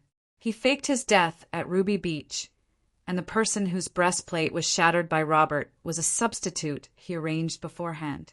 The real Prince Rhaegar has been hiding in the countryside, learning how to rule the country. Now that his son has taken down the country, and he has made progress in his studies, he can achieve great things on the Iron Throne. So he comes back to inherit the throne. What do you think? My father is not a coward. He will not run away from his battle." Little Aegon was so angry that his nose was crooked. Clinton also frowned and scolded. "This is a bad example. Prince Aegon is not running away from his responsibilities. He was just a baby back then. What do you want him to do?" The words are crude, but the logic is not. The little devil shrugged indifferently. "You should be glad. The Dragon Queen is fierce to her enemies, but she is not sinister. Look at her arrangements for you. The luxurious palace at the top of the pyramid. Even Scholar Sai and Sister Lemore have a single bedroom with matching maids. If it were my sister, I am not here to beg for food." Little Aegon clenched his fists and growled. "Oh, what other trump cards do you have?" Tyrion was interested. "It has nothing to do with you." Although little Aegon was a little impulsive, he was not stupid. The little devil thought for a moment and said seriously, "The more serious a person's attitude toward something, the more important it is to her. In other words, if your identity is proven to be real, then your position in her heart will be very important. On the contrary, if she hugs you and cries the moment she sees you, then casually admits your identity, you should be worried, because whether you are real or fake might not make a difference to her. So, The problem now is not the queen's attitude towards you. In fact, her attitude is already very good. The key is, other than the silver hair and purple eyes, other than Varys, who is not trusted by any Westeros, is there any other evidence? The dwarf guessed wrongly. The dragon queen placed great importance on the authenticity of Aegon's identity. He was right, but it was not because of her feelings. The main reason was that she did not want to be deceived and played by Varys. No matter if Aegon was real or fake, his influence on her was limited. If Aegon was really Liga's son, she would at most take care of his 3 meals a day. It was impossible for him to have her dragons or her soldiers. But if he was fake, you don't trust Varys? He saved you. Little Aegon asked curiously, I believe that the other ghosts will not trust him either. The little devil pouted at Clinton, who was deep in thought. Ask your foster father if he trusts Varys. Let me tell you, little prince, if you really go to the Westeros one day, please remember this proverb, the loyalty of an 8-clawed spider, the love words of a prostitute in the King's Landing. There is such a proverb. Clinton stared at him. Proverbs are always spoken by people, and I am the first person to say it. Tyrion pointed at his ugly nose and laughed. After thinking for a moment, Clinton asked, if it was you, what kind of evidence would you need to believe in Aegon's identity as prince? The dwarf only recognized your identity and guessed my identity from my dyed blue hair. Little Aegon said, I'm a little smart and I'm a simple person. I trust people easily, Tyrion said with a straight face. Then he rolled his eyes and said, however, if there is something like a birthmark, an old acquaintance in the palace, or a letter from Princess Ilia, I will be more determined. Clinton looked at Sister Lemore and said in a deep voice, what do you think? Tyrion looked at the charming long-haired nun in surprise and asked, you also hid your true identity? Who are you? Lemore's beautiful purple eyes flashed with hesitation. She said uncertainly, Sir Barristan is not here. No one knows me. I don't know how much Her Majesty believes in my words. Chapter 4:28. The sky was dark and the rain was cold. 5 demonic dragons circled above King's Landing. Smoke billowed and fire burned everywhere. The dragon flames almost melted the Red Keep. Cersei hugged the crying Tommen and cried, Mother of Mercy, on the Iron Throne. Below King's Landing, a great battle was taking place that dyed the Blackwater River red. Tyrion was in the middle of the battlefield, holding an axe that was taller than himself. He fought side by side with Barristan, the fearless, and Jorah Mormont in white armor. This Tyrion had 2 heads, and neither of them had noses. One of them squealed with excitement, wearing a dragon's helm and shouting, Kill, kill, kill, kill. The other wore a golden lion's helm, and its eyes were closed and its head lolled, as if in a deep sleep. Duke Tywin was the commander of the enemy. He rode out of the formation on a tall horse, while Jaime and Sir Kevin were beside him. Behind him were Aunt Xena, Cousin Lancel, and the rest of the Lannister in full armor. Behind them were countless soldiers in golden robes and lion helmets. At this time, the Unsullied and Dothraki centaurs rushed toward the gold-robed soldiers like a tide. Hear my roar! Duke Tywin pointed his sword at the enemy and shouted, Kill all the dragons! Wash King's Landing with blood. Don't let a single Lannister go. The queen on the demonic dragon replied coldly. Tyrion was unstoppable. He rushed to Duke Tywin and cut him and his horse in half with one swing of his axe. Ha ha ha. Tyrion held his blood-stained axe and laughed maniacally. Bastard! James, who was wearing golden armor and wielding a golden sword, roared as he rushed over. Tyrion was not afraid. Jaime in golden armor did not have a right hand and was no match for him. Tyrion used his axe to smash Jaime's iron armor, smashing his face into a pile of red paste. Every time he smashed his face, he would laugh loudly. Then it was Aunt Xena, all his cousins and uncles. When the battle was over, Tyrion suddenly turned around and realized that his other head was sobbing. Ha ha ha ha! Kill, kill, kill!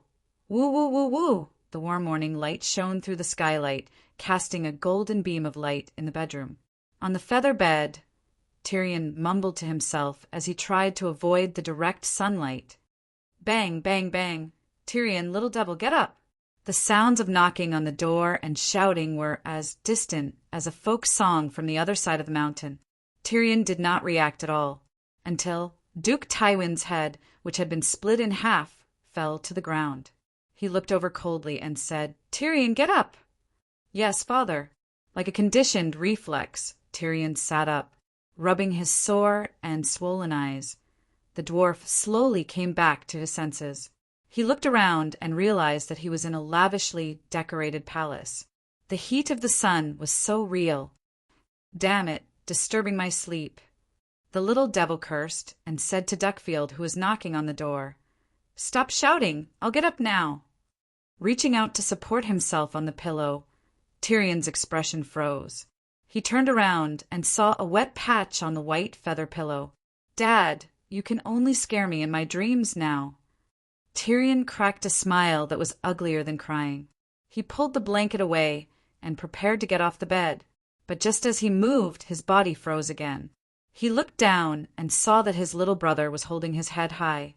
His pants were wet and sticky. "Sigh, it's been a few months, and I only have Fenny by my side." Thinking of the beautiful female dwarf, his little brother immediately nodded in agreement. But Tyrion's deformed head shook with a complicated expression. It's a good opportunity to experience the exotic scenery of Slave Bay. When it came to treating his girlfriend, the little devil was still very principled. He lusted after Sansa's body, but he still resisted the urge to touch her. It was a great loss for him to let his little finger take advantage of his wife. He also had feelings for the female dwarf, Fenny. Fenny had sent him a silent invitation a few times, but he still resisted. "Why did you call me in such a hurry?" When the little devil yawned and walked out of the bedroom, only Duckfield was left in the living room. "Look at the sun. It's almost noon." Duckfield pointed at the window and shouted. "So?" Tyrion asked casually. He looked around and didn't even see the shadow of the female dwarf. He couldn't help but ask, "Where is she?" "Where's His Highness and Sir Clinton?" "Downstairs."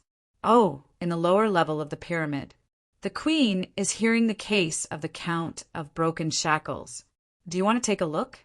Tyrion was shocked and quickly asked, "The trial has already started? Why didn't you wake me up earlier?" "Didn't I wake you up?" Duck said unhappily. Tyrion didn't have time to enjoy the sumptuous breakfast brought by the maids.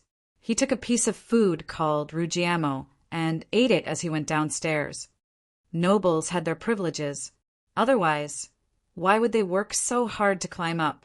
Even if Tyrion came late, he could still easily find a place to watch. The trial process was not open to the public.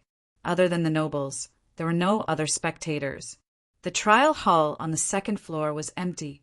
The shackles on Clan's hands were also removed, and his prison uniform was changed into a comfortable, dark-colored sweater.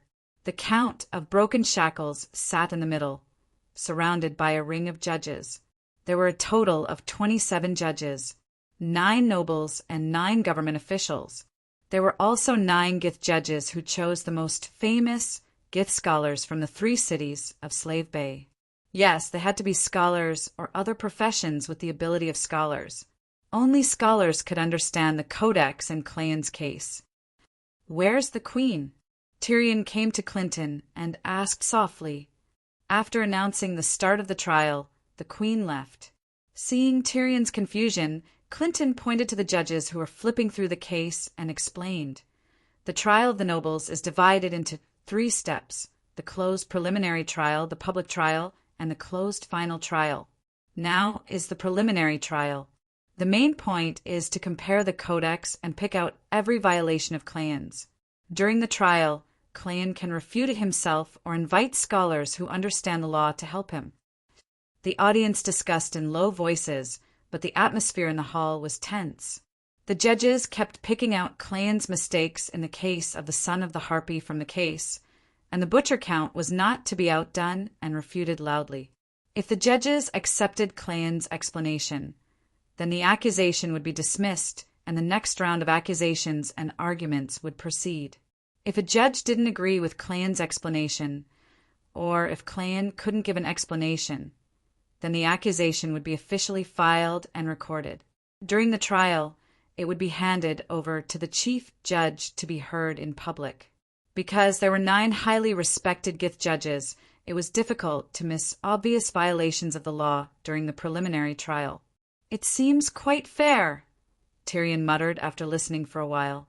Then he thought of himself in the purple wedding case. If it was according to the Dragon Queen's codex, he probably wouldn't have a good outcome because too many witnesses' testimonies were against him. Let's go. After listening for so long, we've more or less understood the judicial process at Slaver's Bay. Close to noon, Clinton said in a low voice. Tyrion listened with relish and shook his head. "You guys go first. I want to listen for a while more." "Don't you find it boring?" Little Aegon asked curiously. "Boring? No, it's very interesting." Tyrion held back his laughter. "Don't you understand? The codex that the Dragon Queen created doesn't seem to target nobles, but the Targaryen family's unique Mad King. Are you crazy? How dare you say such things in front of me?" Little Aegon said angrily. "Your Highness, in terms of magnanimity, you should learn from your aunt." The little devil shook his head. "It's normal for the Queen to learn from her father," Clinton said with a frown. "Through the codex and the judicial process, we can see the Queen's thoughts and personality." "Forget it. You can leave if you don't want to listen," Tyrion said with a wave of his hand. Clinton was deep in thought as he turned to the dark-haired woman and said, "Sister Lemore, why don't you meet the Queen alone?" Where's Fenny?" Seeing the woman's graceful back, Tyrion, who had not had sex for many days, felt his heart skip a beat.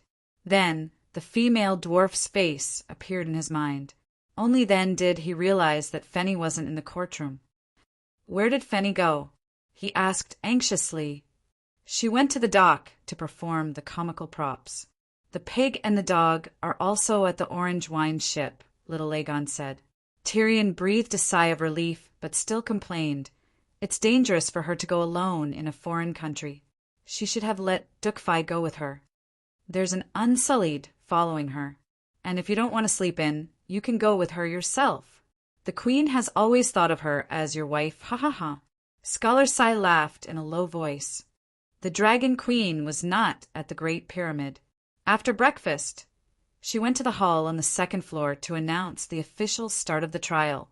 Then she rode out of the city under the protection of the Blood Guards. Her Khalasar had been nomadic between Meereen and Astapor and had recently come to the vicinity of the Worm River.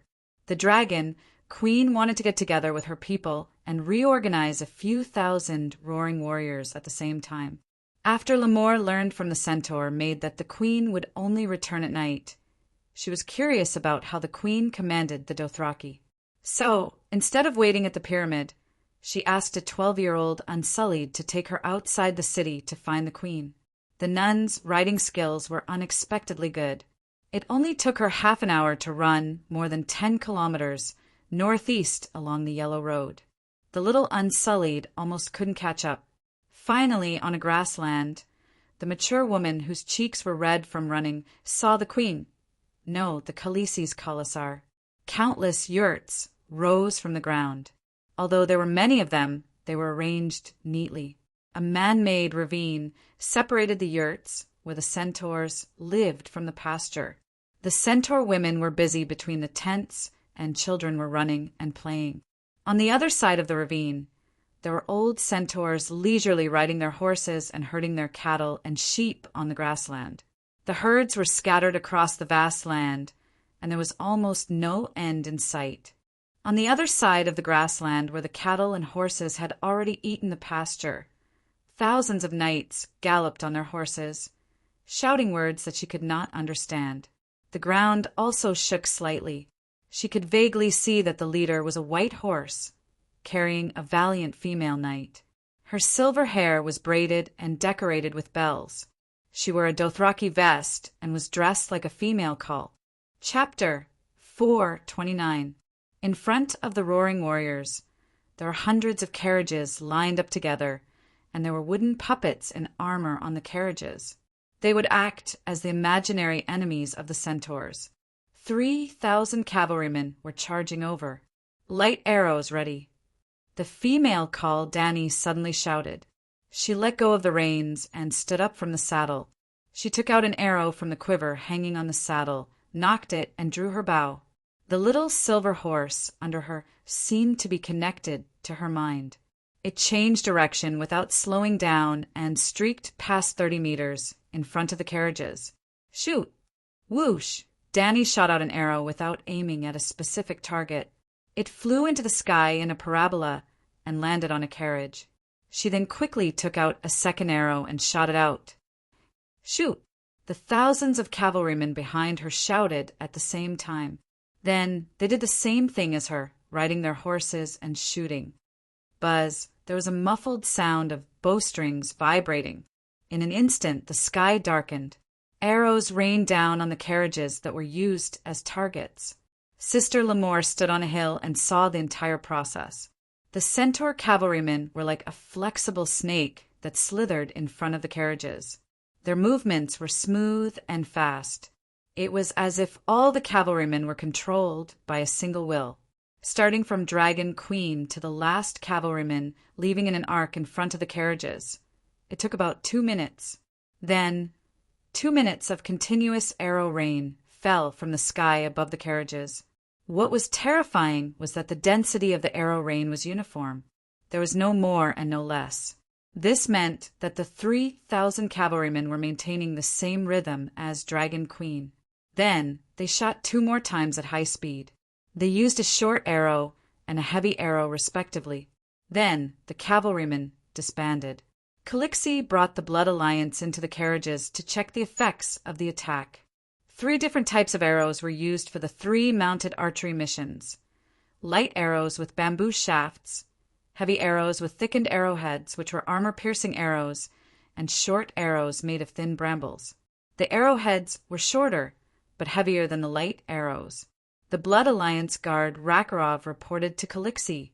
The light arrows fly the furthest, and the armor-piercing arrows have the shortest range. But the light arrows have almost no killing power. They can only pierce through 1 layer of leather armor. Most of the short arrows could pierce through leather armor, and a few could even pierce through mail armor. Only the armor-piercing arrows are effective against plate armor and arc-shaped shields, but their range is limited. Over 50 meters, they have almost the same effect as short arrows. What suggestions do you have? Is there any practical use in using the 3 types of arrows together? Dany asked. She was learning from the Mongols. The Mongolian cavalry was equipped with 2 bows and 3 types of arrows. The shape of the armor-piercing arrow changed according to the enemy's armor. One was a normal bow for the horse, and the other was a more accurate bow for the horse. However, the invincibility of the Mongolian cavalry did not only depend on 2 bows and 3 types of arrows. Dany could not just copy it mechanically. She had to consider the actual situation. Moreover, she only had a smattering of knowledge about the Mongolian army's formations and weapons. It was all written on television, so she couldn't be sure if it was true or false. Blood Alliance guard Qiao Ge said, "In the Sea of Grass and the other colossus of the Khal, there is no strict categorization of arrows. We also have curved blades. If arrows can't solve the problem, then rush up and use a scimitar to solve it. What if the scimitar can't handle it? Cut off the braid and surrender?" Dany asked. If the scimitar can't handle it, 100 types of arrows can't either. Qiao Gu patted the steel scimitar at his waist. The scimitar is the ultimate weapon. Think about the Battle of the Unsullied. 3,000 Unsullied defended Kolar. If we were to equip armor-piercing arrows on a large scale and use the tactic of circling the enemy to wear them down, would we lose and become a laughingstock in history? Dany said with a straight face. She felt that the reason why the Dothraki did not equip armor-piercing arrows was purely because they were poor and did not have enough fine iron to make armor-piercing arrows. "Khaleesi, I have an idea." Kue Luo stepped forward and suggested, "We centaurs only have light cavalry. This is not right. I think we can use a mixture of light cavalry and heavy cavalry. The light cavalry will ride and shoot at the front to disrupt the enemy's formation. Then the light cavalry at the front will bypass the enemy's formation, just like what Khaleesi led us to do. This will give space for the heavy cavalry at the back to charge. The heavy cavalry will charge at the enemy's scattered formation. Finally, the light cavalry will circle around and follow behind the heavy cavalry. They will use their scimitars and bows to finish off the ground that has been plowed by our heavy cavalry." Dany looked in surprise at the centaur youth who was beginning to grow a black beard on his upper lip. In just 2 short years, this youth who was the same age as her had not only grown taller and stronger, even his intelligence had begun to increase. "Centaurs are not cowards. They cannot hide in their armor," Rakala muttered. Dany looked helplessly at her bloodrider and said, "Rakalu, if it were 2 years ago, I would have explained it to you. Now, 2 years later, you are still saying such things. Aren't you a little too stupid? You are the same age as Kue Luo, and you are not as big as him. How can your intelligence be inferior to his?" Kue Luo was nearly 2 meters tall, and his chest was as thick as a wall. He was 1 size larger than the 2 bloodrider. "He eats dragon essence every day. Of course he is tall.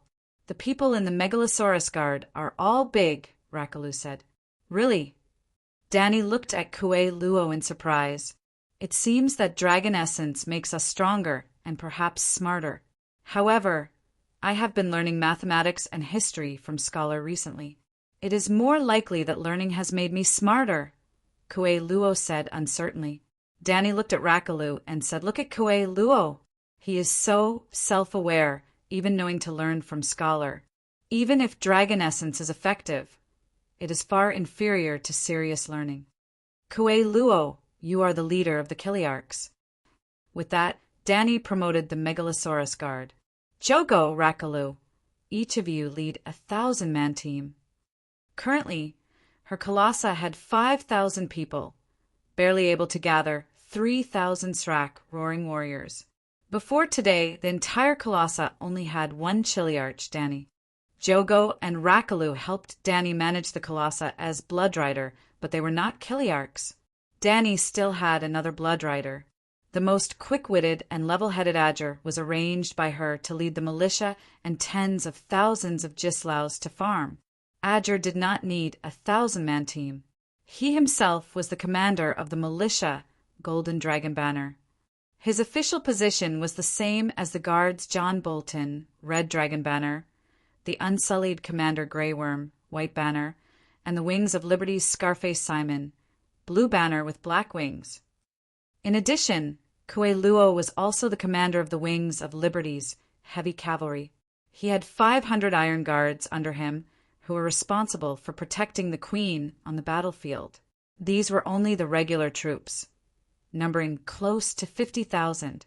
However, in this period of great agricultural production, the regular troops also needed to farm. They did not have as heavy a task as ordinary farmers, but at least they had enough food to eat. Seeing that the centaur knights beside Dany had dispersed, Jichi rode over and reported, "Khaleesi, someone is looking for you." 15 minutes later, Sister Lamore and Dany rode side by side to the Worm River, with only Jogo and Jichi by their side. Ding-ling-ling, ding-ling-ling. With every step the little silver horse took, the bells on Dany's braid rang crisply. "Your Majesty's achievements in battle are truly illustrious. I'm afraid that in the Dothraki Sea, there are few call bells that can compare to yours," Lamore complimented. "How can they be compared to Khaleesi?" Jichi's tone was disdainful. "Khaleesi crossed the Red Wastelands, defeated the Immortal, defeated the pirate King Yuluin, conquered Astapor, and swept away more than 100,000 Gislaus, other than Yuluin. Any one of her deeds is enough to become a legend in Horse King City. The alliance will bring more bells to Calixi, Jogo added, looking at the confident faces of the two centaurs who seemed to regard the alliance as nothing. Lemore did not know what to say. Calixi, you should go to Horse King City and let those Kauls who betrayed you know the wrath of the true dragon, Jichi said agitatedly. Yes, you should take back the troops that Khal Drogo left behind. Someone has 50,000 roaring warriors and 100,000 Khalasar. Taking care of the alliance will be as easy as killing a sheep, Jogo said. Ciao Gayu. Dany sighed as she face-bombed. This Jogo really has no foresight at all. In front of outsiders, he revealed more than half of her plan to deal with the alliance. There was another important reason why she chose to fight under Meereen City that she did not tell anyone. After she conquered Horse King City with her dragon, she could lead hundreds of thousands of roaring warriors to destroy the alliance's chrysanthemum. The north of Meereen was connected to the heart of the Dothraki Sea. Sister Lemore, may I know why you are looking for me? She immediately changed the topic. For Prince Aegon. Lemore's expression was calm, and it was impossible to tell if she had guessed the Dragon Queen's plan. Oh, what about him? Dany asked curiously. Are you suspecting his identity? Lemore asked. I don't trust the eight-clawed spider. It's right that you don't trust him. Prince Rhaegar also doesn't trust him. Sister Lemore nodded. But Princess Elia is involved in Prince Aegon's matter. Are you sure? Dany frowned. Lemore is not my real name. I am Princess Elia's female companion, and I grew up with her. Before King's Landing fell, Her Highness sent a request for help to Starfall City, asking me to help her raise Prince Aegon.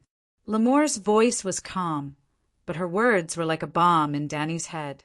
Her pupils contracted, and she said uncertainly, You are Ash Dane, the sister of Dawn Swordsman? No wonder the simple gray nun's dress could not hide this woman's grace. No wonder she was still so beautiful, even though she was almost 40.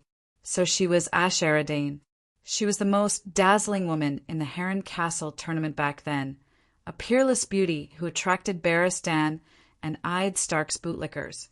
Yes, I'm Ashera. I'm sorry, Your Majesty. I didn't mean to hide my identity from you. It's just that other than Barristan, no one can prove my identity, and I'm not as famous as Sir Clinton. Ashera said apologetically, No, you're far more famous than Clinton.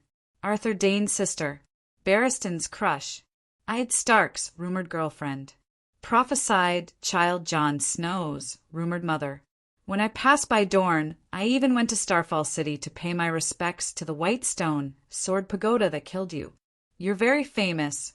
Everyone said that because of Sir Arthur Dane's death, you were heartbroken and jumped off the white stone sword pagoda to commit suicide. Dany probed. Your Majesty, Arthur's death indeed saddened me, but other than my second brother, I still have an older brother and a younger sister. The news was spread by the eight-clawed spider. He has the ability to make everyone believe his lies. Ashera smiled bitterly. That makes sense. Dany was deep in thought. Arthur was the second son. So he went to King's Landing to be a White Knight. Just like the White Bull Geno Hightower, who was the uncle of the old man in Old Town and also the second son. Barristan, on the other hand, really viewed glory as his life. As the only son, he would rather give up his title, territory, and fiancée to his cousin in order to pursue the path of a legendary White Knight. Since Arthur Dane was not Ashara's only relative, she did not need to be heartbroken. Chapter 430. Dany's contemplation was seen by Ashara, and she said solemnly, Your Majesty, you don't have to doubt. Although I wasn't at King's Landing at the time, the letter was given to me by Varys's men, but I'm familiar with Princess Elia's notes and vocabulary, and I can confirm that it was the princess's handwritten letter. Dany came to her senses and asked, Does Prince Dornmartel know about this? She didn't ask to see the letter. It was useless to read it. She didn't recognize Princess Dornmartel's handwriting, and it could be imitated. Ashera shook her head and said, Prince Dornmartel doesn't know of Prince Aegon's existence. That doesn't make sense. Why didn't Princess Elia ask her brother for help? Perhaps the princess was worried that there were too many people in young Halberd City, and it would be easy to expose Prince Aegon's identity. Ashera thought for a moment and said, Even I could only fake my death and leave the Westeros. Sir Clinton was the same. He pretended to be dead to escape everyone's sight. Dany really wanted to retort, Then what are Viserys and I? Cannon fodder to divert Robert's attention? Legally speaking, Liga had not yet ascended the throne, and he had violated the sacred marriage contract before, so he was not qualified to become king again, referred to the first male generation who broke off the engagement, Prince Romfrey. Then Viserys was the true and legitimate crown prince. And how did Varys and Illyrio deal with Viserys? They sold Dany and Lys as slaves to Horse King Drogo in exchange for the Dothraki invading the Westeros and taking the Iron Throne for Second Brother Way. If Second Brother Way didn't die, Drogo didn't die, and the 50,000 roaring warriors would successfully take King's Landing. Then, who would the Iron Throne belong to? At that time, Second Brother Way, Dany, Lys, and the Horse King would not have a good ending. To put it bluntly, Second Brother Way and Dany, Lys were just chess pieces on Varys's chessboard, the vanguard of the king, paving the way for the true dragon. Dany didn't know where Varys got the courage to let little Aegon see her. Were he and Illyrio the only two smart people in the world, and everyone else was a fool? Couldn't she see through his sinister intentions? To tell the truth, before little Aegon had appeared, Dany had felt a pitifully small amount of gratitude toward Illyrio.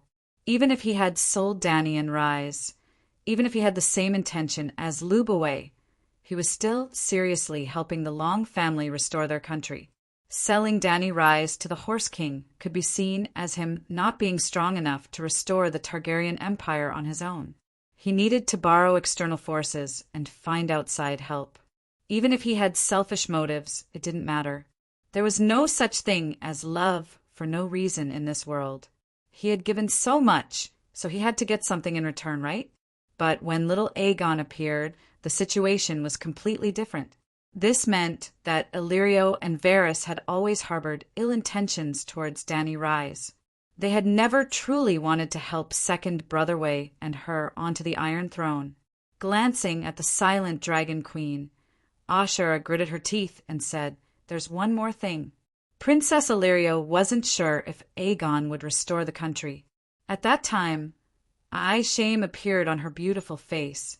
She lowered her eyes and said in a low voice, I got pregnant before marriage and gave birth to a stillborn girl. But outsiders didn't know about this. I only told Princess Illyrio. She wanted me to announce to the public that little Aegon was my child. Sir Barristan seems to. Dany had a strange expression. Unexpectedly, old Bart really guessed right. Ashera wasn't Jon's mother. Dany already knew this. But for the people of this world, it wasn't easy for old Bart to know this 16 years ago. He knew that you gave birth to a stillborn daughter. Sir Barristan told you about me? Ashera was surprised. Of course. He didn't hide his admiration for you. Crush, you probably don't know. Dany emphasized. No, I know. I know his feelings for me. Sincere and passionate love, but always protected at a safe distance. Ashera's face had a hint of radiance. Her dark purple eyes, which were originally ordinary and boring, exuded a dazzling vitality in an instant. It was unforgettable. Yes, it was vitality. It seemed that old Bart's love for her had suddenly revived the deadwood, none whose heart was like dead ashes. Dany sighed in her heart. If it was a crush, then so be it. At least he wasn't a bootlicker. Obviously, the girl already knew that his love was so passionate. The more passionate it was, the less reciprocated it was, and the more inferior it seemed. It turned out that old Bart was also a pitiful bootlicker. The smile on Ashera's face disappeared, and there was a hint of bitterness. She said, Having a stillborn child before marriage is very disgraceful to the Dane family. My elder brother strictly sealed this matter within Starfall City. Dorne was already very desolate, and Starfall City of Dorne rarely had outsiders. Therefore, at the very beginning, there was no news about me in the Seven Kingdoms. At that time, according to Princess Elia's idea, giving Prince Aegon to me could also be concealed. But before Varys brought the little prince to Starfall City, another person unexpectedly came to find me, a person I couldn't avoid. Ide Stark, he is the father of your daughter, so before Aegon was delivered to you, he already knew about your difficult labor, and knew that the baby was a girl. Dany said strangely, "Isn't this too melodramatic?" "It's Ide. Ide is carrying Arthur's sword, Dawn, the clan sword of Starfall City." Ashura nodded at first, then shook her head and said, "But Ide is not the child's father." Her expression was somewhat hesitant, as if she really didn't want to reveal her lover in public. But Dany was so shocked that she didn't notice her hesitation. Even if she saw it, she would pretend not to see and continue to ask, because old Barth always thought that he was cuckolded by Ide and he could tolerate being cuckolded. But Ide abandoned Ashura, whom he regarded as a goddess, and even made the goddess commit suicide with a broken heart. This somewhat challenged the bottom line of a loyal bootlicker. Therefore, every time Ide was mentioned, old Barth's resentment was almost as heavy as Big Bear's. Big Bear blamed Ide because he had worked for Ide for decades, but he wanted to chop off his head for a few poachers. But he didn't think that Ide, who he thought was a scumbag, was actually also a pitiful bootlicker. Yes, in that wrong spring at the tournament in Hellenberg, Liga mistakenly fell in love with Lyanna, and Ide and Barristan also couldn't help but fall in love with the dazzling Ashura. Old Barth once recalled that at the banquet of the tournament, Ide blushed and peeked at Ashura many times, and the adoration in his eyes almost flowed out. At that time, old Barth was also peeking at Ashura. Ide's eldest brother, Brandon, saw his younger brother's love for Ashura, and repeatedly encouraged his younger brother to ask Ashura for a dance. Ide's face was so red that it was about to drip blood, but he was so nervous that he couldn't move. In the end, it was Brandon who walked to Ashura's side and told her that his younger brother admired her and wanted to dance with her. That night, old Barth saw with his own eyes how happy Ide was when he danced with Ashura in the crowd. Don't doubt that old Barth knew so much. A bootlicker who couldn't know every blade of grass and every tree around the goddess like the back of his hand wasn't a qualified bootlicker. Old Barth believed that Ide's love for Ashura was no less deep than his own. In this way, he could continue the lonely and glorious life of the White Knight and give the true love of his heart to the simple and honest northern boy Ide. Who would have thought that the simple and honest boy would become a scumbag and kill the goddess? So he hated Ide's hypocrisy, hated himself for trusting the wrong person, hated himself for not taking the initiative to confess to the goddess, hated himself for not defeating Rhaegar and giving the crown of love and beauty to Ashura. Not only did he confess to the goddess, but he also helped the prince escape disaster. Whose child is it? I mean, the person you loved back then? Dany asked repeatedly. Hesitation flashed in Ashura's eyes, and she said in a low voice, "Brandon." "Huh, which Brandon?" Ashura lowered her eyes and said, "Brandon Stark, Ide's eldest brother." The expression on Dany's face was wonderful. Never would she have thought, really never would she have thought. In the wrong spring, Cersei was not yet an adult. Little Rose was just born, and Ashura was the #1 beauty of the Seven Kingdoms. It was normal to be admired by Brandon, but he clearly knew that his brother took her as his first love, and he himself was engaged to Catelyn Tully long ago. What a scumbag to encourage his brother to confess to the goddess while secretly miserable, too miserable. The honest Ide and Barristan were miserable. No, Ide was even more miserable. Ide probably knew that his brother got the goddess pregnant. No, it was not necessarily Ide who was more miserable. After Brandon was killed by the Mad King, his fiancée, Catelyn Tully, was taken over by Ide. The elder brother made his younger brothers first love a cuckold. The younger brother made his dead elder brother's fiancée give birth to 5 children for him. The cycle of karma, retribution. I knew that you were pregnant with Brandon's child, so he came to visit his brother's illegitimate child? Then, when he found out that the child was having a difficult birth, Varys changed his mind and let you fake your death to leave the Westeros. Dany asked her questions skillfully, hiding the gossip she really wanted to know in the serious business. Varys and Princess Elia had different thoughts from the beginning. Elia hoped that the young prince would live a peaceful life, while Varys hoped that Prince Aegon could restore his kingdom. Whether Ide went to Starfall City or not, the result would not have changed much, Ashera said with a complicated tone. Oh right, did Ide go to Starfall City alone? He also brought back an illegitimate child from Dorne, Jon Snow. Many Westeros think that Jon is your child, Dany said. Ide wasn't alone. He had a knight named Hollandlide, a lover named Vera, and a boy, the Jon Snow you mentioned. Lover. Dany's pupils contracted. Yes, Ide told me that the child was his blood. Before he left, he asked my brother to take Vera in.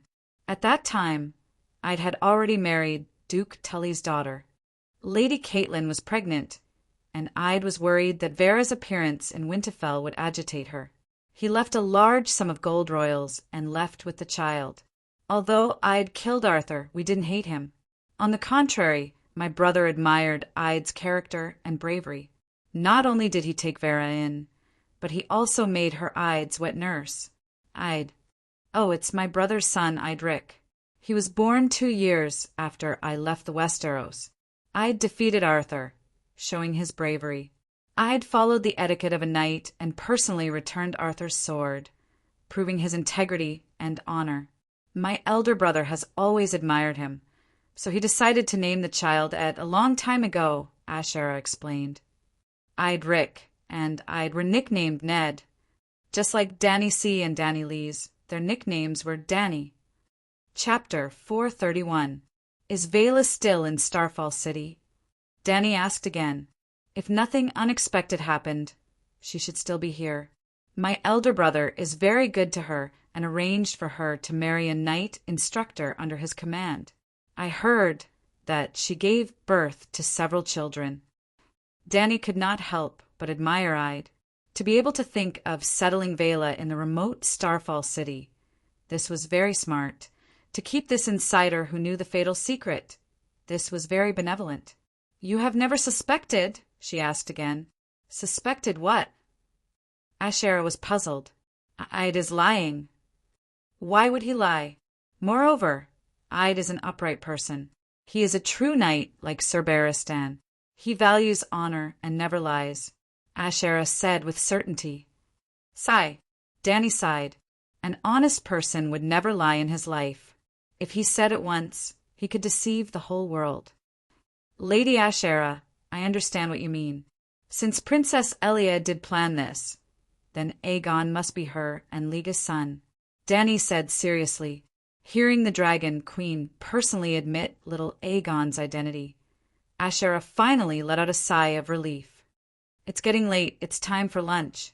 Come with me to the camp to taste the Dothraki delicacies. The Great Wall, Commander's Tower. Jon, his face pale, pushed Gilly into a corner of the room, her face full of fear.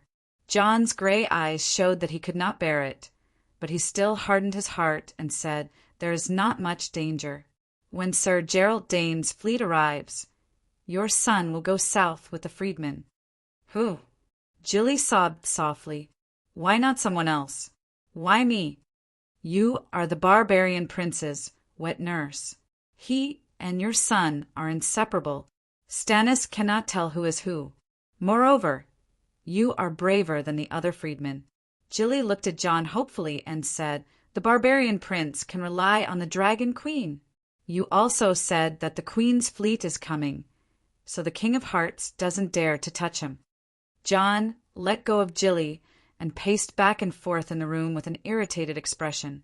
He worriedly said, You don't understand how much the Dragon Queen's dragon stimulates Stannis. If he wanted to summon the magic dragon, he needed the king's blood. He needed a large amount of the king's blood. He even told me what he thought without hiding it. Mance Rayder can balance the barbarians beyond the Great Wall, so he's not in danger for the time being. But his son might not be. Where's the queen? Doesn't she care about this? She's at Slaver's Bay, too far away. Even if she wanted to interfere, it would be too late. Rest assured, when Stannis does indeed intend to sacrifice the little prince, I will tell him the truth. Your son doesn't have the royal bloodline. Even if you sacrifice him, you won't get Lalo's response.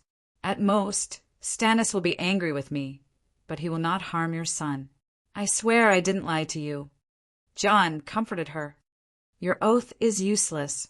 I will only believe it if the Dragon Queen swears it, Gilly said. Jon's face twisted, and a layer of blood rushed to his pale cheeks. Why? He asked hoarsely. You are a Night's Watchman.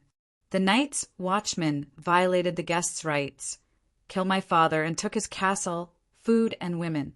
The Dragon Queen always keeps her word. Targaryen!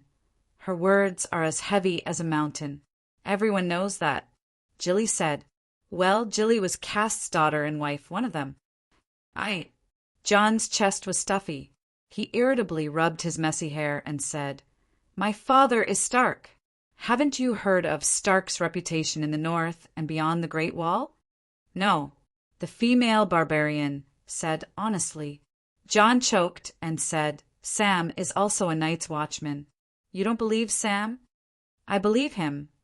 But you asked me not to tell Sam about the baby swap.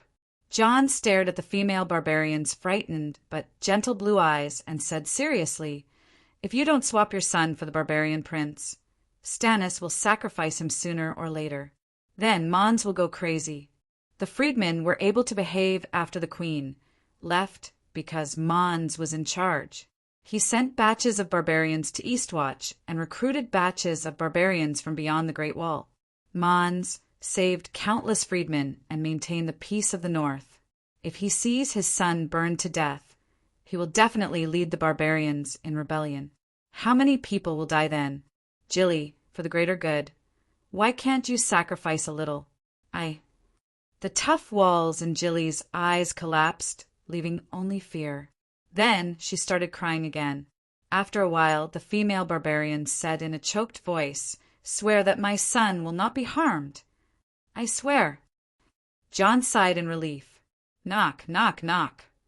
Not long after Gilly left, someone knocked on the wooden door of the office. Jon's dark eyes lit up as he recovered from his depressed self-blame. He asked, Who is it? Lord Commander, it's me. Sardine, come in. The door was pushed open, and a beautiful boy came in. He had a pair of watery black eyes, fair skin, and soft black curly hair.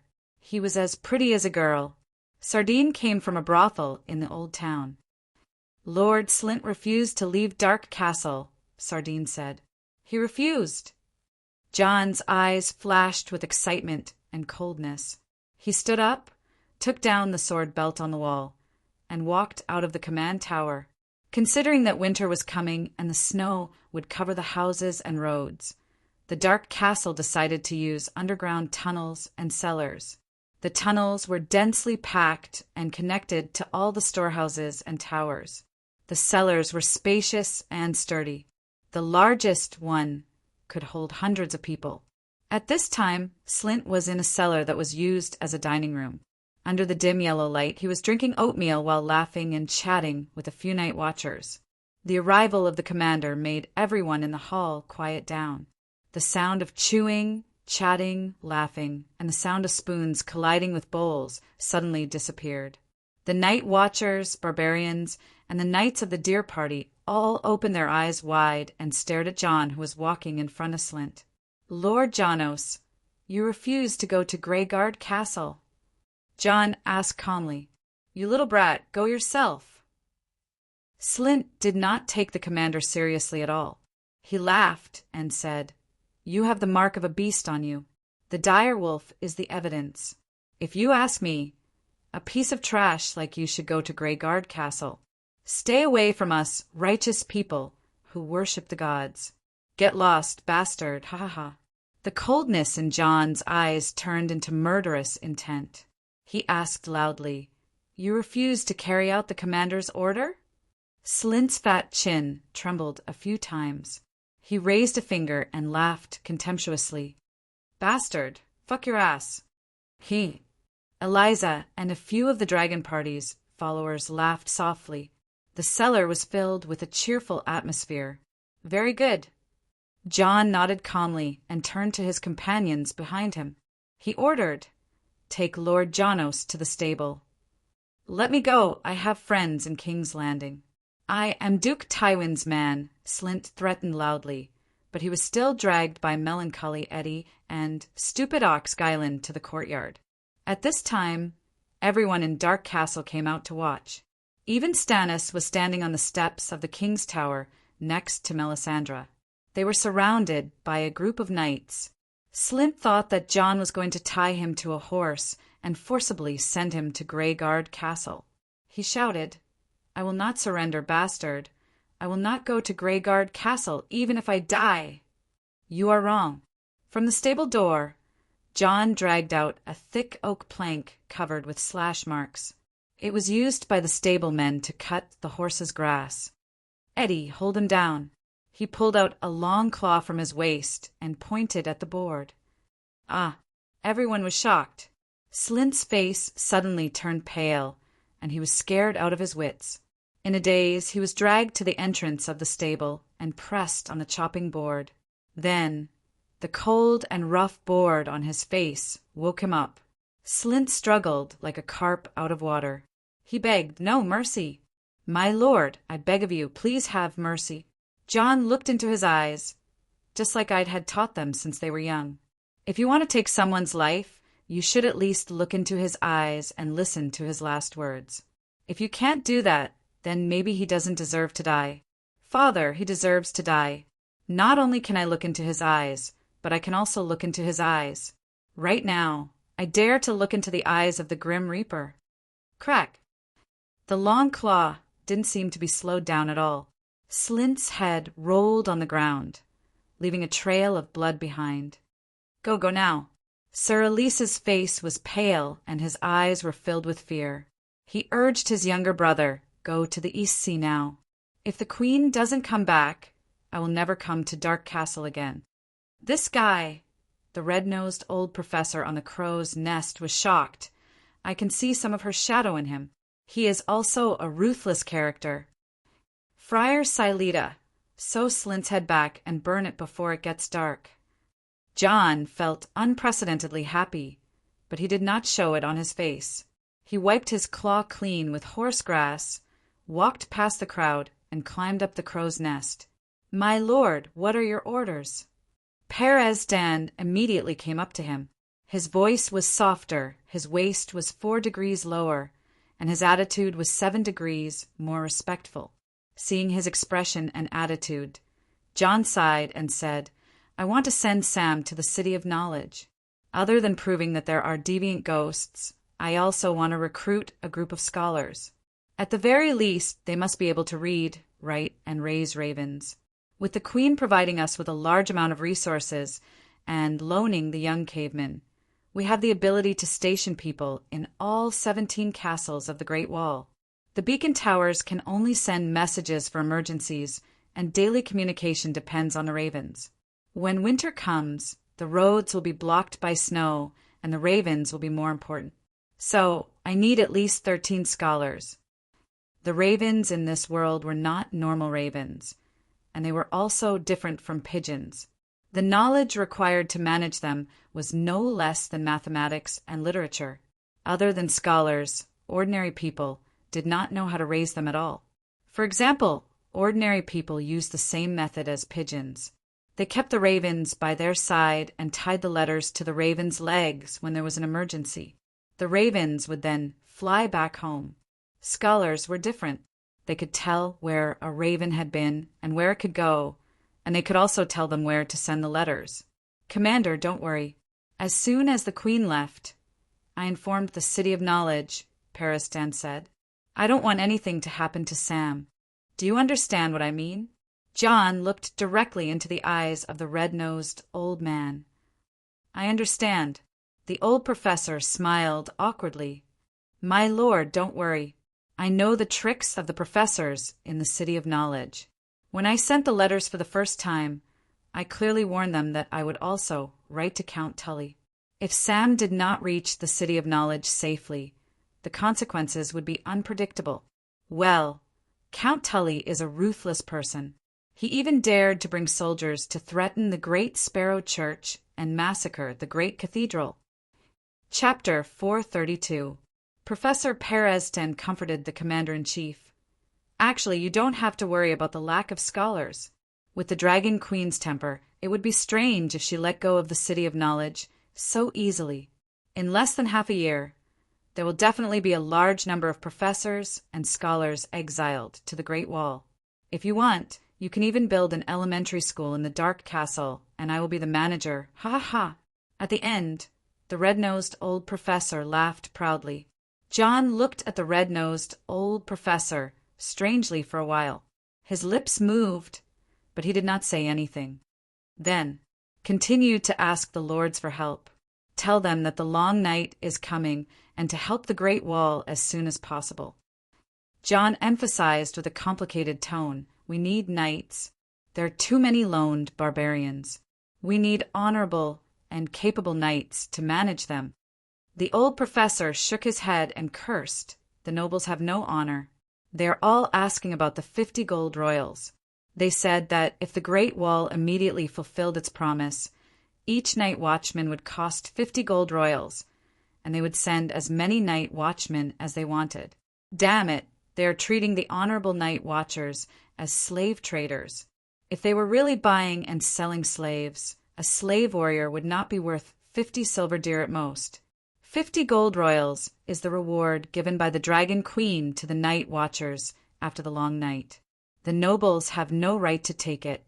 John frowned. The old man spread his hands and said helplessly, "I said the same thing. Then they called me a fake Perestan. Speaking of which, I have to defend the City of Knowledge. The professors and I violated the rights of the guests. We are terrible, but no matter what, the integrity of the scholars is much higher than that of the nobles. The reason why we are terrible now is because the nobles of the 7 kingdoms are 10 times worse than us. They even pulled down the lower limit of the scholars." John glared at the red-nosed old professor and said, "When Sam brings the deviant ghosts to the south, the nobles will change their minds. Just like you said, the City of Hope has a higher bottom line than the knights." After leaving the crow's nest, John saw Melisandre in the courtyard again. She seemed to have known that he was going to find her and was waiting there.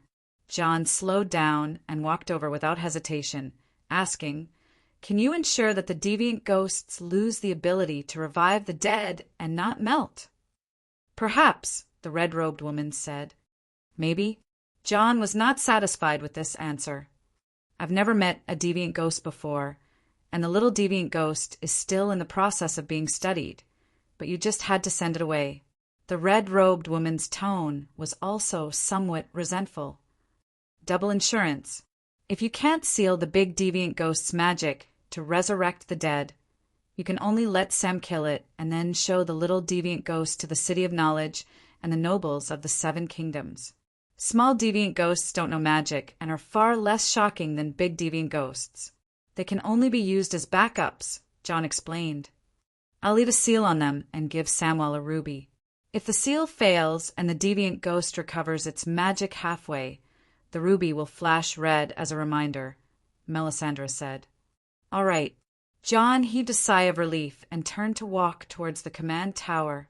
Melisandre walked a few steps closer to John and held his arm.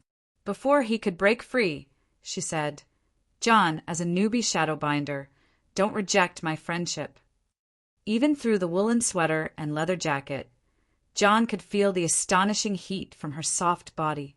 She pulled his rough hand up and pressed it against her heart. "Yes, do you feel it? Magic as vast as the sea." John's hand was trembling. "My body is completely made up of flames and shadows. I no longer need food, water, or air a long time ago. One day, when I complete the mission Lalo gave me, I will ascend to his kingdom. Do you understand what this means? Kings who have passed away, unborn children, I want to communicate, and there is no place I can't go. Time drifts, seasons change, I want to travel, and I can reach the end. John, do you understand this realm? The red-robed woman gently blew into John's ear. I am the god of Shadowbinders. John pursed his lips and said indifferently, I'm not a Shadowbinder. I specialize in the fire sorcery that Her Majesty Dani Rise taught me. It's a pity that she didn't receive the complete legacy of the great sorcerer. Why don't you let me guide you to grasp the secrets of the holy fire? Melisandre smiled. I'm not interested in the holy fire. As a night watcher, the secrets of the holy fire are useless to me, John said. Haha, how can it be useless? Melisandre smiled. The holy fire can reveal the truth. With the holy fire, you can see through rocks and earth, and see the darkest secrets in people's souls. John, I saw you in the holy fire. You can't escape. I'm at the Great Wall. I won't escape. No matter what happens in the future, I'm not afraid. You can't scare me. John retracted his right hand and broke free from the red-robed woman's arm. The red-robed woman smiled. Lord Snow, you're nervous? John didn't want to admit this, so he changed the topic. Why did you come to the Great Wall? Why did you come here from Asha? The red-robed woman raised her head, and the gem on her neck shone with red light. She said, as if she was singing, A long time ago I dreamed of the Great Wall. I know it better than you night watchers. It contains the knowledge and wisdom of our ancestors. It's the door to the world. What happens here will affect the entire world and decide the direction of the next era. The Great Wall is where you should come. It's where the Dragon Queen should come. It's also where I should come. I don't know what you're talking about. John ignored her and strode toward the top of the tower. You'll understand. Melisandre looked at his back and muttered. Passing through the ghost shadow forest and the ice plains with sparse ironwood, in the land of eternal winter in the extreme north, there was a tall hill covered with weirwood with red palm leaves. Weirwood as thick as a person's arm, as thick as a finger, as thick as a bowl, and countless white tree trunks were squeezed together. It was like the burial ground of the gods. Below the hill, it was a world, an underground world that belonged to the children of the forest. Under Sam's guidance, Bran left the Great Wall. He sat on the back of Lung Show's huge elk and traveled dozens of miles, hundreds of miles a day. He walked north for almost a month. The sun rose and set, crossing mountains, rivers, and forests. Finally, he arrived at the foot of the hill that looked like the tomb of an old god. Countless ghouls surrounded the hill, like an army of millions surrounding a city. When Bran first arrived, the ghouls were buried in snow. He didn't even know how long they had been here. Lung Sho was right. The cave was covered by magic. The ghouls couldn't enter, and Lung Sho couldn't enter either. Only living people with warm bodies could enter. Bran saw many squirrel people. In a daze, he stepped into Old Nan's story. The children of the forest were like children about 10 years old. Their eyes were large and clear, and there were all kinds of colors. They were long and narrow like cat's eyes. They wore cloaks woven from leaves, and their skin was like a doe's covered in spots. So many squirrel people. Dozens, hundreds. Bran cheered. Many? No, we're only left with these people. The squirrel people had a clear, girlish voice, but their tone was very sad. Squirrel people are like children, Mara Reed said. The ancestors called us children, and the giants called us squirrels. But we're neither squirrels nor children. The children of the forest's name means people who sing praises to the earth in the original language. Long before your ancient language was born, we've been singing in our own language for millions of years, the singer said. Mara said, but you're speaking the common language. This is for him. He can't understand me when I speak the original language. The singer pointed at Bran and said, I was born in the era of the demon dragon. I wandered the human world for 200 years, observing, listening, and learning. I can even speak the Valeglia language. I've seen the human king Rue. I've seen the blood dragon dance, wildly, and the demon dragon wither. I originally wanted to continue my travels, but my legs were sore. Everything in the human world made me mentally exhausted, so I turned around and went home. The singer's voice was full of vicissitudes, and his eyes were deep. Heavens, 200 years! Mara and Brand cried out in surprise. The singer smiled and said, "Perhaps I can tell your story to the guests I meet in the next 200 years. The story of Bran and the story of the Dragon Queen." "Who's the Dragon Queen?" Bran asked doubtfully. "When you become the three-eyed crow, you can see for yourself. Her story has already been engraved on the leaves and the roots of the trees forever and ever," the singer said with a sigh. "Do you have a name?" Bran asked. "Anai Budong." The singer opened his mouth and uttered a strange sound. "If you use the original language to express it, it's just a symbol," he said. "What if you use the common language?" Bran continued asking. "It's very long. There are thousands of words. You can call me Leaf," the singer said. The singer held a torch and led the way in front. They crossed a row of fishwood roots that were as thick and long as pythons, crossed a few underground rivers, and crossed a narrow bridge that spanned the two ends of a canyon. In the end, Bran, Adu, and Lida followed the singer to a cave filled with fishwood roots. At the center of the cave, fishwood was woven into a throne, and there was a skeleton king on it. His body was thin and weak, and his black clothes were tattered and decayed. The tree roots wrapped around his body like wooden pythons. One of them went through his pants, into his withered thigh, and protruded out of his shoulder. Specks of dark red leaves grew on his skull, and countless gray mushrooms occupied his forehead. There was only a small piece of skin left on his face, and it was tight and hard like white leather. Even this piece of skin was cracking, and brown or yellow bones protruded from it. One of his eyes was as red as a pool of blood, while a thin white tree root crawled down his cheek from the other eye socket and pierced into his neck. This was a person who grew together with fishwood, the three-eyed crow. Bran asked uncertainly. "Yes, the three-eyed crow, Blindin, River Text, the Duke of Blood Crow, and the commander-in-chief of the Night Watchers. I'm all of them." The corpse's red eyes glowed. "Bran, you finally came. I observed you for a long time, and I witnessed your birth with my 1,001 eyes. I saw you take your first step, speak your first word, and enter your first dream. I saw you fall from the tower with my own eyes." Bran looked at his leg and said expectantly, "My leg is broken. Can you heal it?" Blindin replied, "I can't do it." Tears welled up in Bran's eyes as he wept weakly. "But you've entered my dreams so many times, asking me to come to you, and I've come all the way here to heal my legs. Be strong, child. You didn't come here to heal your leg, but to inherit my position and become the three-eyed crow," Blindin said.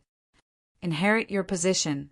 When the 9-year-old Bran saw Blindin, whose body grew together with the tree roots and whose head had a mushroom, his body shivered, and he cried even harder.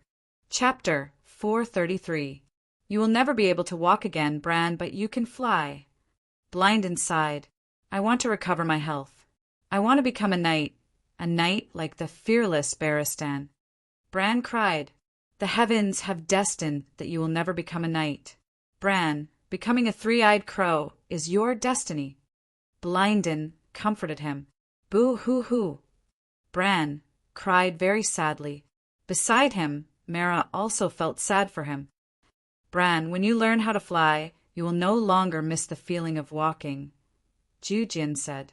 Jujin and Mara were the children of the Neck Marsh Lord, Holland lied. When they pledged their loyalty to Stark and Winterfell during the harvest season, they became friends with Bran. However, the two Lides did not simply pledge their loyalty to the Lord. They both had a mission to help Brandon become a three-eyed crow. Jujin was also half a green prophet. He had the ability of green vision, which meant that he could make prophecies in dreams. However, He was not a wolf spirit, nor was he a shapeshifter. Jiujian's condition was similar to Danny C., who prophesied Valeglia's destruction. Danny C. had the ability of a dragon's dream, but she was not a dragon spirit. How should I fly? Bran sobbed as he asked. If you want to fly, you have to hurry up and learn. She has already changed your destiny. The future is shrouded in fog. You do not have many days left, Blynden said. Who is she? Bran asked. Storm-born Dany Liz Targaryen, the mother of dragons, the dragon queen of Slave Bay, and Calixi of the Great Grass Sea, Blynden said. Ah, Targaryen. Bran was shocked. I thought that Robert had killed all the Targaryens. Humph, I am also a Targaryen, Blynden said. Ah. Bran was stunned. Old Nen had also told him the story of the three-eyed crow.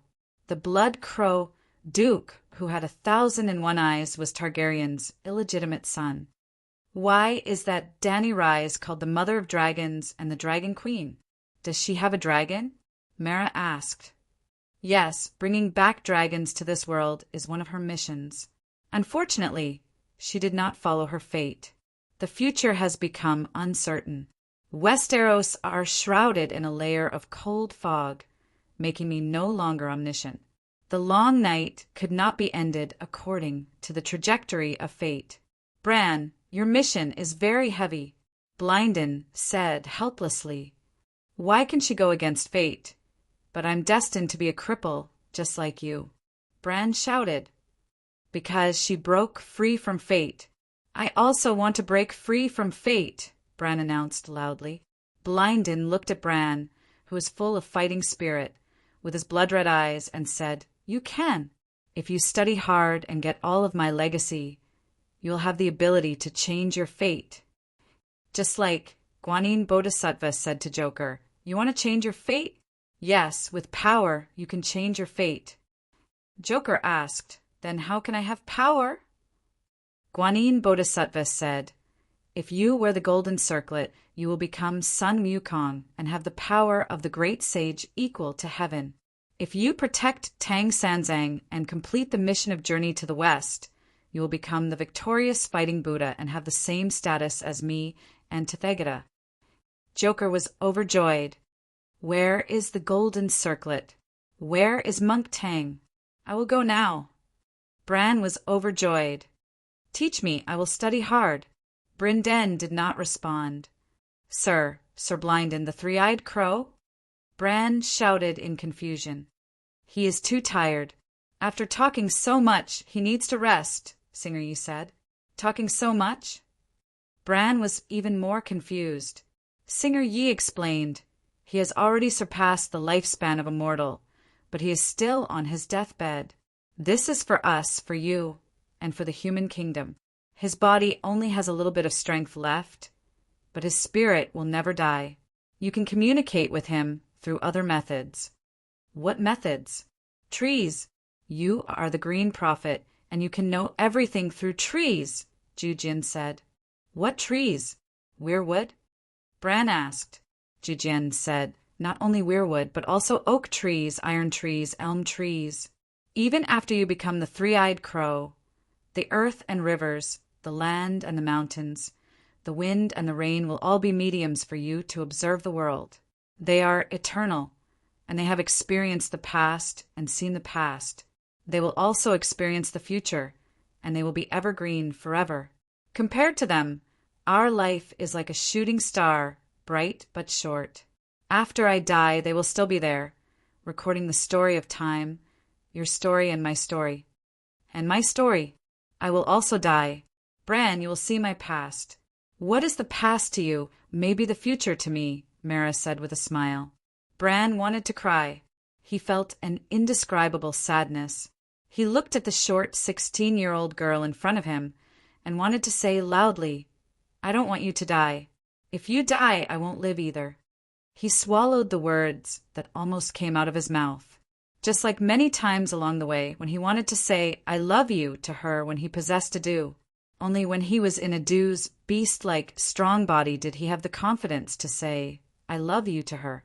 He liked to see her valiant figure when she held the three-pronged frog spear to catch fish. He liked her optimism and cheerfulness. He liked her liveliness, just like how he used to be. He liked her loyalty and fearlessness. He liked her beauty, even though Mara was thin, short, and flat-chested like a little boy. He liked the smile in her green eyes when she looked at him the most. Unfortunately, he could not say it. Scholar Lewin had told him that not only could he not walk, he could not marry and have children, but he could become a scholar. He could not become the fearless Barristan, could not marry and have children. He looked forward to the three-eyed crow being able to do what Scholar Lewin could not. After all, it was the three-eyed crow. But now, the 9-year-old Bran seemed to have become an adult overnight, because he already tasted the hardships and helplessness that only adults had. In the end, Bran looked at Mara expectantly and said, "You should also learn from Sir Blinden and become a green prophet with me." If she also became a green prophet, they could be together forever. Mara seemed to have seen something in his eyes. She turned her head away sadly and said, "I can't." Jujin sighed and said, "The gods only let a small number of mortals drink the green spring water so that they can listen to the whispers of the leaves like gods and see the world through the eyes of the trees. Bran, you are one of the lucky ones who drank the green spring water. I am slightly luckier than Mara. I drank a small mouthful of the green spring water and obtained the ability of the green dream. But in your story, my part is already finished. Bringing you here was my destiny and has already been completed. Bran, Bran, Bran." Suddenly, a voice that sounded like a breeze reached Bran's ears. He wanted to listen carefully, but his eyes rolled back, and he collapsed on the blanket. "Don't worry, he has entered the green dream." This was the last voice that reached his ears. It was the singer Leaf who spoke. "Where is this? Why is it so dark?" Bran was engulfed by the abyss-like darkness, and he cried out in fear. "You're going down along the roots and further down." Blinden's voice echoed in his ears. It was stronger and clearer than before. "Bran, don't be afraid of the dark. The strongest tree will plant its roots in the darkest abyss of the earth, and you will be the roots. Darkness will become your cloak, your shield, and your mother's milk that nourishes you. Darkness will make you strong. From today onwards, I will be your teacher, and I will teach you how to grow quickly from the darkness." "Yes, teacher," Bran replied. Black Castle. Hiss, hiss, hiss, hiss! The flames in the fireplace danced like dancers, and the flames reflected Melisandre's eyes. To outsiders, the flames in the fireplace were just flames, but in the eyes of the red-robed woman, she saw something different. A corpse-like pale wooden face rose from the flames, with 1,001 blood-red eyes on it, staring at the red-robed woman. The red-robed woman did not dodge, and she faced him head-on. Suddenly, a wolf-faced boy rose from the flames. He turned his head and roared at her. "Ah, Melisandre!" cried out softly, covering her eyes and taking a step back. Whoosh, whoosh, whoosh! There seemed to be a gust of wind in the fireplace. The flames swayed and ashes flew. After a while, the tingling in her eyes disappeared. Melisandre put down her hands, and her face was solemn. Almost at the same time, in the top garden of the great pyramid of Astapor, under the candlelight, a small banquet was going on. Suddenly, a salty sea breeze blew from the dock, lifting the hair by Dany's ear, and transmitted a faint, dreamy voice into her ear. Looking at the Dragon Queen, who suddenly stopped talking, Clinton and the others looked at each other, not knowing what to do. "Your Majesty, what's wrong?" Old Yamant called softly, Dany came back to her senses, put down her fork, stood up, and walked to the thick parapet that was as high as her waist. She looked to the west, far away, with a complicated expression. "If I said that I just heard the sound of leaves rustling outside the Great Wall, would you believe me?" she said softly. "Ah." Everyone was stunned. "Dany, what did you hear?" Yamant was puzzled. Another green prophet was born, and the weirwood was overjoyed, and the trees and mountains of Westeros were singing for him. Then the wind brought this news to me, Dany said with a strange expression. To be honest, it was not the first time she heard news from other places through the wind. But the distance was not far, and it was close to her. And only when she entered the state of listening to the Song of Wind, there was a very low chance that she would hear it randomly. Your Majesty, can you hear what my sister is doing now? Tyrion was chewing on a piece of delicious roast beef as he asked vaguely. I don't need to hear. I know that she is cursing 3 people now. Dany sat back in her chair and continued with her dinner. Who? The Great Sparrow, you and your Uncle Kevin. My uncle? He can be compared to me and the Great Sparrow? Tyrion said in disbelief. Kevin took her iron throne. Sir Kevin became the regent? He is 10 times, no, 100 times smarter than Cersei. With him, the King's Landing will definitely be stabilized. Clinton was shocked. The imp smiled bitterly. That's the problem. How can my sister tolerate others taking her things? Her things will always be hers, and if she takes a fancy to someone else's things, they will still be hers. I'm afraid it won't be easy. Cersei has been accused of many crimes by the Church. Even if she escapes in the end, it will be difficult for her to reach the peak of power. The people and nobles of the 7 kingdoms will not tolerate the Queen Regent who is guilty of murdering her husband, committing adultery and blasphemy. Old Ymont said slowly. Haha, if Cersei can admit defeat in peace, then it's my loss. Let's wait and see what she will do. It will be very exciting, Dany sneered. Your Majesty really knows my sister. Tyrion sighed and asked curiously, why not you? I have already sworn to the nobles of the 7 kingdoms that I will not be a threat to her before the long night ends, Dany said to little Aegon on her right. Chapter 434. Eldest Nephew. What plans do you have for the future? Dany asked as she stared at the youth whose eyes were drifting. Illyrio's letter to you. Little Aegon averted his gaze and said in an unnatural tone. Haha, eldest nephew, who are you and who am I?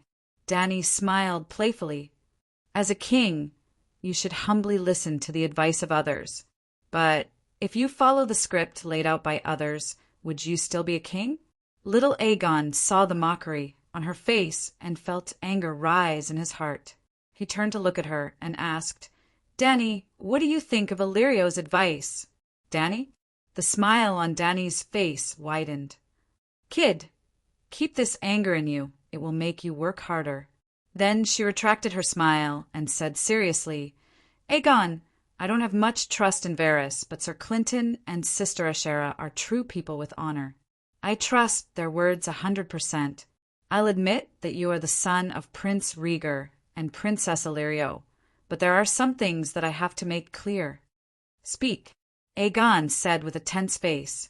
Dany raised a finger and said, First, I believe in the 7 gods, and I'm the Archbishop of Slaver's Bay. Starting from me, the Targaryen tradition of marriage between close relatives will be abolished. Ah, everyone couldn't help but cry out in surprise, looking at Dany with eyes full of disbelief. Clinton looked worriedly at the pale Aegon and advised, Your Majesty, you and Aegon's descendants will have a nobler bloodline. Dany waved her hand and said, disapprovingly, the only thing that is truly noble is one's character. Our lifespans will end one day, and only our souls will meet the 7 gods. What does a person do to decide the nobility of their soul? Believe it or not, my father Illyrio and brother Rhaegar are suffering in the 7 hells. Their bloodline is noble enough. The 7 hells. Clinton and little Aegon looked at the Dragon Queen in horror, as if she had become a stranger who had brought them to the 7th level of hell. On the other hand, Tyrion was looking at the Queen with even more interest. Your Eminence, do you think my father is in the same level of hell as King Aerys and Prince Rhaegar? He asked with a grin. Well, Dany scratched her chin and pondered. My dad only burned the old Stark to death and tortured the old Stark to death. Come to think of it, His main sin was his insanity. However, insanity was only an illness and not a major sin. Stranger might have him stay in the second level of hell. Then it was my brother, Sai, going against the holy marriage. This sin is quite big, at least in the fourth level of hell. Lastly, your father, who betrayed his oath by deceiving the king's landing into opening the gates and pillaging the people. He murdered the innocent Princess Lelia. He was also responsible for Wald Frey's violation of the rights of the guests. It's probably in the sixth layer of hell. That makes sense. Tyrion nodded in agreement with a serious expression. The seven hells? What are you talking about? Clinton and the others looked at the two people who were talking as if they were lunatics. I'm talking about something that everyone knows. Just because you don't say it doesn't mean it doesn't exist, Dany said indifferently. You're insulting my father. Little Aegon clenched his fists, the veins on his neck popping out. Your father is her elder brother, the little prince, the little devil said with a grin. Little Aegon turned around and said coldly, You killed your father. You should go to the seventh level of hell. There are benefits to the seventh level. The little devil shrugged indifferently. When you go down, you can go through the fourth and sixth levels and meet your father and my father. Aegon, don't blame your aunt. She swore that she would not start a war before the long night. Ymont comforted him gently. The anger on Aegon's face disappeared. He looked calmly at Dany and asked, The long night is not certain. If the next summer comes as usual between the two of us, who will have the highest priority to inherit the Iron Throne? The moment he said this, everyone fell silent. Clinton looked at his adopted son in a daze. His mouth opened, but he could not say a word. What do you think? Dany asked with interest. After the mad dance of the Blood Dragon, the Great Council established the inheritance system where men have priority over women, Aegon said solemnly. Eldest nephew, do you know that the nobles of the Seven Kingdoms will only acknowledge your identity if I acknowledge it? No one in the Seven Kingdoms will believe Varys' words. Sir Clinton and Sister Ashera are upright people, but integrity and honor are not as useful as a rusted sword in the Seven Kingdoms today, Dany said with a smile. You, Aegon's face paled. He said in shock and anger, You want to use this method to force me to withdraw from the fight for the Iron Throne. No, no, no. Dany waved her hand. The rule I set is the one who ends the long night is king. The goal is to reduce the chaos of war and preserve strength to deal with the other ghosts. If I acknowledge your identity and let you use my declaration to recruit soldiers in the Seven Kingdoms, won't my plan to preserve the vitality of the Seven Kingdoms be ruined? Also, what will the others think? Ant will take down Dragonstone Island, use the oath to numb the nobles of the Seven Kingdoms, and then arrange for me to attack the Iron Throne? Aegon, the long night is real. Old Ymont frowned, his voice no longer gentle. Aegon tugged at his cool silk clothes and said, Look at the weather in Astapor, it's almost melting people. Does it look like the long night is coming? How about this? Dany's eyes flashed, and she suggested, If you follow my rules and wait for the long night to come, Ant will bring you to kill the other ghosts. If we meet the other Ghost King, I will give you the head and let you become the prophesied child to end the long night, becoming the ruler of the Seven Kingdoms. If you want to do it alone, you are not my son. I can't control you, and I can't be bothered to.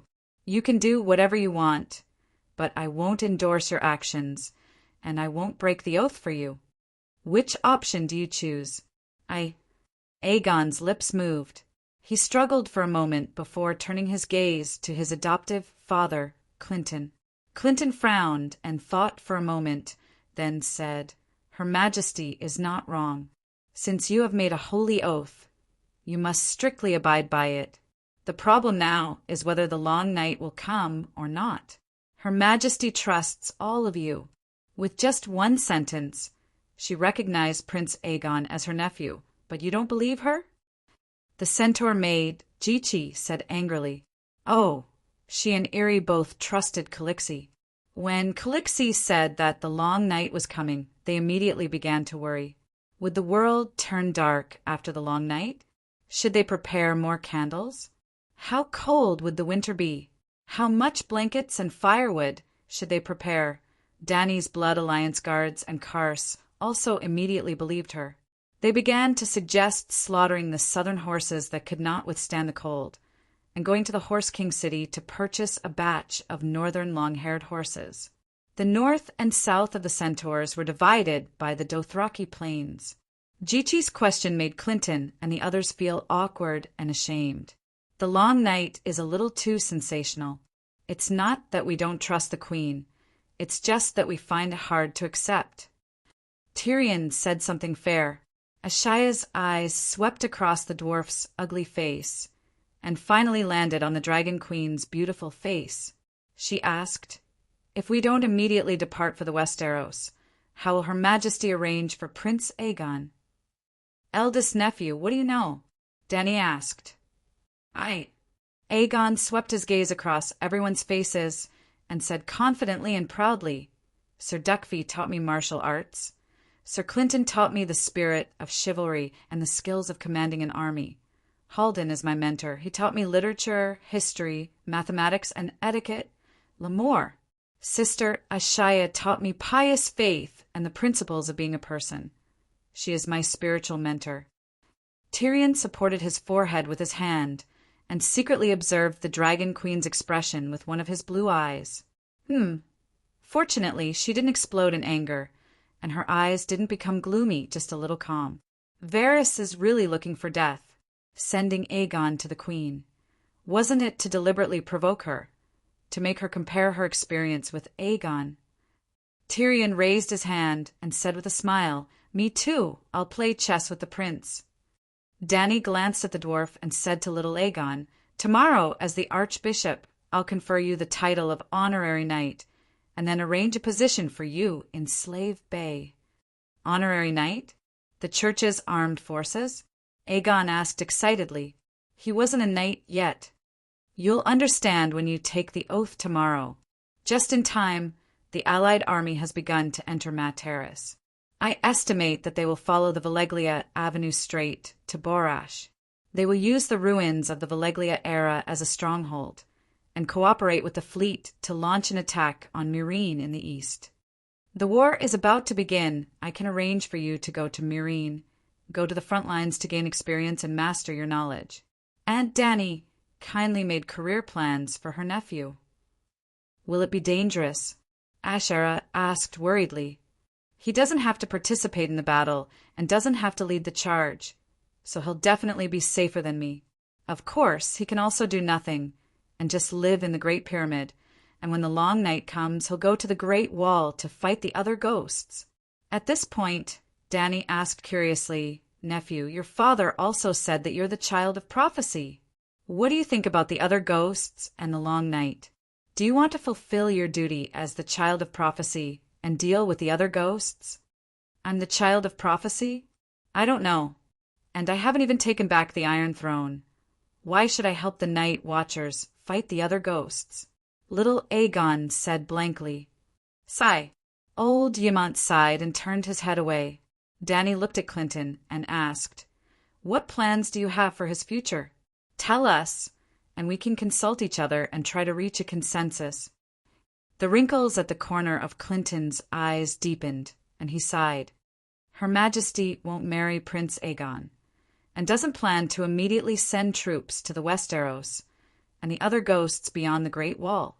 This is too different from our original plan. What plans did you have, or rather, what did Varys arrange?" Tyrion asked. He was not trusted by Clinton, and at first he did not even know the true identities of Aegon and Clinton. "Her Majesty will marry Prince Aegon and let the prince become a dragon knight and—" Clinton hesitantly glanced at the Dragon Queen, Cora, Missandei, Grey Worm, the Centaur Maid, and the others, and his expression was very awkward. "What are we waiting for?" Dany asked with a frown. "When Slaver's Bay is defeated by the Alliance army, immediately lead the remaining unsullied to Pentos, and then use Dragonstone Island as a base to quickly take down the King's Landing. The weathered, middle-aged man said awkwardly, "We won't be defeated by the Alliance army." As expected, the officials and generals at Slaver's Bay were filled with righteous indignation. "Varys and Illyrio don't think that I can defeat the Alliance army, and that's fine. But if I really fail, how many subordinates will I have left? Can I quickly take down the King's Landing?" Dany asked doubtfully, "I also have a trump card." "Aunt Dany, I didn't come to you empty-handed," Aegon said proudly. Chapter 435. Tell me, what trump card did Illyrio prepare for you? Dany asked with interest. This. Little Aegon immediately regretted revealing his trump card on impulse. Now that he heard his aunt's question, he could not help but look at his godfather for help. "There is no need for your highness to hide anything from her majesty," Clinton said without hesitation. In just 2 short days of contact, Clinton had already seen the Queen's character.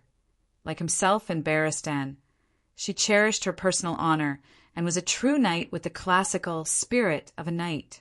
The heiress period before Robert was only 16 years ago, but it had become the classical era of knights that could only be recalled. The Westeros nowadays were too lousy. There were almost no true knights. "It's the Golden Group," little Aegon said.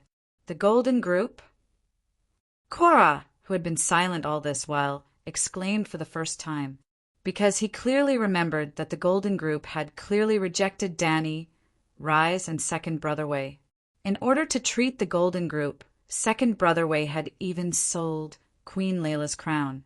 In the end, the Golden Group ate and drank heartily while loudly mocking the Beggar King.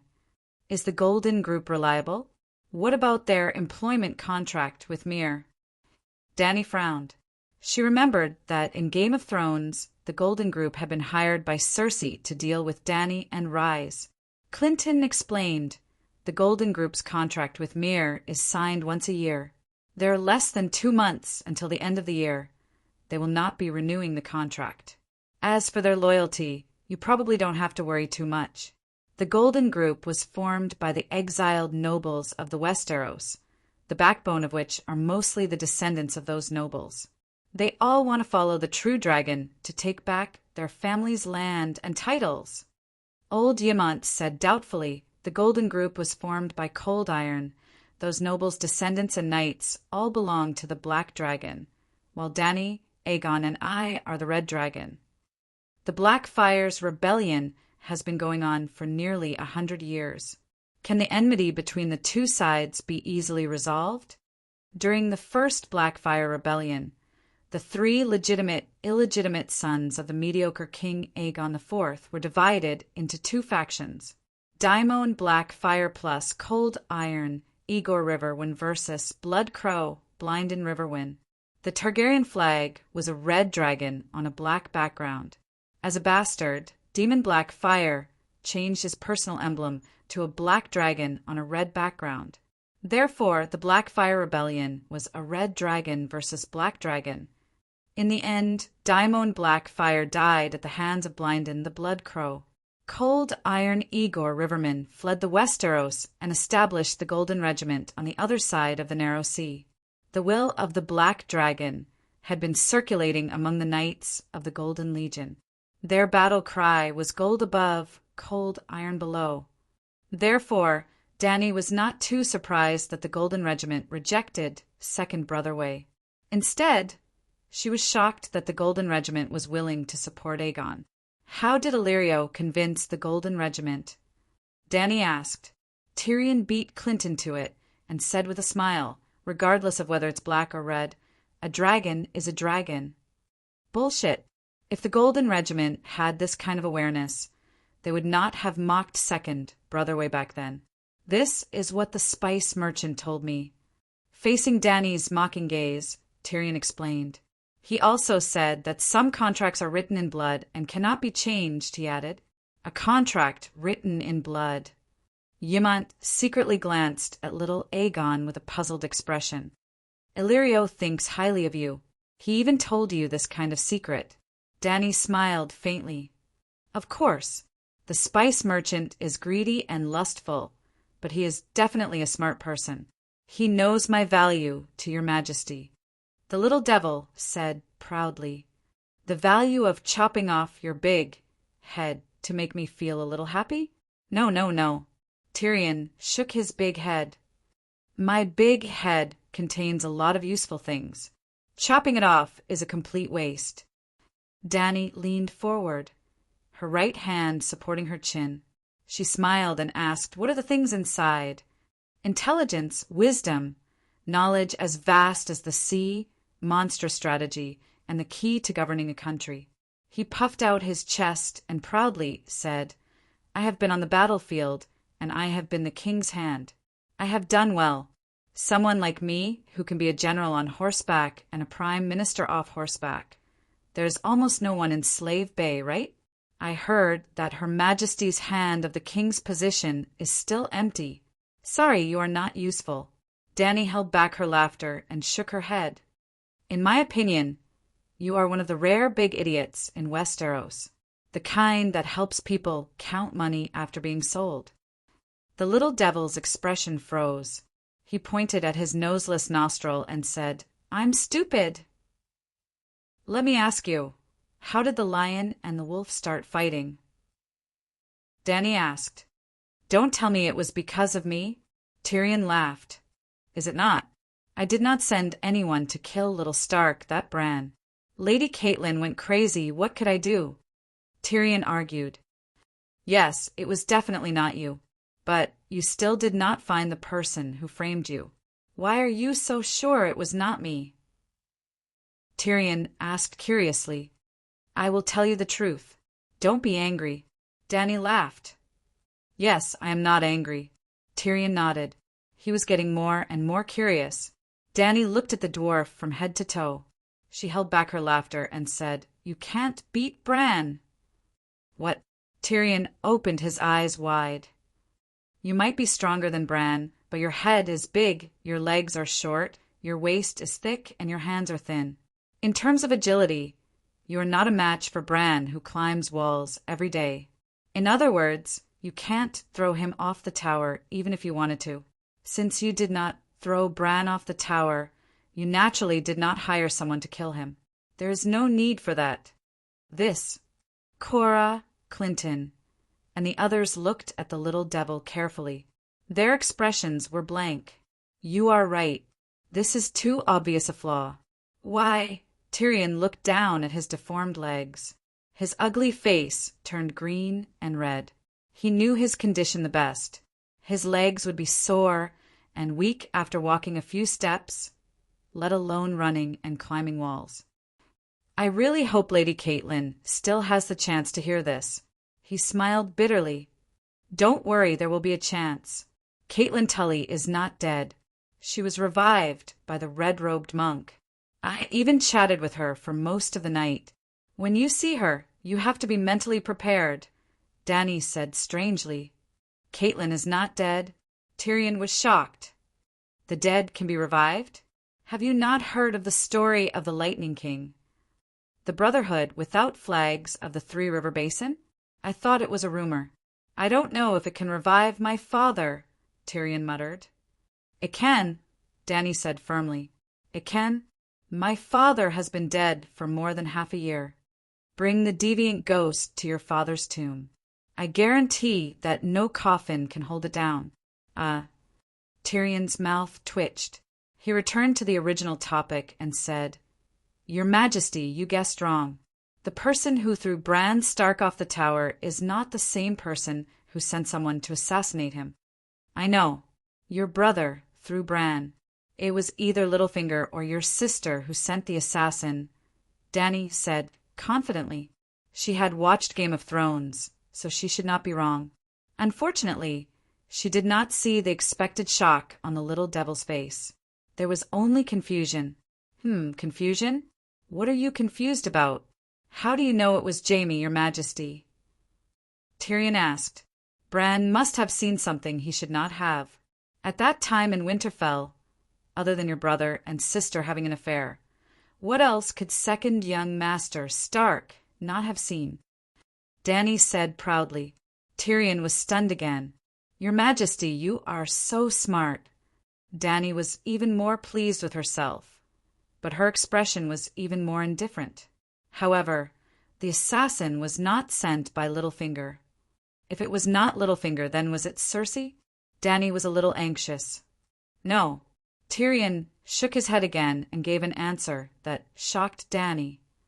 It was my nephew, Joffrey. Why would he kill Bran? It doesn't make sense. The dagger was Robert's. Joffrey stole the dagger and found a random assassin among the royal knights. As for the reason, Tyrion smiled bitterly. The title of Second Mad King is not just for show. What reason would he have for changing his mind and killing Ide at the last minute? Little devil, you have guts, little Aegon said coldly. Sigh, your highness, I apologize. Tyrion smiled and bowed. Dany said thoughtfully, It seems that I misunderstood you. You were not ignorant about the Bran assassination incident. It's not really a misunderstanding. I was indeed framed by Littlefinger.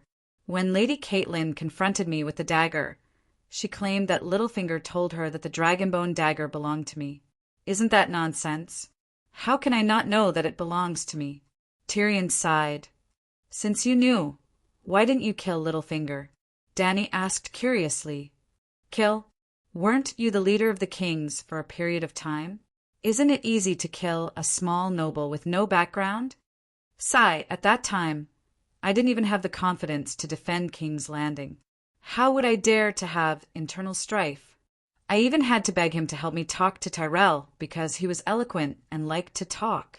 When the situation was set and we could cook the hound after it served its purpose, I was killed ahead of time. That guy went one step further and became the Duke of Hellenberg, Tyrion said helplessly. You didn't tell your father about Littlefinger instigating the lion and the wolf. Tyrion smiled strangely. I'm not targeting anyone. All of Lannister's enemies should be grateful to me. My father's cunning and ruthlessness are something you can never imagine. While I was unconscious and recuperating, my father quietly made a move against him. What did Tywin do? Dany asked in surprise. Give Hellenberg to Littlefinger, Tyrion said with a smile. What's that supposed to mean? Little Aegon was confused. My father believed that the curse of Hellenberg was real. Even if it was fake, it would become real sooner or later. Unfortunately, before the curse of Hellenberg took effect, you and your father were weakened by him, Dany mocked. What do you mean? Suddenly, Tyrion's pupils shrank, and he cried out, Did he kill Joffrey? Oh, you're not too stupid. Maybe Littlefinger has the ability to do that. But that doesn't make sense. What benefit would he get by framing me or killing Joffrey? Tyrion said in disbelief. Dany stared at him for a long time, causing the dwarf to squirm uncomfortably. Then she held back her laughter and said, The chaotic situation, and he has your wife. Sansa? Tyrion's expression changed drastically and started to turn green. Do you know about Littlefinger's relationship with Catelyn? He used Sansa as a substitute for his first love, Catelyn? Damn it. Tyrion's face turned completely green. The surrounding onlookers looked at Tyrion with sympathy, especially the female dwarf, Fanny. She was so sad that she almost cried for him. Don't you think you're miserable? You've been tricked by the same person so many times. Your wife is lying in his bed. Maybe she even has a child now, but you still don't know anything. Dany had no sympathy at all. She was still gloating over his misfortune. Who told you to betray Dany Rise? You deserve it. The dwarf's face was pale, and he was about to collapse. Chapter 436. It was dawn, and the sun had yet to rise. It was the coolest time of the day in Astapo, which was only about 15 degrees Celsius. Astapo Peninsula, 5 kilometers west of the city, in a brickyard by the sea. With the encouragement of the Dragon Queen, Pogba, the skinny man, pushed out a handcart used by workers to transport mud bricks from the factory. There was a thick layer of yellow and dry rice straw piled on the handcart. Among the straw, There were 8 jars the size of pineapples, 4 brown clay jars, and 4 transparent glass jars. Of the 4 glass jars, 2 were half filled with a green liquid, while the other 2 were full without a single bubble. Wildfire! Pogba slowly pushed the handcart out of the factory and came to the red brick steps where the mud bricks were being dried. Well, the process of baking red bricks was rather complicated. One had to first dig out sticky mud, then mix coal ash in the mud. After pressing the mud into the mold and cutting it into mud bricks, they couldn't immediately be sent into the kiln. The mud bricks must be dried in an open, ventilated area. They must not be exposed to the sun. They must be covered with a layer of waterproof linoleum, and then covered with a layer of sunscreen grass curtains over the linoleum. The mud bricks couldn't be casually placed on the ground. Red bricks had to be used to build steps that were a palm's width above the ground to prevent the bottom layer of bricks from being soaked by water when it rained. Because of this, there were rows of red brick steps that were 1 meter wide and 100 meters long outside the brickyard. When the mud bricks were dried and hardened, they would be transported into the kiln and stacked together. A layer of coal would be sprinkled on top of them, and the kiln door would be sealed. The kiln would then be lit up from the coal filler above. At this moment, a portion of the mud bricks had been transported away, leaving a long row of red brick steps outside the factory. Well, it wasn't all empty. There were 7 1-meter wide and 2-meter long mud brick walls that separated them into single rooms that were 10 meters apart. Under everyone's gazes, Pogba had the solemn expression of a bomb disposal expert. He moved gently, but his movements were swift as he moved the jars out of the handcart and placed them on the red brick steps. Perhaps it was because Pogba often practiced his ultimate skill of protection, fire walk, but he was very fast. In just half a minute, he had placed 8 jars on the separated steps. However, this was not the end. Instead, the expression on Pogba's face became even more serious. It was as though he had reached the critical moment of cutting the red line or the blue line. He took out a 30-centimeter tall bronze tripod from the handcart. There was a net under the tripod. At the entrance of the factory, under the eaves, Master looked at the sky and saw a red sun rising in the east. He was very anxious and could not help but shout, "Hurry up, the sun is coming out!" Pogba also raised his head and looked towards the east. A layer of cold sweat immediately appeared on his forehead. His movements became even faster, and at the same time he became more cautious. He first put the jar in the net and then gently hung the net under the tripod. There were a total of 4 tripods, for jars, 2 glass jars, and 2 clay jars. Then he connected a long rope to the jar and led the rope to the side, the mud brick wall 2 meters away. Yes, there were rows of steps made of dry mud bricks, with a distance of 2 meters between each other, making it convenient for handcarts to move in and out. On the stairs next to where the jars were placed, there was still one 3-meter tall brick wall that had not been moved away. However, the flammable linoleum and straw curtain on the mud brick wall had been lifted and thrown aside. For fire mages with brown ointment on their faces, plate armor on their bodies, and iron helmets on their heads stood behind the mud brick wall.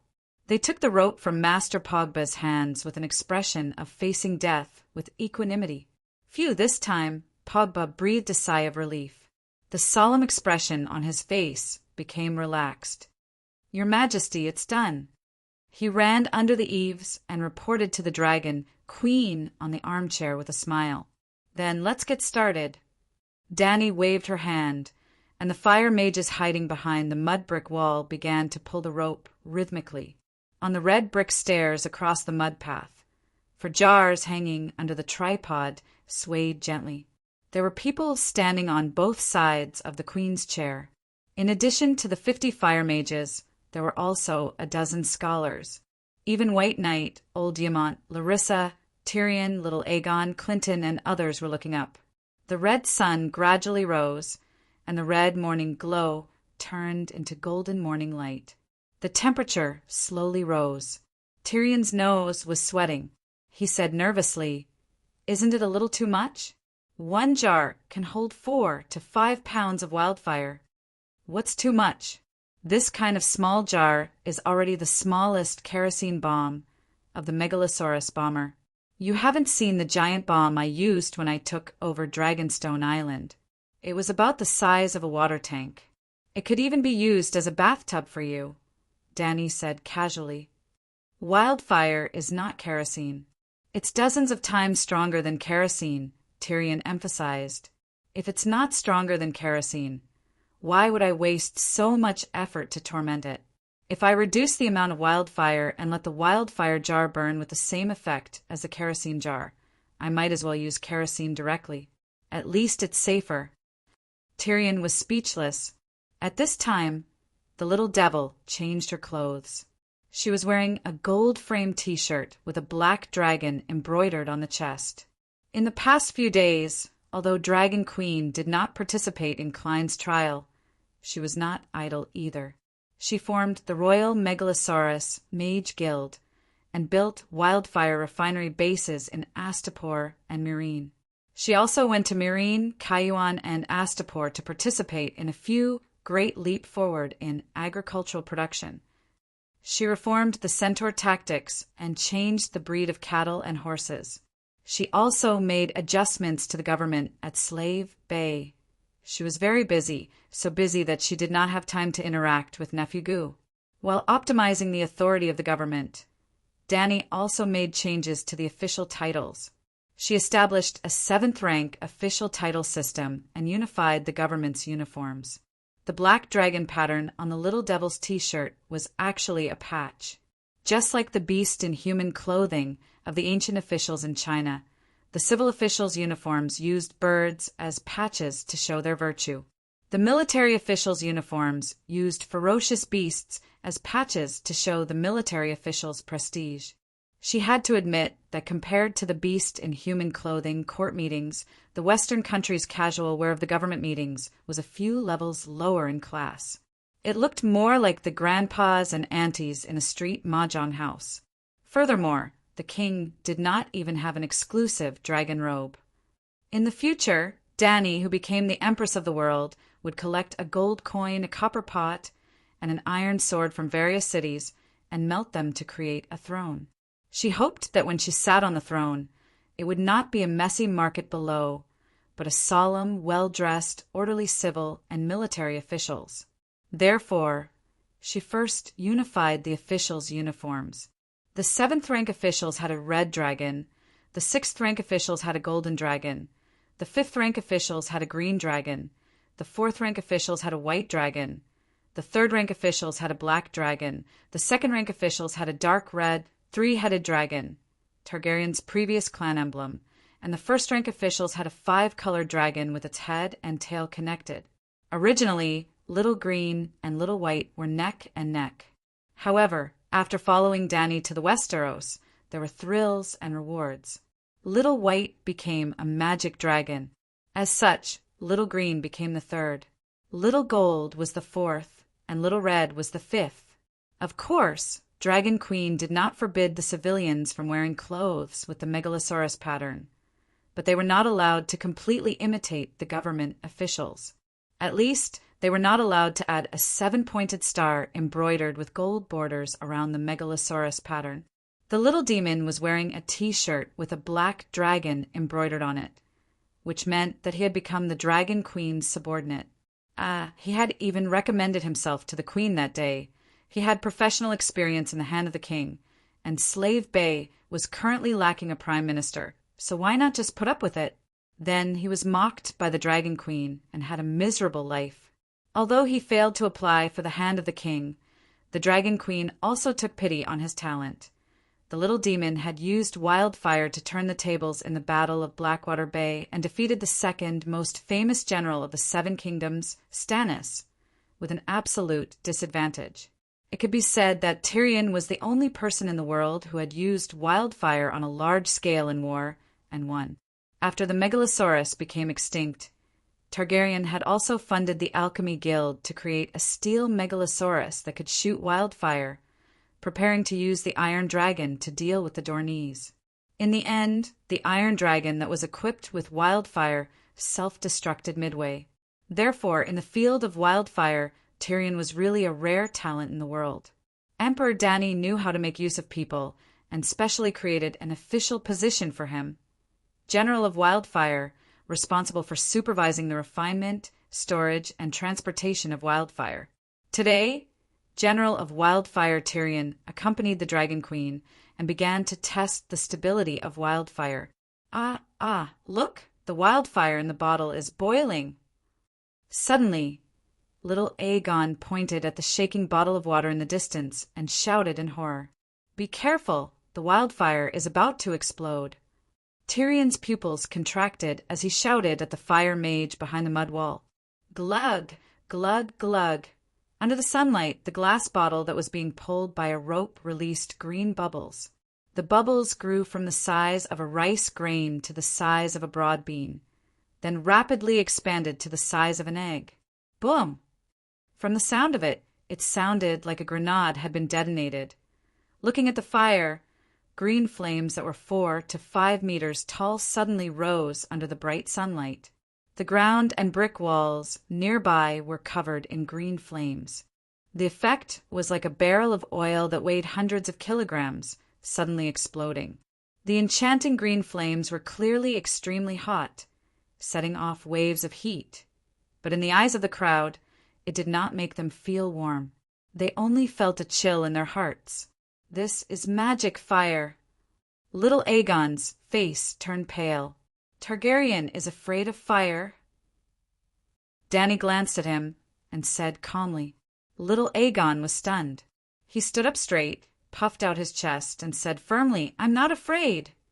Looking at the panic in his eyes, then looking at Tyrion's deeply hidden excitement, Dany had a strange expression. Targaryens are not afraid of fire, but they should be rational when dealing with wildfire, old Ymont said justly. His gaze was complicated. When he saw the wildfire, he could not help but think of his elder brother, who drank the wildfire. Devilrun. What's the temperature? Dany looked at the ironclad fire mage, who ran back and asked. Yes, the shockwave from the explosion of the wildfire bottle was very strong. It caused the thick mud bricks 2 meters away to shake a few times, but they did not collapse. The fire mage who was pulling the rope had completed his task and ran back. 25 draconic degrees.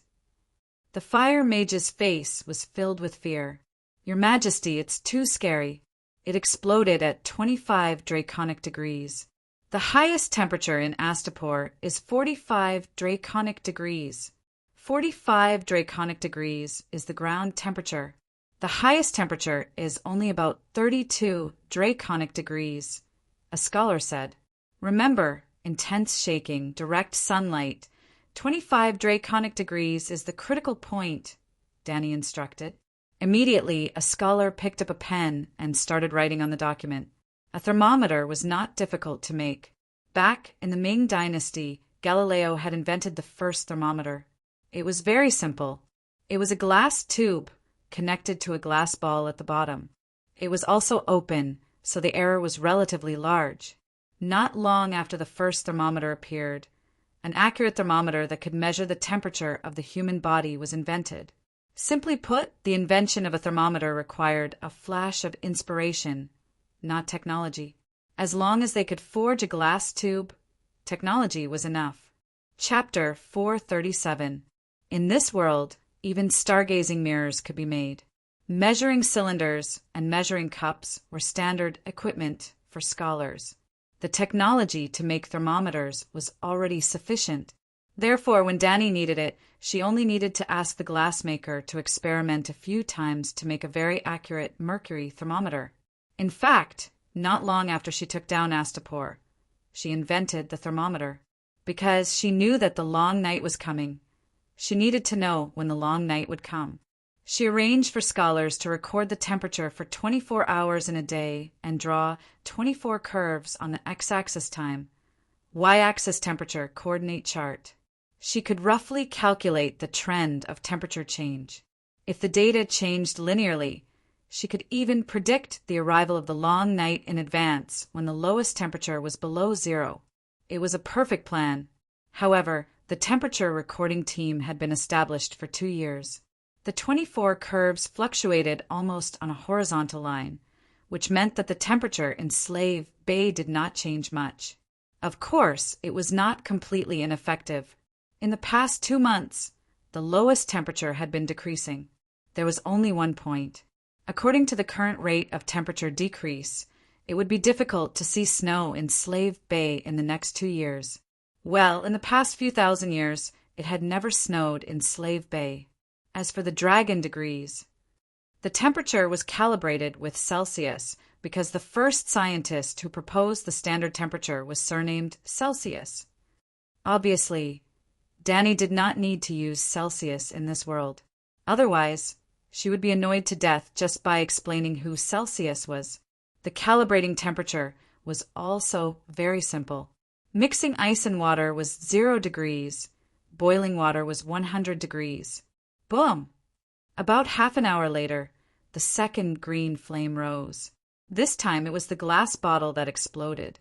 It was the half bottle of wildfire placed on the red brick steps. 28 degrees, no violent shaking, but it receives direct sunlight. The third jar that exploded was a shaking clay pot. It was half a bottle of wildfire, 30 degrees. The fourth was a clay pot placed on the stone steps. It was half a bottle of wildfire, 39 degrees. Fortunately, the critical temperature is 39 degrees, and the highest temperature in the cellar is only 31 dragon degrees. Wizard would breathed a sigh of relief. Hee, 39 degrees, very close to human body temperature. It won't explode when the person is not in the cellar. But if the wizard stays in there for too long. Tyrion sneered. Are you stupid? Hang a thermometer on the wall. When the temperature rises to 25 degrees, stop making wildfire. When the temperature approaches 30 degrees, everyone evacuates the cellar. What danger can there be? Danny asked. If there's no danger, why don't you become the wildfire general yourself? Motherfucker, general of the wildfire, it sounded scary. This was probably the scariest position in the history of the human kingdoms, right? Tyrion glanced at the dragon queen from the corner of his eye, cursing in his heart. At this point, all that was left were full of wildfire without oxygen, 2 clay pots and 2 glass bottles. 1 clay pot and 1 glass bottle were still shaking, and the other 2 were quietly placed on the red brick steps. The glass bottle was directly hit by the sunlight, while the clay pot blocked the sunlight, but it did not explode. It's already past noon. It's 2:30 in the afternoon. It's almost the hottest time of the day. The outdoor temperature is 39 degrees Fahrenheit. The indoor temperature is 30 degrees, and the ground temperature is 45 degrees. The wildfire is still stable. Pogba cheered loudly. Ah, we've finally found the perfect way to transport the wildfire. The other fire mages were also very excited. The effect of isolating the air is so good. The wildfire can really be used on a large scale in the war with the Allies, Tyrion said in surprise. Isn't that natural? Dany's expression was calm, but there was an obvious sense of superiority in her tone. The wildfire is also a kind of fuel. Any fuel needs air to burn. After saying that, she stood up, clapped her hands, and said, "The test is over. Let's go back to the city and celebrate. B-O-O-B-O-B-O-T-O-M." It was as if a Tomahawk cruise missile had exploded in their ears. No, not one, but 4 in a very short period of time. The nearest glass bottle was 30 meters away from the factory, but the shockwave not only blew the tiles on the roof into a mess, it also sent everyone tumbling a few times. The silk clothes on their bodies exploded in the shockwave. Especially Tyrion, his legs were deformed and weak. Like a rubber ball, he rolled a few times on the ground. The black dragon t-shirt that represented a rank 3 official was tattered.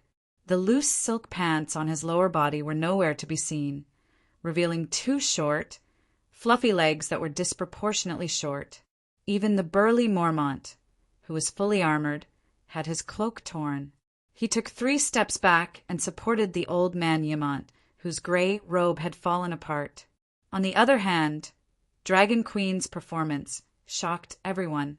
The violent shock wave was like a river that met a reef, and it split into 2 sides of her body, other than her hair flying in the wind. She, who was only wearing light leather armor and chain mail, did not move in the wind. This is not scientific. Tyrion was lying on top of a fire mage when he heard Dragon Queen's exasperated shout. He did not know what science was. At this moment, he only wanted to curse. I'm going to resign and let the deviant ghost be the stupid, wildfire general exclamation point. How can it burn without air? It's not magic. There are no strong magic waves under the sun. Why did it suddenly explode? Dragon Queen's voice was getting farther and farther away. She quickly ran towards the center of the explosion. In the strange green flames, there were still 2 fire mages struggling in it. Tyrion struggled to turn over, but there was someone below him, and he did not know who was above him. There were also people on both sides. He could not move even if he wanted to. His consciousness gradually returned. His nerves became sensitive again, and the feeling on his skin became clearer. His squirming body suddenly froze. Little Tyrion was being held in someone's hand. There were only 2 women at the scene, the Dragon Queen and her mage apprentice. The queen had run away, then it had to be that black girl. Tyrion turned his head in anticipation. In the next moment, a basin of ice water was poured over his heart. It was cold, and his body felt uncomfortable, as if caterpillars were crawling all over it. He did not see the short-haired Larissa's black face. It was a face that had seen the vicissitudes of life, with her eyes tightly shut and a few deep crow's feet at the corners of her eyes. John Clinton. That's right, he had always been standing with Clinton and little Aegon. He was still far away from the black girl. Hey, sir. Sir Clinton, wake up. Tyrion's face was red. He twisted his body with all his might, and with great effort he finally broke free from the other party's rough hands. Little Aegon, who was on top of Tyrion, heard the little devil's cry. He turned his head and saw the back of Clinton's head bleeding profusely. It seemed like he had hit a brick. Sir, Godfather, Sir Clinton, Godfather. Aegon shouted in panic. Ugh. Clinton was a tough guy after all. He quickly opened his eyes in a daze. Suddenly, he felt the warmth on his right hand. The confusion in his eyes instantly disappeared and was replaced by panic and anxiety. Don't pinch, sir, it's me. Tyrion screamed. 7 levels of hell. Clinton shouted in horror and immediately broke free from the pile of limbs with his right hand. As expected, the deerskin glove that he had been wearing was gone. Ouch! Get up, you're crushing me. The skinny Pogba's groan came from under Tyrion's, but, oh, little Aegon woke up with a start. He quickly got up and wanted to help his godfather up first. Don't worry about me. Clinton avoided his godson's pull with his right hand as if he was avoiding the plague. He struggled to sit up and found the glove that had fallen off not far away. He staggered over, picked it up and put it on. Damn it, my clothes are torn. The little devil covered his crotch and wailed. He was still all right. There were only a few holes in his t-shirt, and there were still a few pieces of fabric clinging to his body, covering his private parts. A few of the fire mages with loose robes were naked. Not a single piece of clothing was on them. The shock wave was too strong. Other than Mormont, who was wearing armor, Clinton and Aegon, who were wearing light leather armor, almost none of their clothes were intact. 7 gods above, the explosion of wildfire is so powerful. The ragged Yimant said in horror. Fortunately, Jorah Mormont was in front of him and helped to resist most of the impact. Otherwise, the old man would not have felt good. Looking at the roof that had been blown away by more than half of the tiles, looking at the people who were in a complete mess, and then looking at the flames that had almost formed a sea of green dozens of meters away. Not even the shadow of the dragon girl could be seen. Tyrion shuddered. For jars, he hissed. For jars, he said. One full jar must have weighed at least 8 pounds of wildfire, for jars would have weighed 32 pounds, and they were exposed to the sun for so long. Damn it, I should have thought of it. When I was at the King's Landing, the alchemist kept warning me not to throw more than 10 pounds of wildfire jars. I loaded a small boat with 300 pounds of wildfire, and from a dozen meters away, it overturned 2 of Stannis's warships and ignited a river that was hundreds of meters wide. "Look, the flames are extinguishing," little Aegon exclaimed. "Wildfire can't burn, it won't extinguish." Tyrion was a little uncertain. The sea of green flames that stretched for dozens of meters was really disappearing at a speed visible to the naked eye. "It's the Queen!" Archmidge would shouted in realization. "The Queen has entered the sea of flames and is controlling the flames." The wildfire is so fierce, but it can be controlled?" The mages were shocked and couldn't help but take a few steps forward. Originally, the wildfire burned with green flames that were 4 to 5 meters high, blocking everyone's sight. Now, the rampant green flames were like the water in a swimming pool that had its valve opened, returning to the sea and returning to the Dragon Queen's right hand. The flames gradually decreased, and everyone saw the Dragon Queen's expression was calm as she raised her right hand. Like Moses parting the sea, wherever he went, the demonic green flames automatically avoided him. Strands of green flames were pulled away from the flames and merged into the green fireball that was the size of a basketball in her right hand. "Come quickly, a few neatly dressed people. Dig out Archmage Tim and Archmage Duncan." Dany said. Even the roof that was dozens of meters away was blown away, and the mud brick wall that acted as a firewall naturally collapsed. The 2 fire mages who were hiding behind the mud brick wall and pulling the rope were crushed inside by the broken bricks, and even the green wildfire splashed onto their armor.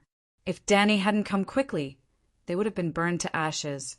In reality, even if they weren't burned to death, their organs were injured in the explosion and they spat out blood.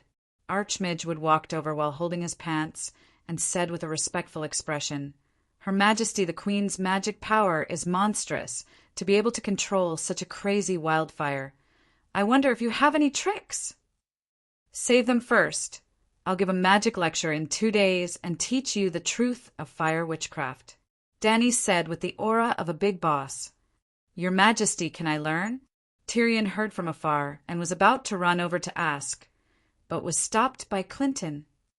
"Wait, let me see your dick," he said seriously. Chapter 438. Magic and the power of the gods were real. For those with extraordinary talents, magic was the blessing of the world, giving them the possibility to see the truth. But extraordinary magic was too high for ordinary people, more like a curse than a blessing. Comparison of power levels. The magic of ordinary people, extraordinary people, and the divine power of gods.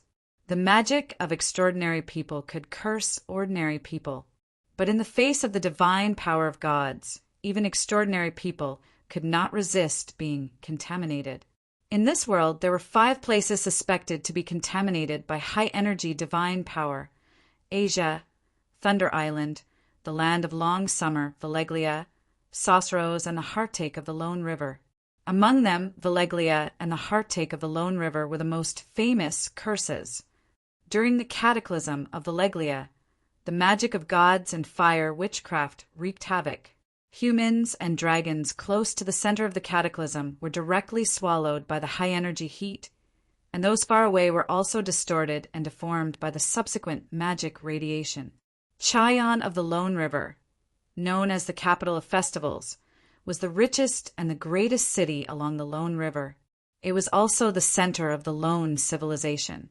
In the battle between Prince Jaren and the 250,000 Lone people against the Valeglia Dragon King, the Lone River was evaporated by hundreds of megalosaurus, and the prosperous city was turned into ruins. Prince Jaren was captured alive by the Valeglia people and locked in a golden cage. The Lone civilization was destroyed. The mother goddess of the Loiner people, the Loiner Mother River, made a final stand against the invaders for her people. A sudden flood in the middle of the night dragged Cheyenne and the invaders to the bottom of the river. Mutual destruction. The former capital of the Golden Plains faded from its glory and summer colors. Surrounded by fog all year round, it became a gray and damp heartache. It also became the source of the gray scale disease and the hometown of the Stone people, victims of the disease. Gray scale disease caused the patient's skin to harden and lose the sense of pain and touch. It was covered with black and gray spots and was as hard as stone to the touch. In the late stage, the patient's tongue and lips first turned to stone and lost the ability to speak. As the day of their death approached, the other parts of their body would slowly turn to stone. In the end, they would become stone people. It was a very magical, infectious disease. Well, gray scale disease was contagious and could be transmitted through touch. When they passed by the heartache, Clinton jumped into the river to save Tyrion, but unfortunately he was scratched by the Stone people, and a finger on his right hand was infected with gray scale disease. The most effective way to check if he was infected with gray scale disease was to stab the Stone people. So Clinton took Tyrion's arm and said solemnly, "Let me see your dick." "What did you say?" Tyrion thought he was hallucinating. "Take off your pants and let me check your dick," Clinton said seriously. Tyrion shuddered violently and broke free from the other party's grip. With a pale face, he said, "You hit your head on a brick. Are you crazy?" Clinton noticed the strange looks from Aegon, Ymont, and the others. His expression froze as he reached out and pulled Tyrion to the side. "I'm not crazy. This is a serious matter. You have to tell me the truth. Do you feel anything?" Noticing the seriousness in Clinton's eyes, Tyrion forced himself not to break free again. "How do you feel?" he asked in a low voice. "Do you still feel anything when I touched that part of your body?" Clinton asked seriously. Tyrion's back broke out in a cold sweat. He widened his eyes and looked at Clinton's bold and square face in horror. His calves were trembling. What do you mean?" he asked weakly. "Let me ask you, do you still feel anything after I touched your dick?" Clinton had just explained when Tyrion retracted his arm in horror. Clinton was anxious. He walked over impatiently and pressed Tyrion's head with his right hand. His left hand reached out to, "Don't struggle. Let me pinch you again. See if you still feel anything," he said in a low voice. Suddenly, Tyrion remembered a rumor he had heard at King's Landing. Renly and the Knight of Flowers were nothing. Back then, John Clinton and Riga, 7 levels of hell. Go pinch the balls of the other ghosts. Tyrion was furious. He pulled back his hand and kicked Clinton's right hand that was reaching for his crotch. "Get lost. I'd rather cut off my dick and sell it to a wizard. I won't let you pinch it." Clinton looked thoughtful when he heard that. If he immediately cut off his wrist after noticing the abnormality and cut off the infected limb, there was a very low possibility of stopping the gray plague from spreading to other parts of his body. Thinking of this, he nodded with a complicated expression. "Very well. Since you have such courage, I won't force you." He was not without courage. In fact, he could still save his life by cutting off his right hand. He would definitely die if he kept his right hand. Obviously, Clinton was not even afraid of death. Why would he be afraid of cutting off his hand? If it was his left hand, he would have cut it off immediately. But the infected hand was his right hand. It was his dominant hand. 80% of Clinton's power was in his right hand. He still had to lead troops to war and help little Aegon restore his country. Looking at Jaime's miserable fate after his right hand was cut off, he understood how important a dominant hand was to a swordsman. After being intimidated by Clinton, Tyrion's passion to learn fire magic decreased by half. When he walked to the front of the Dragon Queen, he saw a fire mage being dragged out of the rubble by Maul. His arm and face were charred black. He was still vomiting blood. It was very miserable. Looking at this pitiful fire mage, the little devil could not help but put himself in the other party's shoes. he shuddered and took half a step closer to Danny. He probed. Your Majesty, it seems like you have failed. The temperature in Slave Bay is too hot. There is no future in starting a wildfire. Why don't we break up? Break up? This word was very familiar. Danny looked at the little devil with the corner of her eye. She said, It is because you have failed that you have the chance to show off your skills as a wildfire general. If you really succeeded in one try, how could you show off your ability? When we return to the city, I will give you a sum of money. Walk 5 kilometers to the west and find a deserted place to build a wildfire shooting range, the kind that you can mess around with and explode at will. The second fire mage was also dragged out. One of his legs was broken, the bone fragments poking out. Blood was gushing out. The other leg was charred black by the wildfire. The charred bones gave off the smell of barbecued pork ribs. Tyrion felt his teeth ache. It seemed like his calf was also hurting. Why don't you replace me? My ability. No. He was almost begging. Fuck, I can mess around with and explode at will. Who am I going to explode? Who am I going to mess around with? You can do it. You have to have confidence. Danny patted his deformed head and encouraged him. You can chop people up on a horse. You are a good security guard. You are a good manager. You have the most experience in storing and using wildfire in the world. You are a good technician. Wildfire general. Who else but you? Tyrion wanted to cry. Right. You said that you want to learn fire magic from me? Danny patted his head 3 more times. She praised him. You are very motivated. After learning fire witchcraft, you can also personally create wildfire. It seems like you have the potential to become a scientist. Maybe you can develop a type of extremely stable wildfire. Improve wildfire. Do you think that I don't die quickly and miserably enough? Tyrion's eyes were red. Improving wildfire is equivalent to changing the world.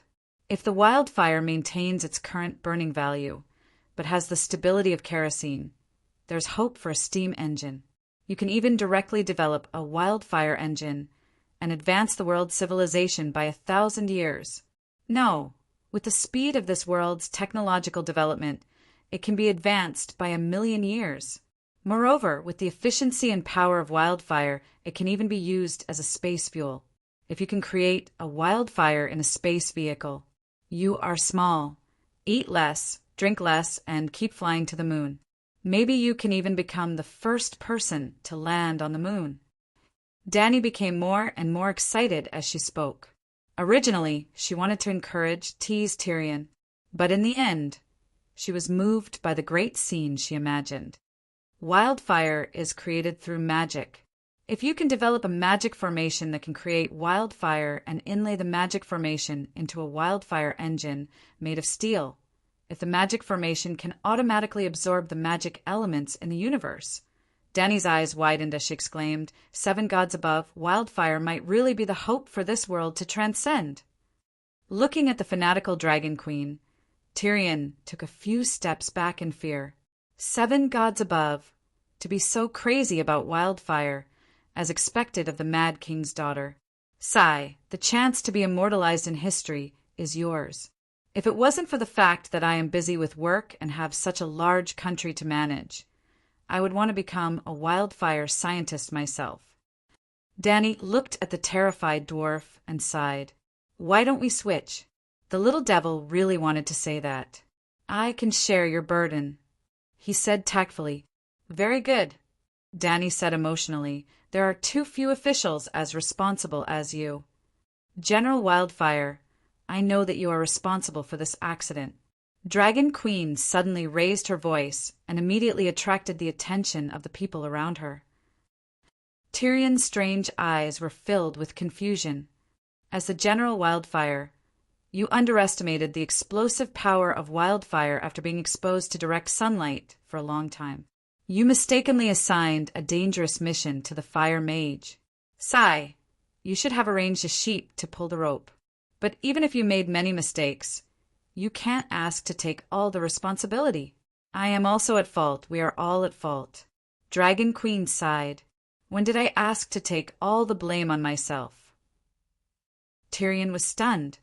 Wood, the fire mage's fire-repelling ointment, couldn't resist the wildfire. I was a little far from the scene of the accident and couldn't rescue him in time. The mages didn't study the properties of wildfire thoroughly enough.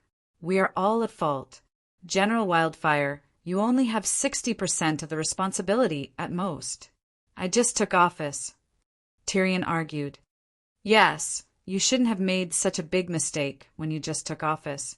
But you can redeem yourself by doing good deeds. There's no need to ask to be whipped, is there? Dragon Queen looked down at him and pressed his head. You are right.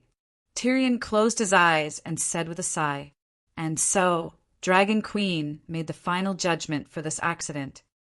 General Wildfire's salary will be deducted for half a year. The two mages, Tim and Duncan, will be compensated with 5,000 gold radiance each. The rest of the mages will be compensated with 100 gold radiance for mental damage. Thank you, Your Majesty. I will recover as soon as possible and return to work as soon as possible. Tim and Duncan, who were being treated by the doctors, spat out blood and struggled to say. Chapter 439. Since the Green Saint came to complain, Klein's case had been tossed around for more than a month. Finally, it was the day of the public trial. The Hall of Justice and Mercy, on the first floor of the pyramid, was not big enough. There were too many citizens gathering around. Scholar Bao was on trial. How could they not be excited and concerned? To be honest, the idea of packaging Klein as Scholar Bao was not a brilliant one. The masses were not blind, nor were they fools. Even if they were blind, they could see the difference between the extravagant and lecherous Count Butcher and the impartial Myrrine. Let's change the scene. For example, the person who assassinated John Bolton was not a Gith, and there was no son of the Harpy who formed a society to remind the new freedmen of their nightmarish slave experience. Klein dared to declare to the public that he was upright and plain-spoken, pleading for the people, but framing a villain. He would probably only be met with the ridicule of bards, singers, and the common people. But the case of the son of the Harpy was too special. It concerned the vital interests of all the freed slaves in Slaver's Bay. The son of the invisible woman of the Gith targeted the Dragon Queen. He was a high-ranking member of the Mother of Dragons Guard of Myrrine, and a representative of the new Freedmen of Myrrine. His organization's program was to overthrow the current master of the new freedmen and restore the cruel slave rule of the Gith. To put it bluntly, Klein's brutal suppression of the son of the Harpy could be seen as a continuation of the class struggle. The former ruling class, the slave owners of the Gith, the former oppressed slaves, now the new freedmen. The revolutionaries, these two were too distinct and too typical of opposing classes. After taking down Myrrine and Kayuan, the Dragon Queen's War of Liberation came to an end, and the class struggle began halfway. To mobilize public opinion, to use plays and songs to describe the injustice of slavery and the suffering of the slaves.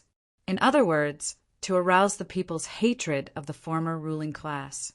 The more they hated the slave countries of the past, the more they cherished the free countries of the present.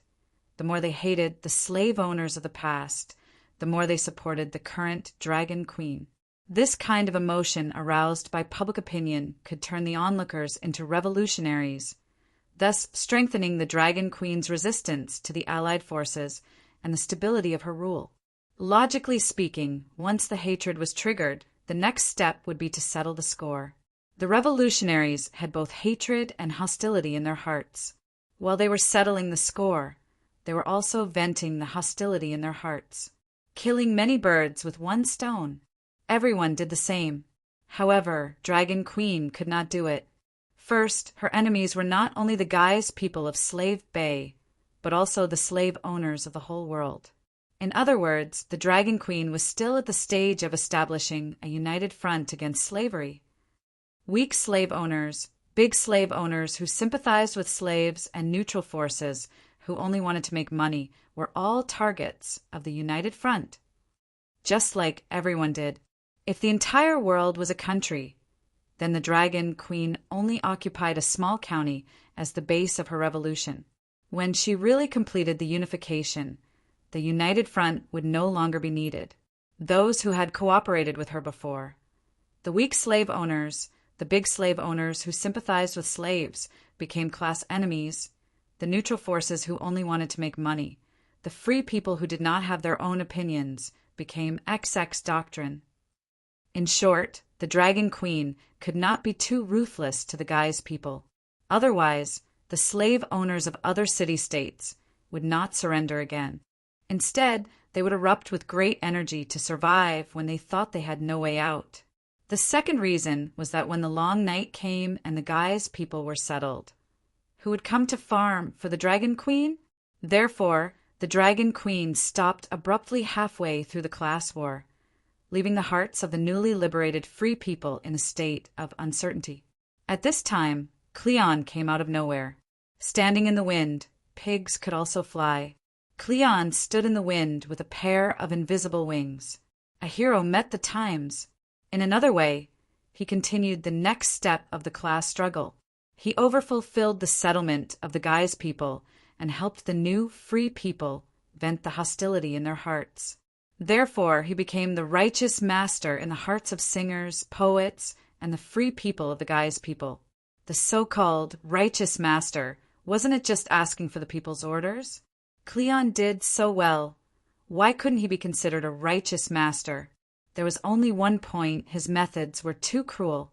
But for the people, corrupt officials are treacherous and honest officials are even more treacherous was a matter of course. Corrupt officials were hateful. Honest officials were cute. The people were so simple. Even if Cleon did break the law, they could forgive him.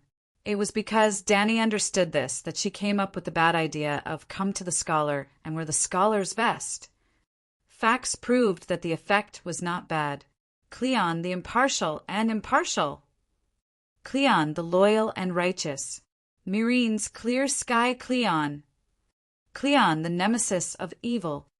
On the first day of the public trial, from inside the hall to the square outside the hall, thousands of people crowded together and slogans were endless. They kept putting pressure on the 15 jurors in the courtroom. In the preliminary trial, there were 27 legal experts who examined Cleon's criminal acts. In the public trial, there were 15 jurors, 5 nobles, 5 representatives of the new free people, and 5 representatives of the Guy's people. It's about time, Missandei reminded the Dragon Queen. Yes, Dany was the chief judge, sitting under the plaque that said justice is above, benevolence is below. This was also the Queen's throne. Pa! The Dragon Queen slammed the gavel, and the Unsullied holding the fire and water staff below hit the floor, rhythmically. Bam, bam, bam, they shouted. Way woo! There were also 10 Unsullied holding up the silent sign. 2 were in the hall, and the remaining 8 were scattered on the second step of the pyramid, facing the free people in the square. The Dragon Queen's power was extraordinary. In the next moment, the slogan suddenly stopped, and everyone in and out of the hall quieted down. With just a sign, you did what Cersei's 3,007 swords couldn't do, the Wildfire General said with emotion. Little Aegon looked enviously at Aunt Dany on the throne and sighed. When I ascend the Iron Throne, will the people of King's Landing be so obedient? That depends on whether your 3,007 swords are sharp or not. There are only unruly people in King's Landing. Unless you can fill everyone's stomach and let everyone live in a clean and spacious house, they won't love any king like the free people of Slaver's Bay love Dragon Queen, the Wildfire General said as he took off his green helmet. Yes, after the last incident, Tyrion had to wear leather armor, and helmet during work. The iron helmet became a safety helmet, and the armor was a work uniform. The leather armor, helmet, armor, and even the cloak behind him were all green, like a burning wildfire. This was the Wildfire General's exclusive equipment, and no one else had the right to wear it. Why, 3,007 swords? Little Aegon asked. 7,000 golden robes, 7 kings guard. This is all the power the king has. Sigh, compared to the Dragon Queen, it's too far away. Tyrion sighed. The Dragon Queen's dignified voice echoed in the quiet hall. The law is the law. The jurors can take the opinions of the crowd into consideration, but don't be completely influenced by them. You are the jury, and you know the law, so you should act according to the law. Yes, Your Majesty. The 15 jurors bowed respectfully to Judge Dany and took their seats. Smack! The Dragon Queen slammed the gavel again and stared with her beautiful eyes. She shouted at the prisoner below, Cleon, you imprisoned the Green Saint and her family for no reason, and even raided the Temple of Divine Grace. The first charge against you is harming a religious leader and threatening the freedom of religion of the people of Meereen. Do you admit it? Your Majesty, jurors! Cleon's face was clean and tidy, and his expression was calm as he spoke. I admit that I detained the Green Saint and most of the saints of the Temple of Divine Grace, and I also admit that I locked up their families. But before convicting me, please confirm one thing. He raised his index finger, looked around at the people around him, and said loudly, should the Green Saint be arrested? She is the spiritual leader of the Sons of the Harpies, one of the initiators of the rebel group, and the biggest enemy of all the free people of Slave Bay. I dare to swear to the 7 gods. She deserves it. Swear to the 7 gods. Tyrion looked at the brown-skinned, black-haired butcher of Gith, and then looked at the approving expressions of the people around him, and felt that it was very absurd. It's strange to hear the name of the 7 gods in Slave Bay, tens of thousands of miles away from the 7 kingdoms, he muttered. What's so strange about that?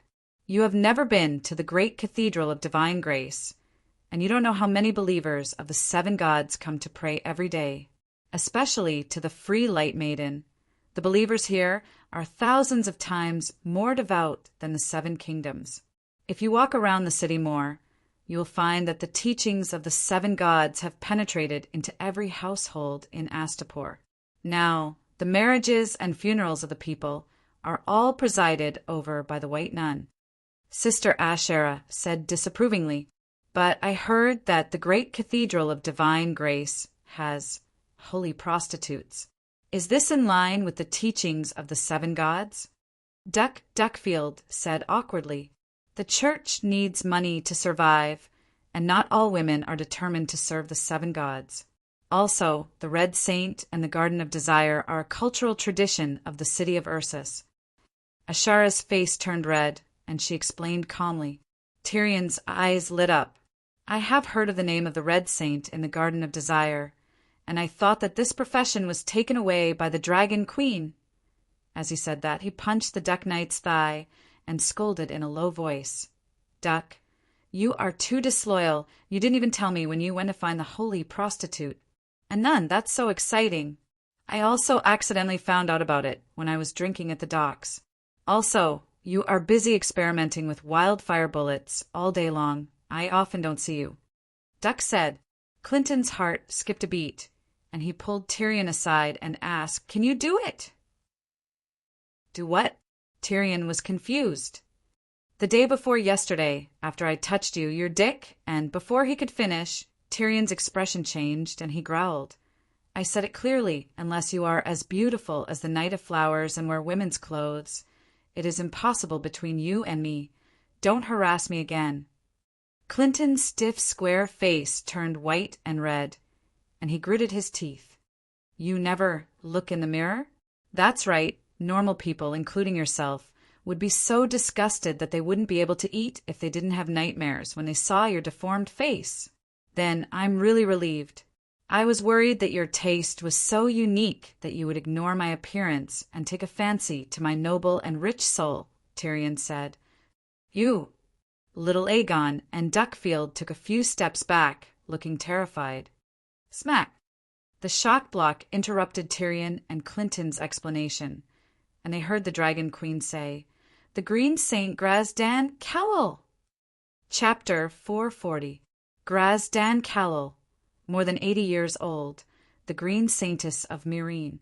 In the original history, Graz Dan was Dany Rise's advisor, an elder who guided her growth, and a very close friend. Dany Rise was almost fooled by her. She listened to her and completely integrated herself into the Guy's slave culture, even marrying a slave owner. Now, this was the first time Dany saw Graz Dan. She was an old woman with snow-white hair and wrinkled skin. There were large gray age spots on her exposed skin, but time did not dim the spirit in her eyes. Her eyes were a soul-stirring green, filled with wisdom and experience that could see through human nature. She still maintained her dignity as the Green Saintess. She wore the green robe of the Green Saintess and wore a green veil on her face. She held a walking stick and seemed to be surrounded by a halo that symbolized wisdom and nobility. She walked in with the help of the 2 white saintesses. "Greetings, Your Majesty." The Green Saintess' voice was gentle and kind, making people feel like they were bathing in the spring breeze. Facing the Green Saintess' clear green eyes, Dany wanted to hide for a moment, as if the darkness in her heart had been seen through by the wise priest. "No, I'm not wrong. My goal is noble and great. My methods, compared to other ambitious and ruthless emperors, are gentler and more benevolent." As she comforted herself, her violet eyes looked straight into the pair of emerald green eyes, grandly and righteously against the profound and wise. Dany smiled and said, "Give her a seat." Immediately, an Unsullied brought a high back chair with fur for the Green Saintess. There was a hint of understanding in the breathtaking green eyes, but also a hint of sadness. The Green Saintess looked away and said, "Thank you, Your Majesty." "Green Saintess, Count Shattered Shackles accuses you of participating in the formation of the Sons of Harpies." At this time, the Dragon Queen's clear voice did not have any extra majesty, but was very calm and indifferent, as if she was chatting with an old person. "Yes, I joined forces with some like-minded people to form the Sons of Harpies." The Green Saintess nodded. "What?" She admitted it. The audience was in an uproar. They never thought that the big boss would be defeated as soon as he appeared. "Sir Grazdan, do you know what you are saying?" In the jury seat, the Green Saint of Astapor, Grazda, exclaimed in disbelief. "My Lord Grazdan," cried another of the Guy's jurymen, "this is the great court and no one can force you, and the Queen is here and no one can lynch you." "Your Excellency Green Saintess, please believe us. We will strictly abide by the code," the Free People said seriously. "Lady Green Saintess, if you are not familiar with the public trial process, you can invite a defender or multiple defenders who know the code. This is the privilege of the nobles." Bruce Wayne suggested. The captain of the guards, Bruce, was a knight and also a knight. He joined the jury as a representative of the nobles. "Pa!" Dragon Queen slammed the gavel again. "Silence!" Wei Wu, Unsullied one, struck his staff. The entire hall was silent. "Sigh, the things passed down by our ancestors for thousands of years are still somewhat useful." "Pa!" Dragon Queen slammed the gavel again. Seeing the people below tremble unconsciously, she felt a bit better. "Your Excellency Green Saintess, think carefully. This is the public trial court. In front of me and the other jurymen, you cannot go back on your words, and will even be used as evidence to convict you. I am very clear-headed. The Count of Shattered Shackles did not catch the wrong person. I am the leader of the Sons of Harpies, the Harpy," Green Saintess said calmly. Klein could not help but ask, "In Meereen, I used the cruelest water torture on you, and you insisted that you were innocent. Why did you admit it now? How can I, the Butcher Count, endure this?" "Water torture?" There was a suppressed cry from the audience. "Why are the people of Slave Bay so honest, saying what they want to say?" Tyrion said strangely. Dany glared at the butcher, who did not keep his mouth shut, and announced, "Count Klein admitted to lynching a religious leader and is found guilty of the 13th charge, a fine of 5,000, 20 lashes in the Freedom Square, and half a year of imprisonment." The punishments for all crimes can be stacked and finally executed together. Aye. Klein was dumbfounded. Pa! The gavel slammed again. Dragon Queen scolded. Everything the court says can be used as evidence to convict you. Do you not agree? I agree. I plead guilty. Lord Bow of Myrene lamented. Your Excellency Green Saintess, why did you form a terrorist organization like the Sons of Harpies? Danny asked. Terrorist organization? Green Saintess smiled and nodded. That's right. We do not dare to face the Dragon King directly, but we do not want to lose the last glory of being the Sons of Harpies. We can only use assassinations and terrorist activities to overthrow your rule. Can terrorist activities in Myrene hurt my rule? Danny was a little amused. Green Saintess' eyes flashed with sadness. She shook her head and said, We thought we could, but reality has proven that we cannot. Your household registration system is perfect, almost locking out the possibility of us secretly causing trouble. Even if there was no assassination of Commander John Bolton, no Count Shackle, as long as we start our activities, as long as the Lord of Myrene is not a fool, we can unearth the Sons of Harpies sooner or later. Tell me, what are you dissatisfied with about me and the current Slaver's Bay? Danny said. Green Saintess looked at the eyes around her, which were as many as stars, and hesitated. Here. I am upright, and there is nothing I cannot do that I cannot tell others. Danny said firmly. After staring at the Dragon Queen for a long time, Green Saintess sighed. Well, you are so confident and proud, and you have the ability to maintain your pride. The Guy's race did not die unjustly in the hands of your Majesty. A dash! As soon as this was said, the 5 Guy's race jurors and the Guy's race in the crowd all changed their expressions and exclaimed in a low voice. Danny's eyes were sharp, and she said lightly, I did not exterminate the Guy's race. The sadness in Green Saintess's green eyes grew stronger, and she said in a sad tone, A race is not made up of people. If the spiritual backbone is broken, the cultural and religious inheritance is also over, and the race does not exist. You changed the divine grace temple to the Church of the 7 Gods, and made my race give up the faith of the Harpies and convert to the free Maiden of Light. You closed the Colosseum that represented the Guy's race's tradition of martial arts, and made some drama clubs and troops that aroused hatred between the new free people and the Guy's race. You never wore toga robes, but wantonly promoted the sleeveless linen of the dock workers. You changed the Guy's race's tradition of eating dog meat and persimmons, and promoted strange foods such as chopped hot pepper fish head, blood sausage, tofu, fried dough sticks, meat buns, and other strange foods. You changed the Gaskali language and unified the learning of the standard Valeglia language. You also forced the Guy's race to shave their heads, keep their hair, but not their heads. Danny's eyes widened, and her face was full of disbelief. Keep their hair, but not their heads? When had she ever said such valiant words? She wanted to immediately interrupt the old saintess and ask, but the other party's series of questions seemed to have gotten to her head. She was so agitated that she could not stop and quickly scolded the Dragon Queen for her sins of destroying the Guy's race. You have never relied on the noble Gith people in politics and military affairs. You have allowed your slaves to rise to the top in one step, surpassing their former masters. The Gith people have been marginalized in all aspects of politics, economy, and military affairs in your kingdom. You also moved the noble Guy's race out of their ancestral pyramids that have been passed down for thousands of years and let them live in ordinary brick houses like the civilians. You showed no mercy to the Guy's race nobles, killing them without mercy. Countless innocent people who were only interested in learning had their properties confiscated and their families sent to labor camps.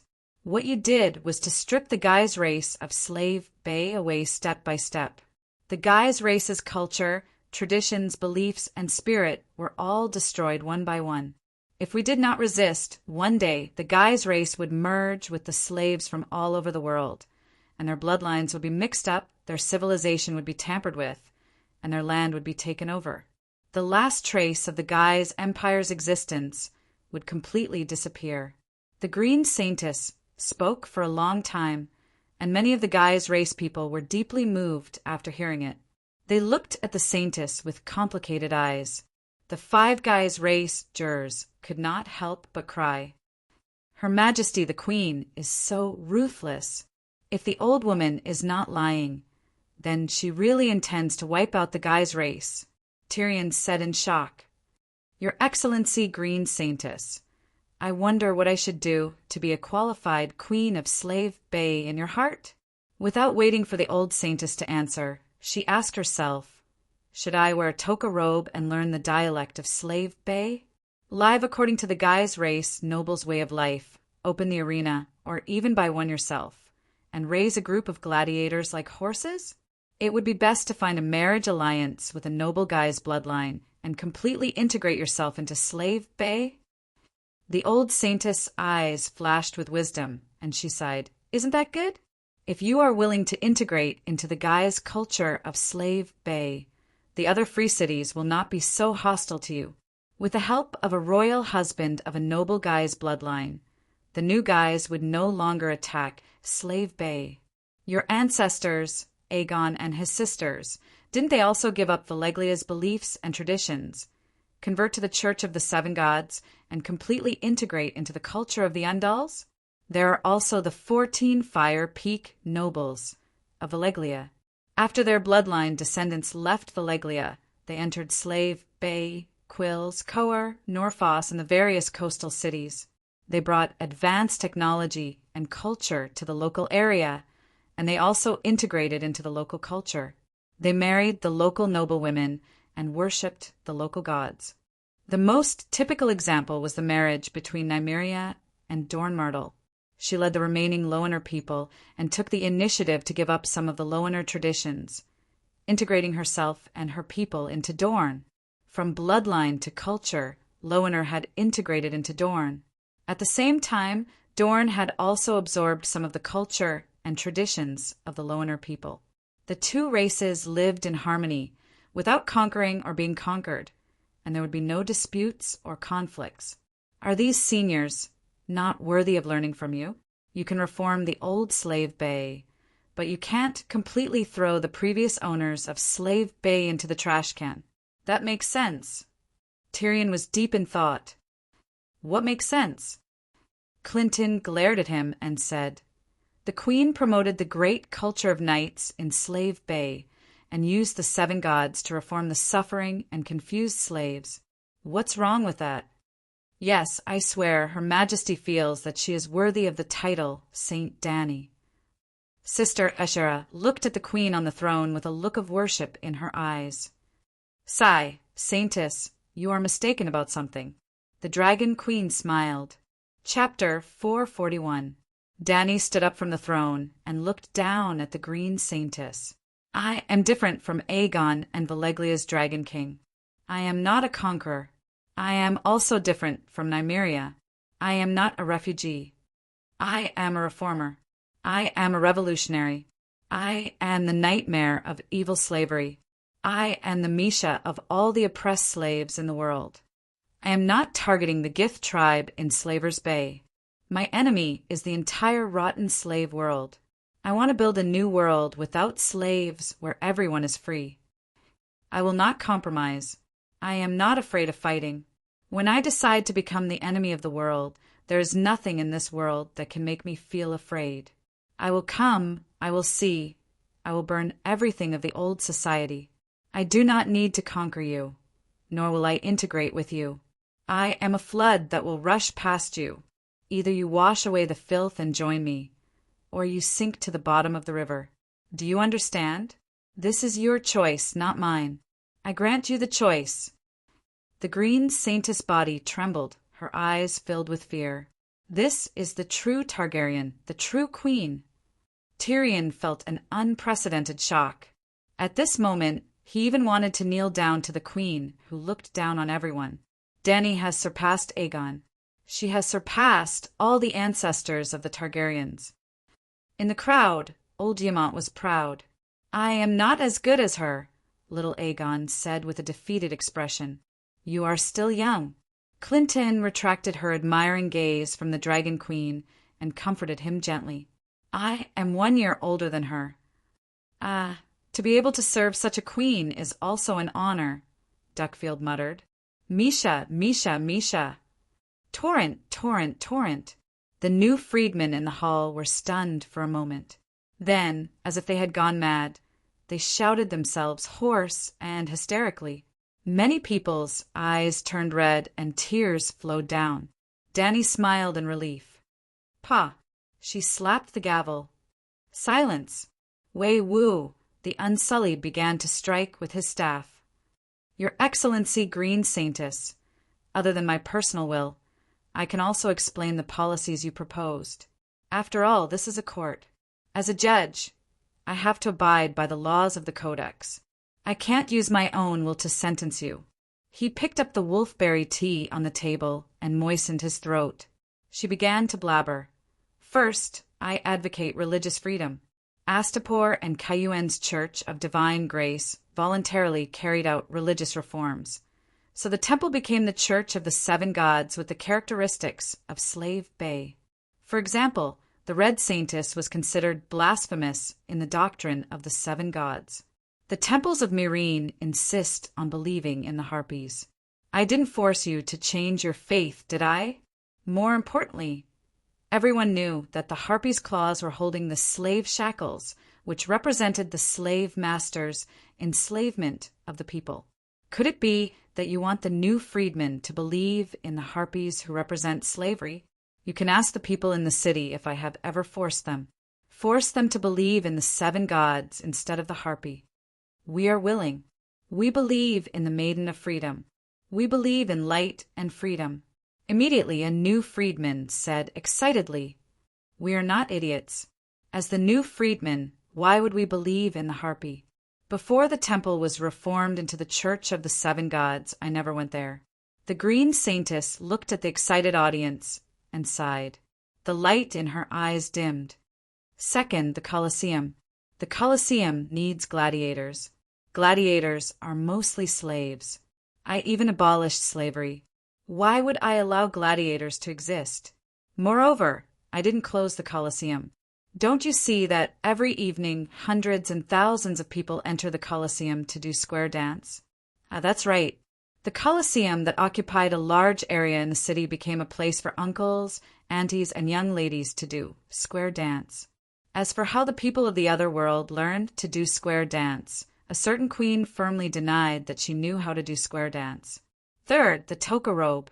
Other than slave masters who don't need to work, who would wear that? Now that the rotten vampire slave masters have been defeated, the working people have become masters. It is difficult to even walk in that kind of clothing. Of course, I have to promote simpler clothing. Fourth, eating habits. Dogs are humans' friends. They can even prevent faceless people. I don't forbid eating them, but you can eat yours. You can't force me to eat, right? Moreover, the food I promote is popular. Not only is it more nutritious, but it also saves on ingredients. Fifth, Standard Valeglia is the world's language. I really can't find a reason to refuse it. Sixth, shaving. Speaking of this, the Dragon Queen's expression became strange. She wondered, when did I say, keep hair? The Green Saintess looked at Klein. I said it. The Count of Broken Shackles raised his right hand and said embarrassedly, Upright long hair is the same as the toga robe. It is the symbol of a fallen slave master. There are thousands of slave masters in the labor camp. They still have strange, upright long hair. It is very inconvenient for them to work. No matter what, they are not willing to shave their hair.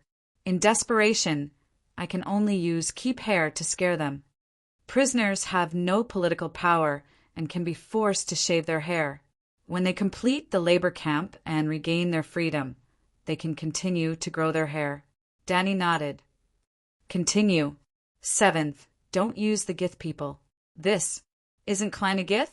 He is the first city lord under my command, the first count. Klein, do you think I am deliberately suppressing the Gith people? No, absolutely not. You are like a second parent to me, changing my life. Butcher Count solemnly vowed. His bloodline is low, the Green Saintess said. No, at Slaver's Bay, he is the Gith with the highest bloodline. In the future, he will become the noblest Gith in the world. Dany shook her head. Your Majesty. Klein received some kind of implicit promise. He was so moved and grateful that his eyes turned red. 8th, the pyramid. Of course I will move them out. The families with the pyramid are all great slave masters. They all bear endless sins. I only pursue the evil and forgive their children and women. This is already merciful. Dany pointed at herself. Take me as an example. The usurper took my father's kingdom, still killed my brother's wife and children, and wants to kill me. I am not dead, little Aegon muttered unhappily. At this moment, everyone was listening to the Dragon Queen's speech. Even Clinton did not pay attention to his muttering. 9th, I am not merciful to the great nobles of Gith, because they are all slave masters. None of them are innocent. I will say it here today. Unless they surrender to me in advance and contribute greatly to the liberation of the slaves. Otherwise, not only the slave masters of Slaver's Bay, but all the great slave masters in the world will not be spared. Finally, you think I am erasing Gith culture. Let me ask you, do the Gith people of this time have the same traditions and culture as the Gith people of Gith? The Green Saintess was silent. All the Gith people in the hall were silent. The Dragon Queen smiled faintly. After the last long night, 3 of the most powerful ancient civilizations appeared. Gith, Loina, and Valeglia, but they all disappeared in the long river of history. Times are changing, and no culture can be strong forever unless it is good enough to be accepted by everyone. Obviously, the culture and traditions of Gith built on slavery are not only weak, but also decayed.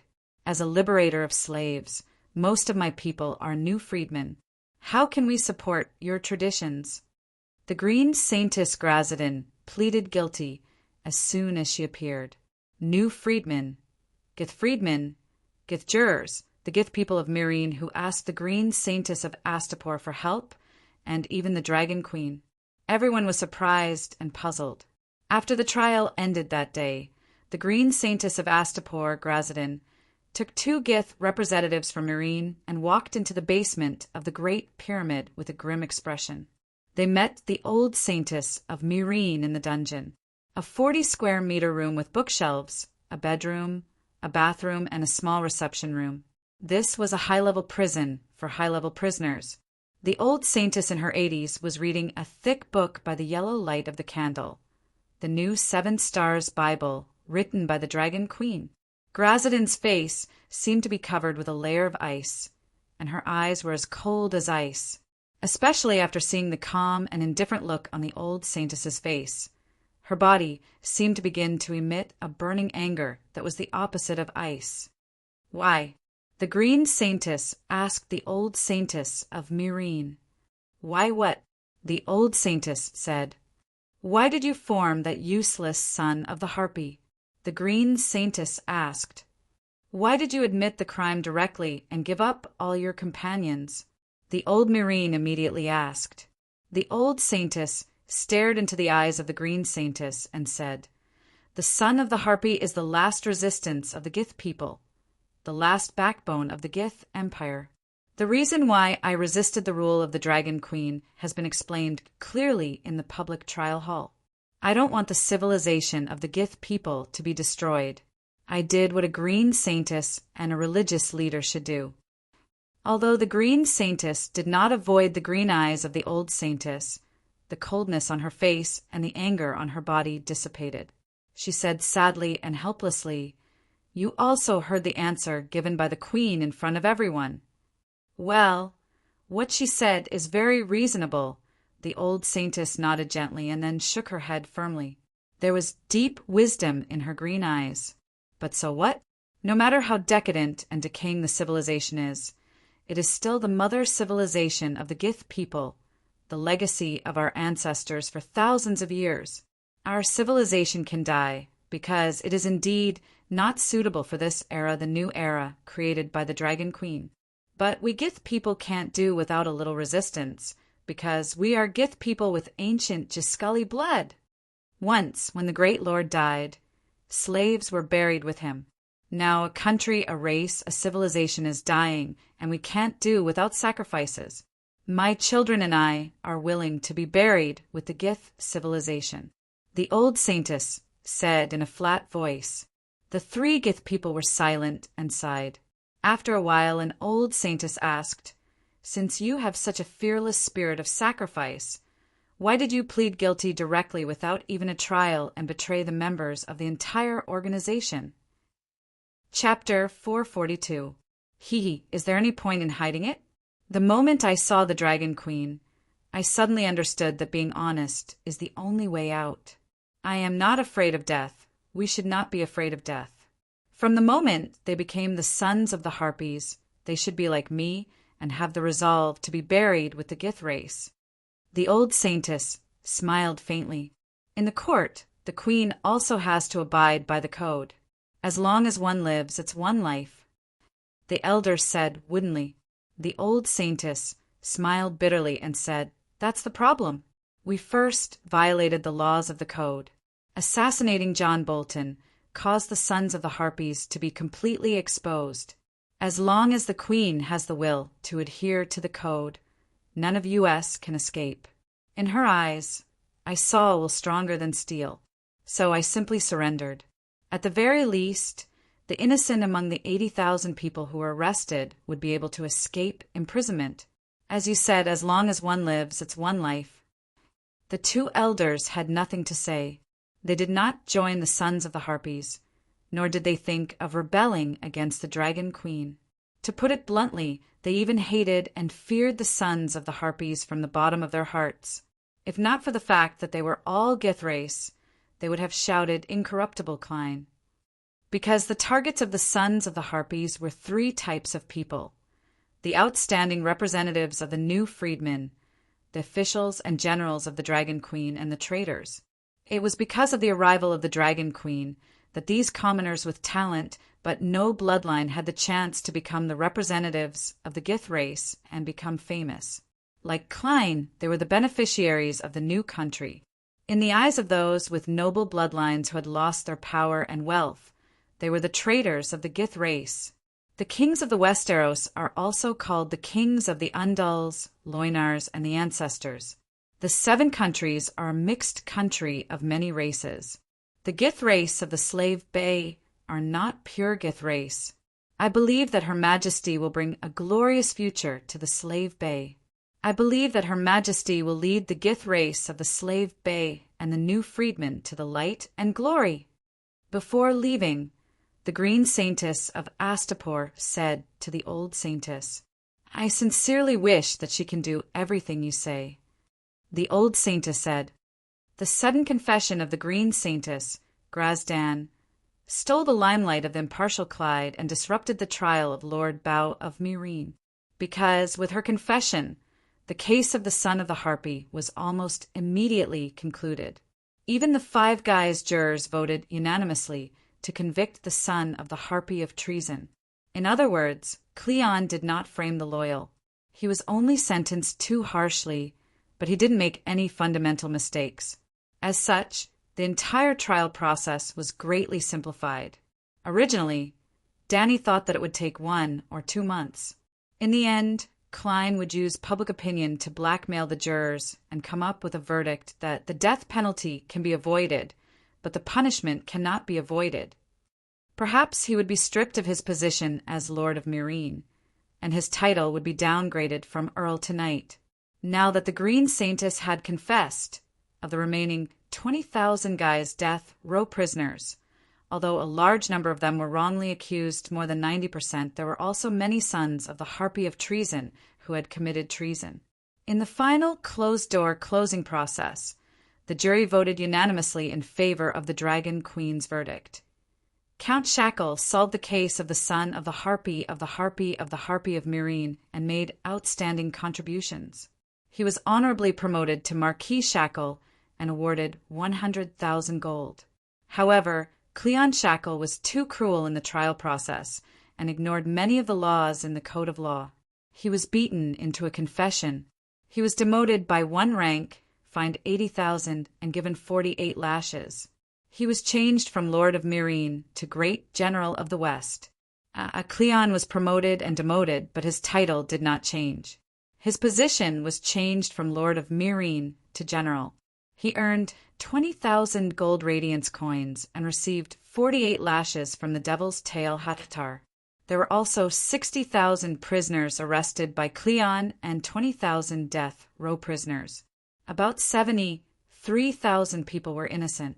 Perhaps they were dissatisfied with the Dragon Queen's rule, but they did not participate in the Son of the Harpy of the Harpy. After all, this reactionary organization was just established not long ago and did not have the time to absorb members on a large scale. However, Dany did not directly declare those people innocent, because she realized one thing: Cleon was cruel, but he would never blindly frame the loyal. Those who were wrongly accused were all relatives of the Son of the Harpy. When Dany asked Cleon about the trial process, she was confused. There was no on-the-spot investigation, no intricate reasoning, no suspicious or perfect evidence. He simply opened the household register and brought in the relatives of the first batch of people arrested, then the relatives of their relatives, and finally the relatives of the relatives of their relatives. There was a theory of 6 degrees of separation. You could know any stranger through at most 5 people. Relatives were different from people you knew. But if Cleon arrested people like this, round after round, dozens of rounds, he might be able to arrest the Dragon Queen and put her in prison. In fact, he only caught 3 rounds before he could not catch any more, because if he caught another round, there would be no more Gith in Myrine. Cleon's method was crude, but the reason he gave was somewhat reasonable. The Son of the Harpy was a major case of rebellion, intending to subvert the rule of the Dragon Queen. The Son of the Harpy and the Dragon Queen were 2 completely opposite sides. The people of Slave Bay could only choose sides, either the Dragon Queen or the Son of the Harpy. There was no doubt that in the face of this choice, their relatives would not stand on the Dragon Queen's side, no matter what. Of course, being reasonable did not mean it was legal, just like being inclined to commit a crime did not mean committing a crime. Dany could not convict them, but letting them go for nothing would be a waste of Lord Bow of Myrine's painstaking efforts. Well, the Dragon Queen admitted that she herself was not satisfied.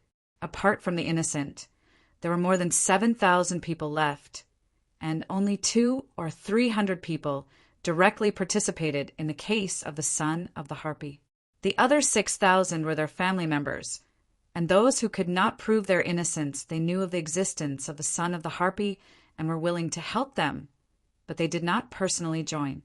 Then Dany came up with a bad idea. According to the law of the Code, the crime of rebellion is unforgivable, and the person involved will be beheaded immediately, and the immediate family members will be sentenced to death or life imprisonment. But the Dragon Queen pointed at the plaque on the throne. It didn't say Mirror of Eminence, but righteousness above, benevolence below. I am willing to grant the mercy. The Dragon Queen said compassionately, the 80,000 people arrested are all relatives and friends, so it is better to share the blame. There will be no more death sentences, no more life imprisonment, and everyone will enter the labor camp. Innocent relatives and friends can work during the day and go home at night, and only need 2 years to leave the labor camp. The guilty Son of the Harpy cannot go home, but as long as he works for 5 years, he can regain his freedom and be a new man. Unfortunately, the Queen's mercy did not receive the gratitude of the sinners. I am not afraid of death. Kill me. I don't want to implicate my family. A Son of the Harpy shouted.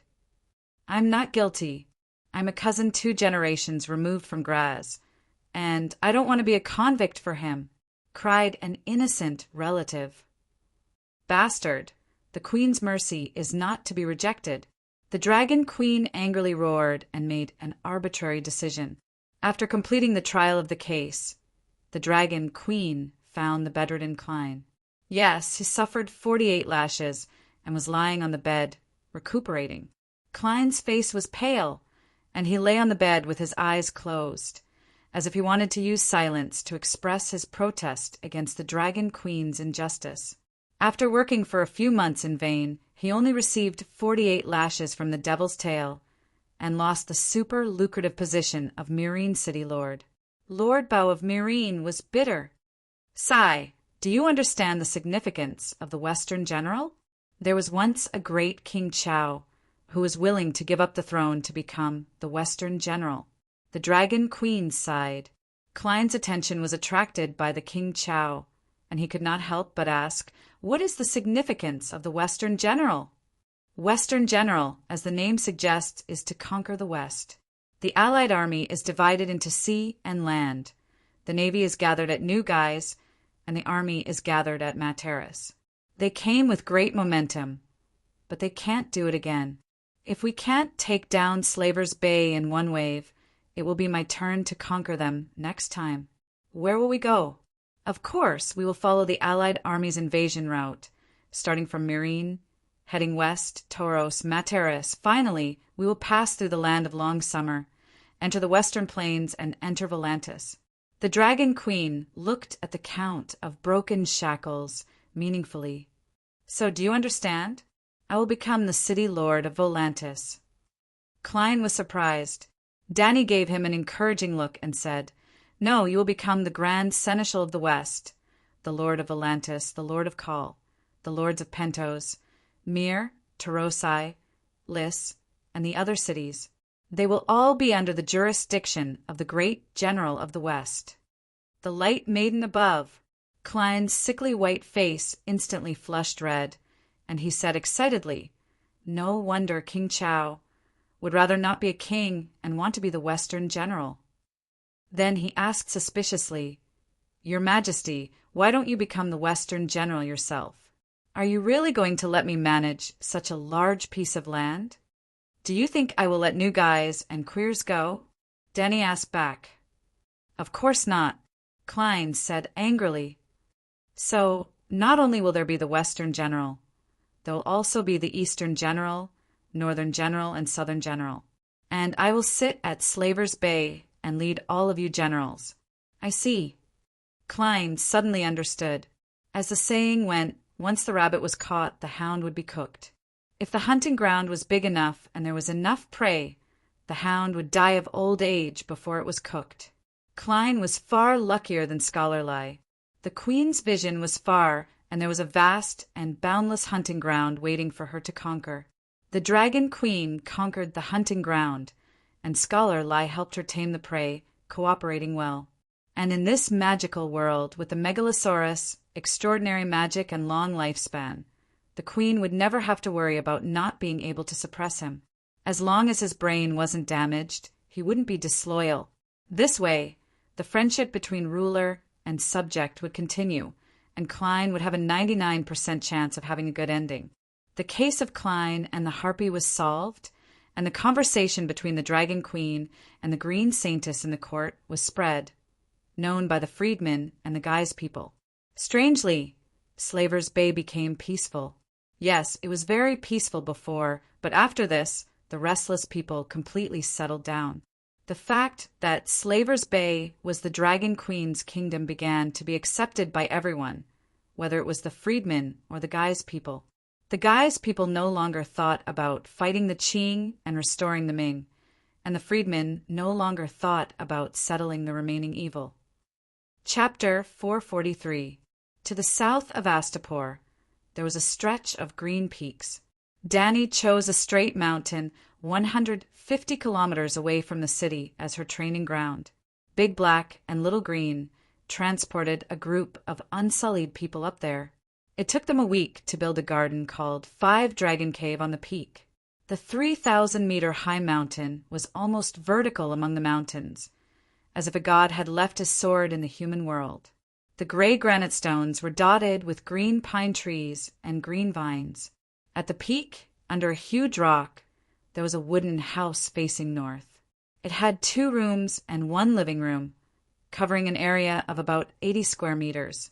In front of the wooden house, there was a 50-square-meter flower bed planted with figs, tomatoes, potatoes, strawberries, and other fruits and vegetables. There was a 30-square-meter pool beside the flower bed. The pool was cut out of the huge rock and half filled with green water. It was the place where the Dragon Queen cultivated the fire ladder technique. Outside the flower bed, there were piles of rocks. Some were as big as a human head, some as big as a water tank, some were as tall as a person, and some were even 4 or 5 meters wide. The rocks surrounded the flower bed, pool, and wooden house, blocking the storm outside. Outside the pile of rocks, a platform 25 meters wide and 30 meters long was cleared out. The platform was not flat, but it was paved with a thick layer of gravel and a layer of greenstone bricks. It was very flat. Outside the platform was a cliff. Standing at the edge of the platform and looking into the distance, there were green mountains, green trees, and a trickling river reflecting the silver light. From time to time, there would be the cries of apes and birds. At the edge of the platform, there was a piece of blue jade bigger than a millstone. It was polished smooth and warm to the touch.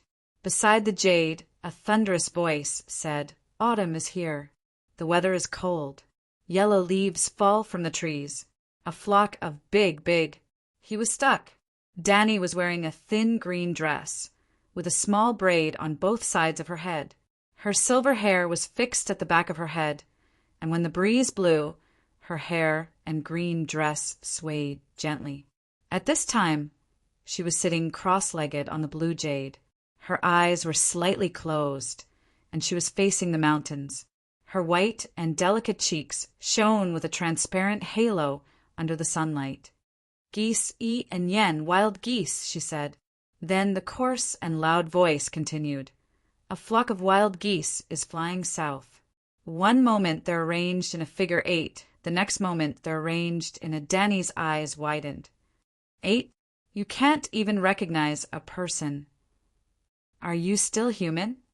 No, it's a human, a dragon. Blackie stammered.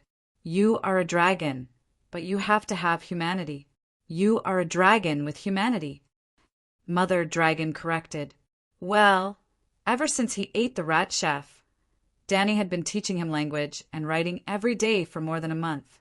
She really couldn't understand Big Black's dragon language, which was actually the original language, nor could she learn it. Her vocal cords didn't support that kind of pronunciation. Unable to teach the Western dragon language, Mother Dragon had no choice but to teach her child the Eastern dragon language. The descendants of Yen and Huang were the descendants of the dragon. The language spoken by the descendants of the dragon was naturally the dragon language. After that, it was simple. Starting from the first grade of primary school, the radicals' initial consonants, final consonants. Then Danny was shocked. Blackie, this baby dragon, was actually smarter than humans. Well, she used to think he was stupid because if she taught him words directly, he would learn them today and forget them tomorrow. Now, she thought he was smart because he was learning step by step according to the celestial primary school textbook. His learning progress was faster than hers in the past. Dragon Queen had spent a year in the first grade. Moreover, she was in the first grade at the age of 7. Before that, she had 3 years of primary, secondary, and senior classes. But Dahe could now recite the text, "Autumn is coming." Maybe in a few months, Blackie would be able to become a qualified primary school student. Primary school students sounded low, but primary school students could also speak fluent Chinese. Hiss, the dark green dragon rushed up with a black wild boar in its mouth and flew up from the bottom of the cliff to the sky. Hiss, Little Gold, who was less than 10 meters long, followed behind Third Brother with a thick spotted forest python in its claws. Hiss, hiss, the 2 dragons flapped their wings and circled in front of Danny. There was obvious flattery in their cries. Unfortunately, their behavior didn't win their mother's favor. "You 2 idiots only know how to eat all day long. You've been in seclusion for more than half a month, but you still can't communicate with my dragon spirit. If you continue to be so stupid, You'll be kidnapped by the Green Prophet sooner or later. At that time, you'll know why a child without a mother is like a blade of grass. Look at your eldest brother. He's about the same age as you, but now he can read Autumn is coming." As she spoke, she turned around and said to Blackie, "You have to continue to work hard. Don't be as playful as your two stupid brothers. If you perform well, I'll give you a red scarf later." The red scarf was naturally not a red cloth. In view of the upcoming war and Blackie's strength was increasing day by day, Danny considered giving him a layer of fish-scale armor. He didn't have to wear armor all over his body. That was unrealistic. He couldn't fly even if he wore it, but at least it could cover the area from his throat to his chest. It seemed to be more like a belly band than a red scarf. Stupid brothers, Blackie roared at his two brothers. Immediately, Little Green and Little Gold flew over and landed beside him, sending the wild boar and python in their claws to him. Boom! Dark red dragon flames spurted out from Blackie's mouth, burning the two prey into charcoal before he began to chew. It was very strange. When Blackie couldn't speak, he couldn't order his brothers by roaring. Now that he had learned to speak, his words were not even complete, but Little Green and Little Gold actually understood. The two illiterate dragons understood the Eastern dragon language? All right, let's take a break after class. With a helpless sigh, Danny stood up and returned to the small study on the left side of the wooden house. She picked up her pen and wrote a series of runes. Just as Tam said, no meditation technique was perfect. There was always the possibility of evolution. Every time she entered the state of wind song, she could obtain some information from the wind. More accurately, wind song helped her understand the universe. The new understanding allowed her to improve her two major meditation techniques, little by little. She improved some runes and formed new runes. She would record the newly obtained runes and analyze their meaning and functions. During this period of time, with the help of wind song, her Green Prophet meditation technique had changed by almost 10%. Danny thought that this was an optimization. With this optimization at its peak, could it help her control a few more dragons? Danny wasn't sure.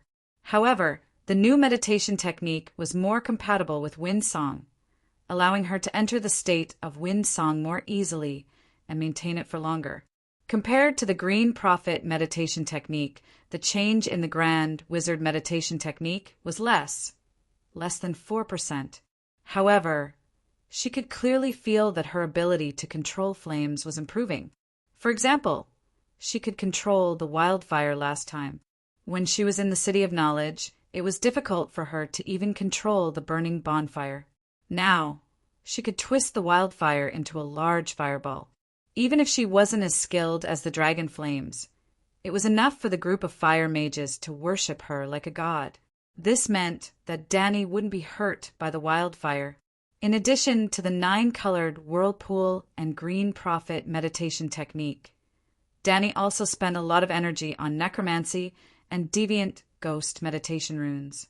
When she parted with Bo Chung that day, Prince Edie gave her 5 necromancy scrolls to repay Layla for saving his life. The development of necromancers, the Encyclopedia of Basic Incantations, Chai Jin's notes, Bo Yi's travels, and Bo Cheng's notes. Basic Incantations was a secret of the Necromancy Association. Bo Chung gave it to her at a great risk. Bo Chung was worried that Layla would learn the meditation techniques of wild necromancers and enter the evil path, becoming neither human nor ghost. Therefore, he taught her the orthodox necromancy spells. Chai Jin was the strongest necromancer in Huang Dynasty. He had broken the limit of life and lived for 150 years. Bo Yi was Bo Cheng's ancestor. In the process of exploring the easternmost land, he had seen all kinds of extraordinary professions and evil witchcraft. Bo Chung was studying the possibility of strengthening in necromancers witchcraft with a positive spirit. The 5 necromancy scrolls were very useful, especially in the study of the meditation runes of deviant ghosts. When she was at the Great Wall, Danny could only sense that the meditation of deviant ghosts came from the same source as the Green Prophet. However, she could not analyze it in detail like how she analyzed fire witchcraft. However, after studying necromancy, Danny was shocked to find that deviant ghosts and necromancers were somewhat similar. Spirit was divided into yin and yang. The spirit in a living person's body was all yang spirit. After a person died, part of the yang spirit would turn into yin spirit, and the yin spirit and yang spirit would mix. The necromancy spells of the barbarians broke the balance by artificially extracting the yang spirit from a corpse. Then the corpse would become an obedient zombie that could move freely. Cersei's White Knight, Robert Strong, was a zombie created by Cawborn from the corpse of the Magic Mountain. The demonized version of the Magic Mountain was known as the strongest soldier in the world of ice and fire. He had infinite strength and energy, and his body had no fatal weakness. The meditation techniques of deviant ghosts also seem to have the effect of transforming spirit. The yang spirit in the body turned into yin spirit. A living person was made up of yang spirit, and a dead person was a mixture of yin and yang. A dead person with all yin spirit was a zombie, and a living person with all yin spirit was a deviant ghost. Deviant ghosts were not only related to the Green Prophet, they were also involved in necromancy. This discovery frightened Danny and also gave her a good idea to deal with the faceless. The barbarians all agreed that the Bloodstone Emperor's necromancy had attracted the Long Night. Last time, the Bloodstone Emperor took the blame for the Long Night, and this time the Long Night was coming. Why not let the faceless be the scapegoat? So, she entered the state of wind song and studied necromancy and the meditation techniques she obtained from the deviant ghosts in depth. Was it possible to create a ghost cultivation meditation technique and let a living person cultivate into a half-human, half-ghost? It was not a deviant ghost, as long as it looked like one. Then the long night came, the house of black and white. For my good boy Jia Kuin, Mother Danny had been working hard. Now it was fruitful. You won't have to wait too long. After taking notes, Danny took out the glass candle from the drawer. Silver-gray light filled the wooden house, and Danny sent a trace of her spiritual power into it. Stone Steps Archipelago, Torture Abyss Bay. In the captain's room of Princess Elia, Barristan was sitting upright with his eyes closed, waiting for the arrival of the Dragon Queen. Before that, Little White had already flown over to remind him. Just like teleportation, in an instant, a pretty girl in a green dress appeared in front of White Knight. How is it? Half a month has passed. Did Bronn find anything? Danny asked. Barristan opened his eyes, and there was a flash of surprise in his eyes. He said, Your Majesty, you should wear more skirts. You are very beautiful. If you can make a skirt like this with Valeglia steel, I can wear it every day. Danny laughed. The old knight sighed, put this aside, and said seriously, The results are out. Prince Aegon should be real. Chapter 444. Barristan said slowly, There was a leathersmith named Yale in the Stinky Water Bay, and he died 5 years ago. He had black hair and gray eyes, but he married a lazy prostitute who had silver hair and blue eyes. His wife died in childbirth during the War of the Usurpers. The leathersmith had 2 sons. The eldest had black hair and blue eyes, and he died in the rebellion of the 4 princes. The second had silver hair and blue eyes, and he inherited his father's business. He is now a leathersmith in the Steel Street of King's Landing. Bronn asked the second son about Little Yale in detail, but he didn't know that he had a younger brother, and he believed that his younger brother died with his mother. Danny's eyes flickered, and she asked, Do you think that this is a flaw? Your Majesty, Little Yale is only 19 years old this year, and he was only 2 or 3 years old at that time. It is very likely that he was too young to remember, Barristan said. Danny nodded and asked, Did you ask witnesses such as midwives and scholars? Asking scholars to deliver a child requires money, and the women of King's Landing's commoners aren't as delicate as the noble ladies, and they all work while giving birth to their children. Well, It's easier to ask the three-eyed crow about this, but I don't dare to go to him now.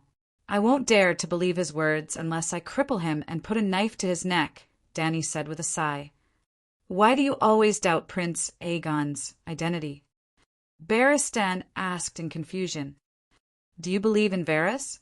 Dany asked. After a long silence, Barristan shook his head and said, Reason and reality tell me that Varys can't be trusted. It's a bit strange. Dany's expression became strange. Almost everyone thinks that Varys can't be trusted, but you are willing to believe him. We don't trust Varys, but we trust the eight-clawed spider's ability and intelligence. Let's just say that he is real. Dany smiled weirdly. Having a nephew is just having another pair of chopsticks and another bowl. I can afford it. But having an aunt like me, who countless people want to get rid of but can't do anything about, little Aegon will have a hard time in the future. The allies, Faceless One, Lannister, and other enemies would all regard Aegon as Dragon Queen's fatal flaw. Perhaps with the Aegon's giant shield, he could bring his cheap son back. Ugh. White Knight also thought of Aegon's future situation, and her face could not help but contort. By the way, Knight, are you still passionate? Passion. The old knight was puzzled. Your goddess, Ashera Dane, is not dead. What? Ashera isn't dead? The old knight suddenly stood up, looking excited. Seeing his expression, Dany could not bear to see him like this. The result was too cruel, and old Bart might not be able to accept it. Like John Clinton, she faked her death to avoid everyone's attention, and raised little Aegon in the Little Roan River. Then Dany told him everything, from when Ashera received Princess Elia's letter to when she went to Astapor with Clinton. But in the end she looked hesitant. The old knight did not notice Dany's expression. His eyes were watery, and he said with joy and sadness, It's good that she's not dead. That's great. It's been hard on her all these years. The old knight seemed to want to continue being a bootlicker. Dany gritted her teeth and told him the secret of the past. The child in Ashara's belly is Stark's illegitimate daughter, but it's not Ide Stark, but Brandon Stark. The nostalgic and sad expression on the old knight's face froze. After a while, he said uncertainly, What did you say? Brandon Stark, Ide's big brother? Ashera was Brandon's lover for a while, but Brandon was engaged to Catelyn Tully for a long time, a sacred marriage contract. Ashera knew about it. Everyone knew about it, the White Knight said blankly. Before Dany could answer, his expression changed again, and he said in shock and anger, Did Brandon use force? He couldn't have used force. After all, he's the heir to the Duke of the Northern Territory, and he has a good upbringing. And Ashara's brother is Daybreak Swordsman. Everyone knows that. A trace of pity appeared in Dany's eyes. The Great Wall was relatively close to Winterfell, and the men in black were very close to Stark, so old Ymont knew Brandon very well. The previous young Wolf Master was a typical, dissolute young master of a noble family. He was not an ordinary lecherous man, but he liked to conquer unmarried ladies. He had a famous saying that was widely spread in the Northern Territory. A blood-stained sword is the most beautiful sword. Many daughters of noble families in the Northern Territory had affairs with him, and they could not forget it even now. Just like when Targaryen traveled through the Seven Kingdoms, many nobles gave their daughters to him as lovers. When Brandon was a guest in a noble family in the Northern Territory, the nobles were very happy to see their daughters being fucked by him. It was worth mentioning that a noble lady who lost her chastity to a lord would not be looked down upon. It seemed that it was natural to serve a lord, and even an honor. For example, Count Ryswell of the Stream had once used his daughter Barbara to curry favor with Stark. But after Brandon and Tully got engaged, Barbara was still very popular with Count Lone Moon next door. For example, on the night of Stannis' wedding, Robert had sex with the bridesmaid Delena on his wedding bed. Delena had given birth to an illegitimate son, Idric, and this was known throughout the Seven Kingdoms. But Delena was still married to the heir of the Norcos family, without any discrimination. Even Duke Tywin, took a fancy to her, and proposed marriage to her father on behalf of his son, Tyrion. In the end, her father did not like the little devil. Even if my daughter was sent to the Silent Sisters, she would not marry a half-human. In Westeros, when a woman did not have the right to inherit, her status was really low. In front of the commoners, they were high and mighty, honorable ladies. In front of a nobleman of a higher rank, the only difference between them and the prostitutes in the brothel was that they could marry, while the prostitutes could not. That was a digression. As for Ashera Dane, the brightest pearl in the tournament at Hellenberg, she had also dyed Brandon's sword red. This time, Brandon had relied entirely on his strength to pick up girls. Stark's identity was not useful in front of Dane. Why would Ashera like him? Barristan's eyes were filled with confusion and pain. Obviously, he would rather Ashara's secret lover be Ide. But Ide was like Barristan, an honest child, a true gentleman. Since ancient times, goddesses have loved scumbags. An honest person was not even qualified to be a spare tire. Sir, the long night is coming. We should devote all our energy to the great cause of saving the world. Dany's words were unusually childish, but it re-energized the sad old knight. He sighed, his blue eyes, shrouded in pain, became sharp again, and solemnly said, "You are right. You are so young. You should be at the age to enjoy the most beautiful love. Now, for the people of the Seven Kingdoms, for the hungry and cold savages beyond the Great Wall, for the suffering slaves of the world, you put your best years into work. I should learn from you and devote all my energy to serving you. The rest of my life will be the most glorious path of a white knight in history." Sigh, the old knight's words were always so honest. Dany nodded calmly and asked, "Is the blacksmith, Tobumat, willing to tell us the secret method of recasting Valeglia's steel?"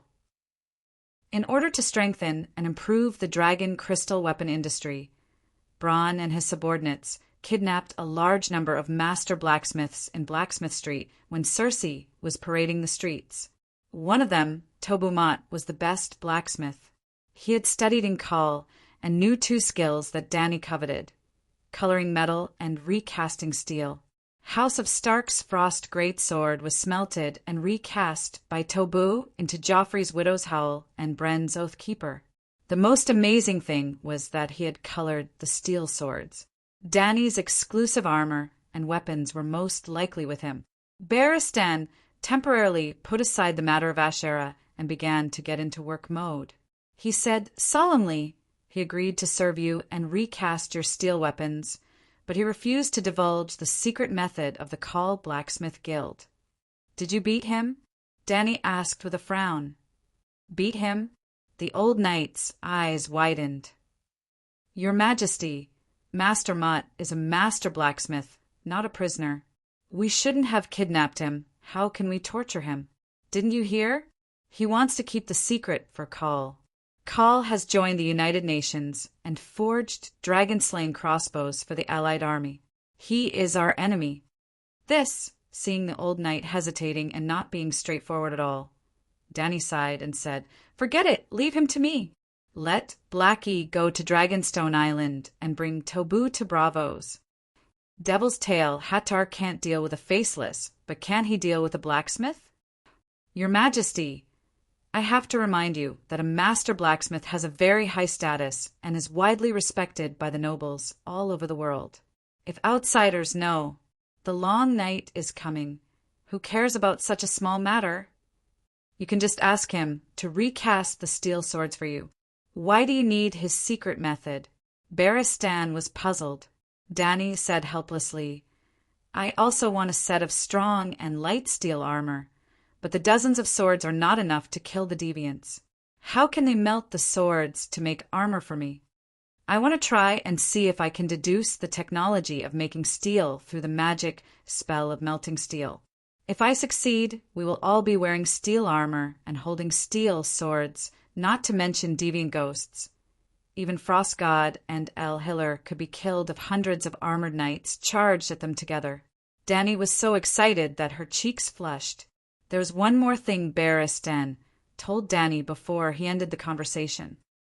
Your Majesty, Blackie's words were too shocking. The people of King's Landing were shocked by the Megalosaurus's magic, and they all believed his words. Only people will lie. As the great guardian of light of the Church of the Seven Gods, the holy Megalosaurus will not lie. Everyone thinks so, and the sparrows also spread the news. As a result, the news that the Great Sparrow was the holy son of the Church of the Seven Gods spread wildly in the Seven Kingdoms, and the Church of the Seven Gods became more and more popular. Every day, a large number of productive knights, and the second sons of earls rushed to King's Landing, put on the seven-pointed cloak, and swore to the seven gods to become the children of war. Because of this, the Great Sparrow's position in King's Landing became more and more popular. The Church not only obtained the logging rights of the imperial forest, but also recently intercepted 1/3 of the customs duties of the Blackwater Bay Pier. The Great Sparrow also accepted your proposal to request the Iron Throne to increase the number of seats in the Imperial Conference by 2. One belongs to the nuns, responsible for educating the nobles of the Seven Kingdoms and regulating the behavior of women. The other belongs to the monks, representing the seven gods, and the archbishop to listen to the court and correct the parts that violate the teachings of the seven gods. If the Iron Throne does not act, it will lose control of King's Landing sooner or later. Wow! The Great Sparrow humbly accepted the advice. Well done! Danny smiled happily. Well done. Barristan raised his voice and said worriedly, Lannister is willing to lose his authority? Sooner or later. There will be a big conflict between the two sides. The Church seems to be prosperous, but in the end its foundation is weak. When Lannister pacifies Hygien and moves the main forces back to King's Landing, I'm afraid the great cathedral will be filled with blood. Cersei dares to jump? Does she really think that Blackie, the great guardian of light, is a freeloader? Tell the Great Sparrow, don't be afraid. I will support him at Slave Bay. Chapter 445. Barristan touched his nose and said helplessly, in addition, the Great Sparrow also officially announced the girl of the seven gods as the Light Freedom Maiden. The holy light symbolizes purity and freedom. The Seven Gods Church has always been against slavery, so of course it is freedom. Even the Church of the Seven Gods had added the prefix light. The seven gods as one is the Church of Light. Very good, very good. Danny clapped her hands and sighed. The Great Sparrow is a good church member. By the way, did he promote my idea of the glorious night? She asked again. No, I don't think he will promote the glorious night for you, unless you have to be anointed with holy oil before being promoted to a glorious night. However, the last time you conferred more than 1,000 glorious nights, the royal cities near Dragonstone Island gradually learned about the glorious nights. Many wandering warriors, free knights, and even bards and tavern singers declared themselves as glorious knights. Barristan said, Ha ha ha, this is the effect I want. Danny smiled proudly. Your Majesty, you have to be careful. The Great Sparrow saw the influence of the talking Megalosaurus on the believers, and he is planning to bind Blackie to the Seven Gods Church. Barristan reminded. Blackie is not in the Westeros. What can he do? Promote Blackie's identity as the great guardian of light? Danny asked curiously. He is recently gathering stonemasons to build a statue of the great guardian of light in the great cathedral of Baelor. Blackie's statue will be below the seven gods. The Great Sparrow even wrote a letter to ask if the White Dragon can also join the Seven Gods Church and form a black and white left messenger with Blackie. This way, the left and right statues will be more symmetrical. Black and white left messenger. Danny's mouth twitched. Only he can think of it. Your Majesty, don't you see? The Great Sparrow wants to use the name of the Megalosaurus to establish the sanctity of the Seven Gods Church of Light. Barristan emphasized, It's just a name, it's not bad for me. Promise him. You can let Little White become the right messenger of light. When he can speak, let the Great Sparrow baptize him. Danny held back her laughter. Your Majesty, You must understand that this is a sacred oath. You let Big Black and Little White join the church today, which is equivalent to a knight swearing allegiance to a lord. However, Megalosaurus' allegiance is not to humans, but to the 7 gods. This matter was too shocking. It was the first time something like this had happened since ancient times. There were countless churches in the world, but only the Church of Light had a Megalosaurus that could speak as a guardian. It would definitely be known by everyone and become a legend. If you were to ascend to the Iron Throne in the future, you would no longer be able to use the Megalosaurus against the church, Barristan reminded with a serious expression. Hee, do you think I'm cruel Meg who would ride a dragon and burn down the great cathedral? Danny smiled strangely. Barristan said seriously, you are not Meg. But I know that no monarch can tolerate theocracy, suppressing monarchical power. You are no different. I'm different. I'm both the Queen and the Pope. Danny laughed. Ah. Barristan was stunned and said hesitantly, what about your children? If she really ended the long night and ascended to the Iron Throne, the person who inherited the throne of the 7 kingdoms would also be the most disliked descendant of Danny's grandmother. Let him do whatever he wants. If every grandson was cute, Danny's grandmother would reluctantly go to the Westeros to help steer the ship and turn the church of the 7 gods around again. The Big Sparrow was not the real Holy Son of Light. It was a miracle that he could live through the long night. After his death, the Church of the 7 Gods would still be controlled by Saint Danny. However, this could not be said to old Bart. Danny only said confidently, do you think there are many archbishops who are as tenacious and capable as the Big Sparrow? I'm younger than the Big Sparrow and destined to live longer than him. As long as I'm willing, it's not too difficult to restore the supreme monarchical power. Well, living long is also a kind of ability. Barristan had nothing to say. After ending the conversation with old Bart, Danny found that her magic power was only half consumed, so she began to contact Kuei-shi again. Since the 3-eyed crow incident, every day before going to bed, Danny would send a soul-shaking, true dragon roar to Kuei-shi through the soul fragment on her wrist every night. It was not an offensive soul attack, but a soul-calming sound to cleanse evil. In the same dark and cramped stone room, Kuei-shi sat cross-legged on the soft couch. The glass candles were shining brightly. What's the matter? She asked. I want to see how you are doing. I'm fine. Recently, I'm considering whether to go deeper into the underground palace. Kuei-shi said, I don't understand. You should know the limit of your power. Even if you really find the evil god in the underground palace, are you sure you can deal with him? Danny asked. Kuei-shi said helplessly, the evil god of the underground palace has existed for tens of thousands of years. No one has ever been able to destroy him. I know my limits. I only plan to leave a magic seal in the depths of the underground palace to block the evil aura overflowing from the ground. The deeper you go into the underground palace, the closer you are to the demon god, the better the seal will be. A few thousand years before me, countless wizards have done the same thing. Danny's heart skipped a beat. He said, what do you think of the Great Wall's magic formation that suppresses evil forces? Is it as effective as yours? City Builder Brandon's evil-warding magic formation? Where did you find it? Kuei-shi asked curiously. I'm surprised that you know about City Builder Brandon, Danny said with a strange expression. Of course I know him. He's the founder of the evil-suppressing magic. Wizards with ancient legacies all know about him, Kuei-shi said. Are you sure? The Westeros Brandon is the ancestor of the Asian wizards?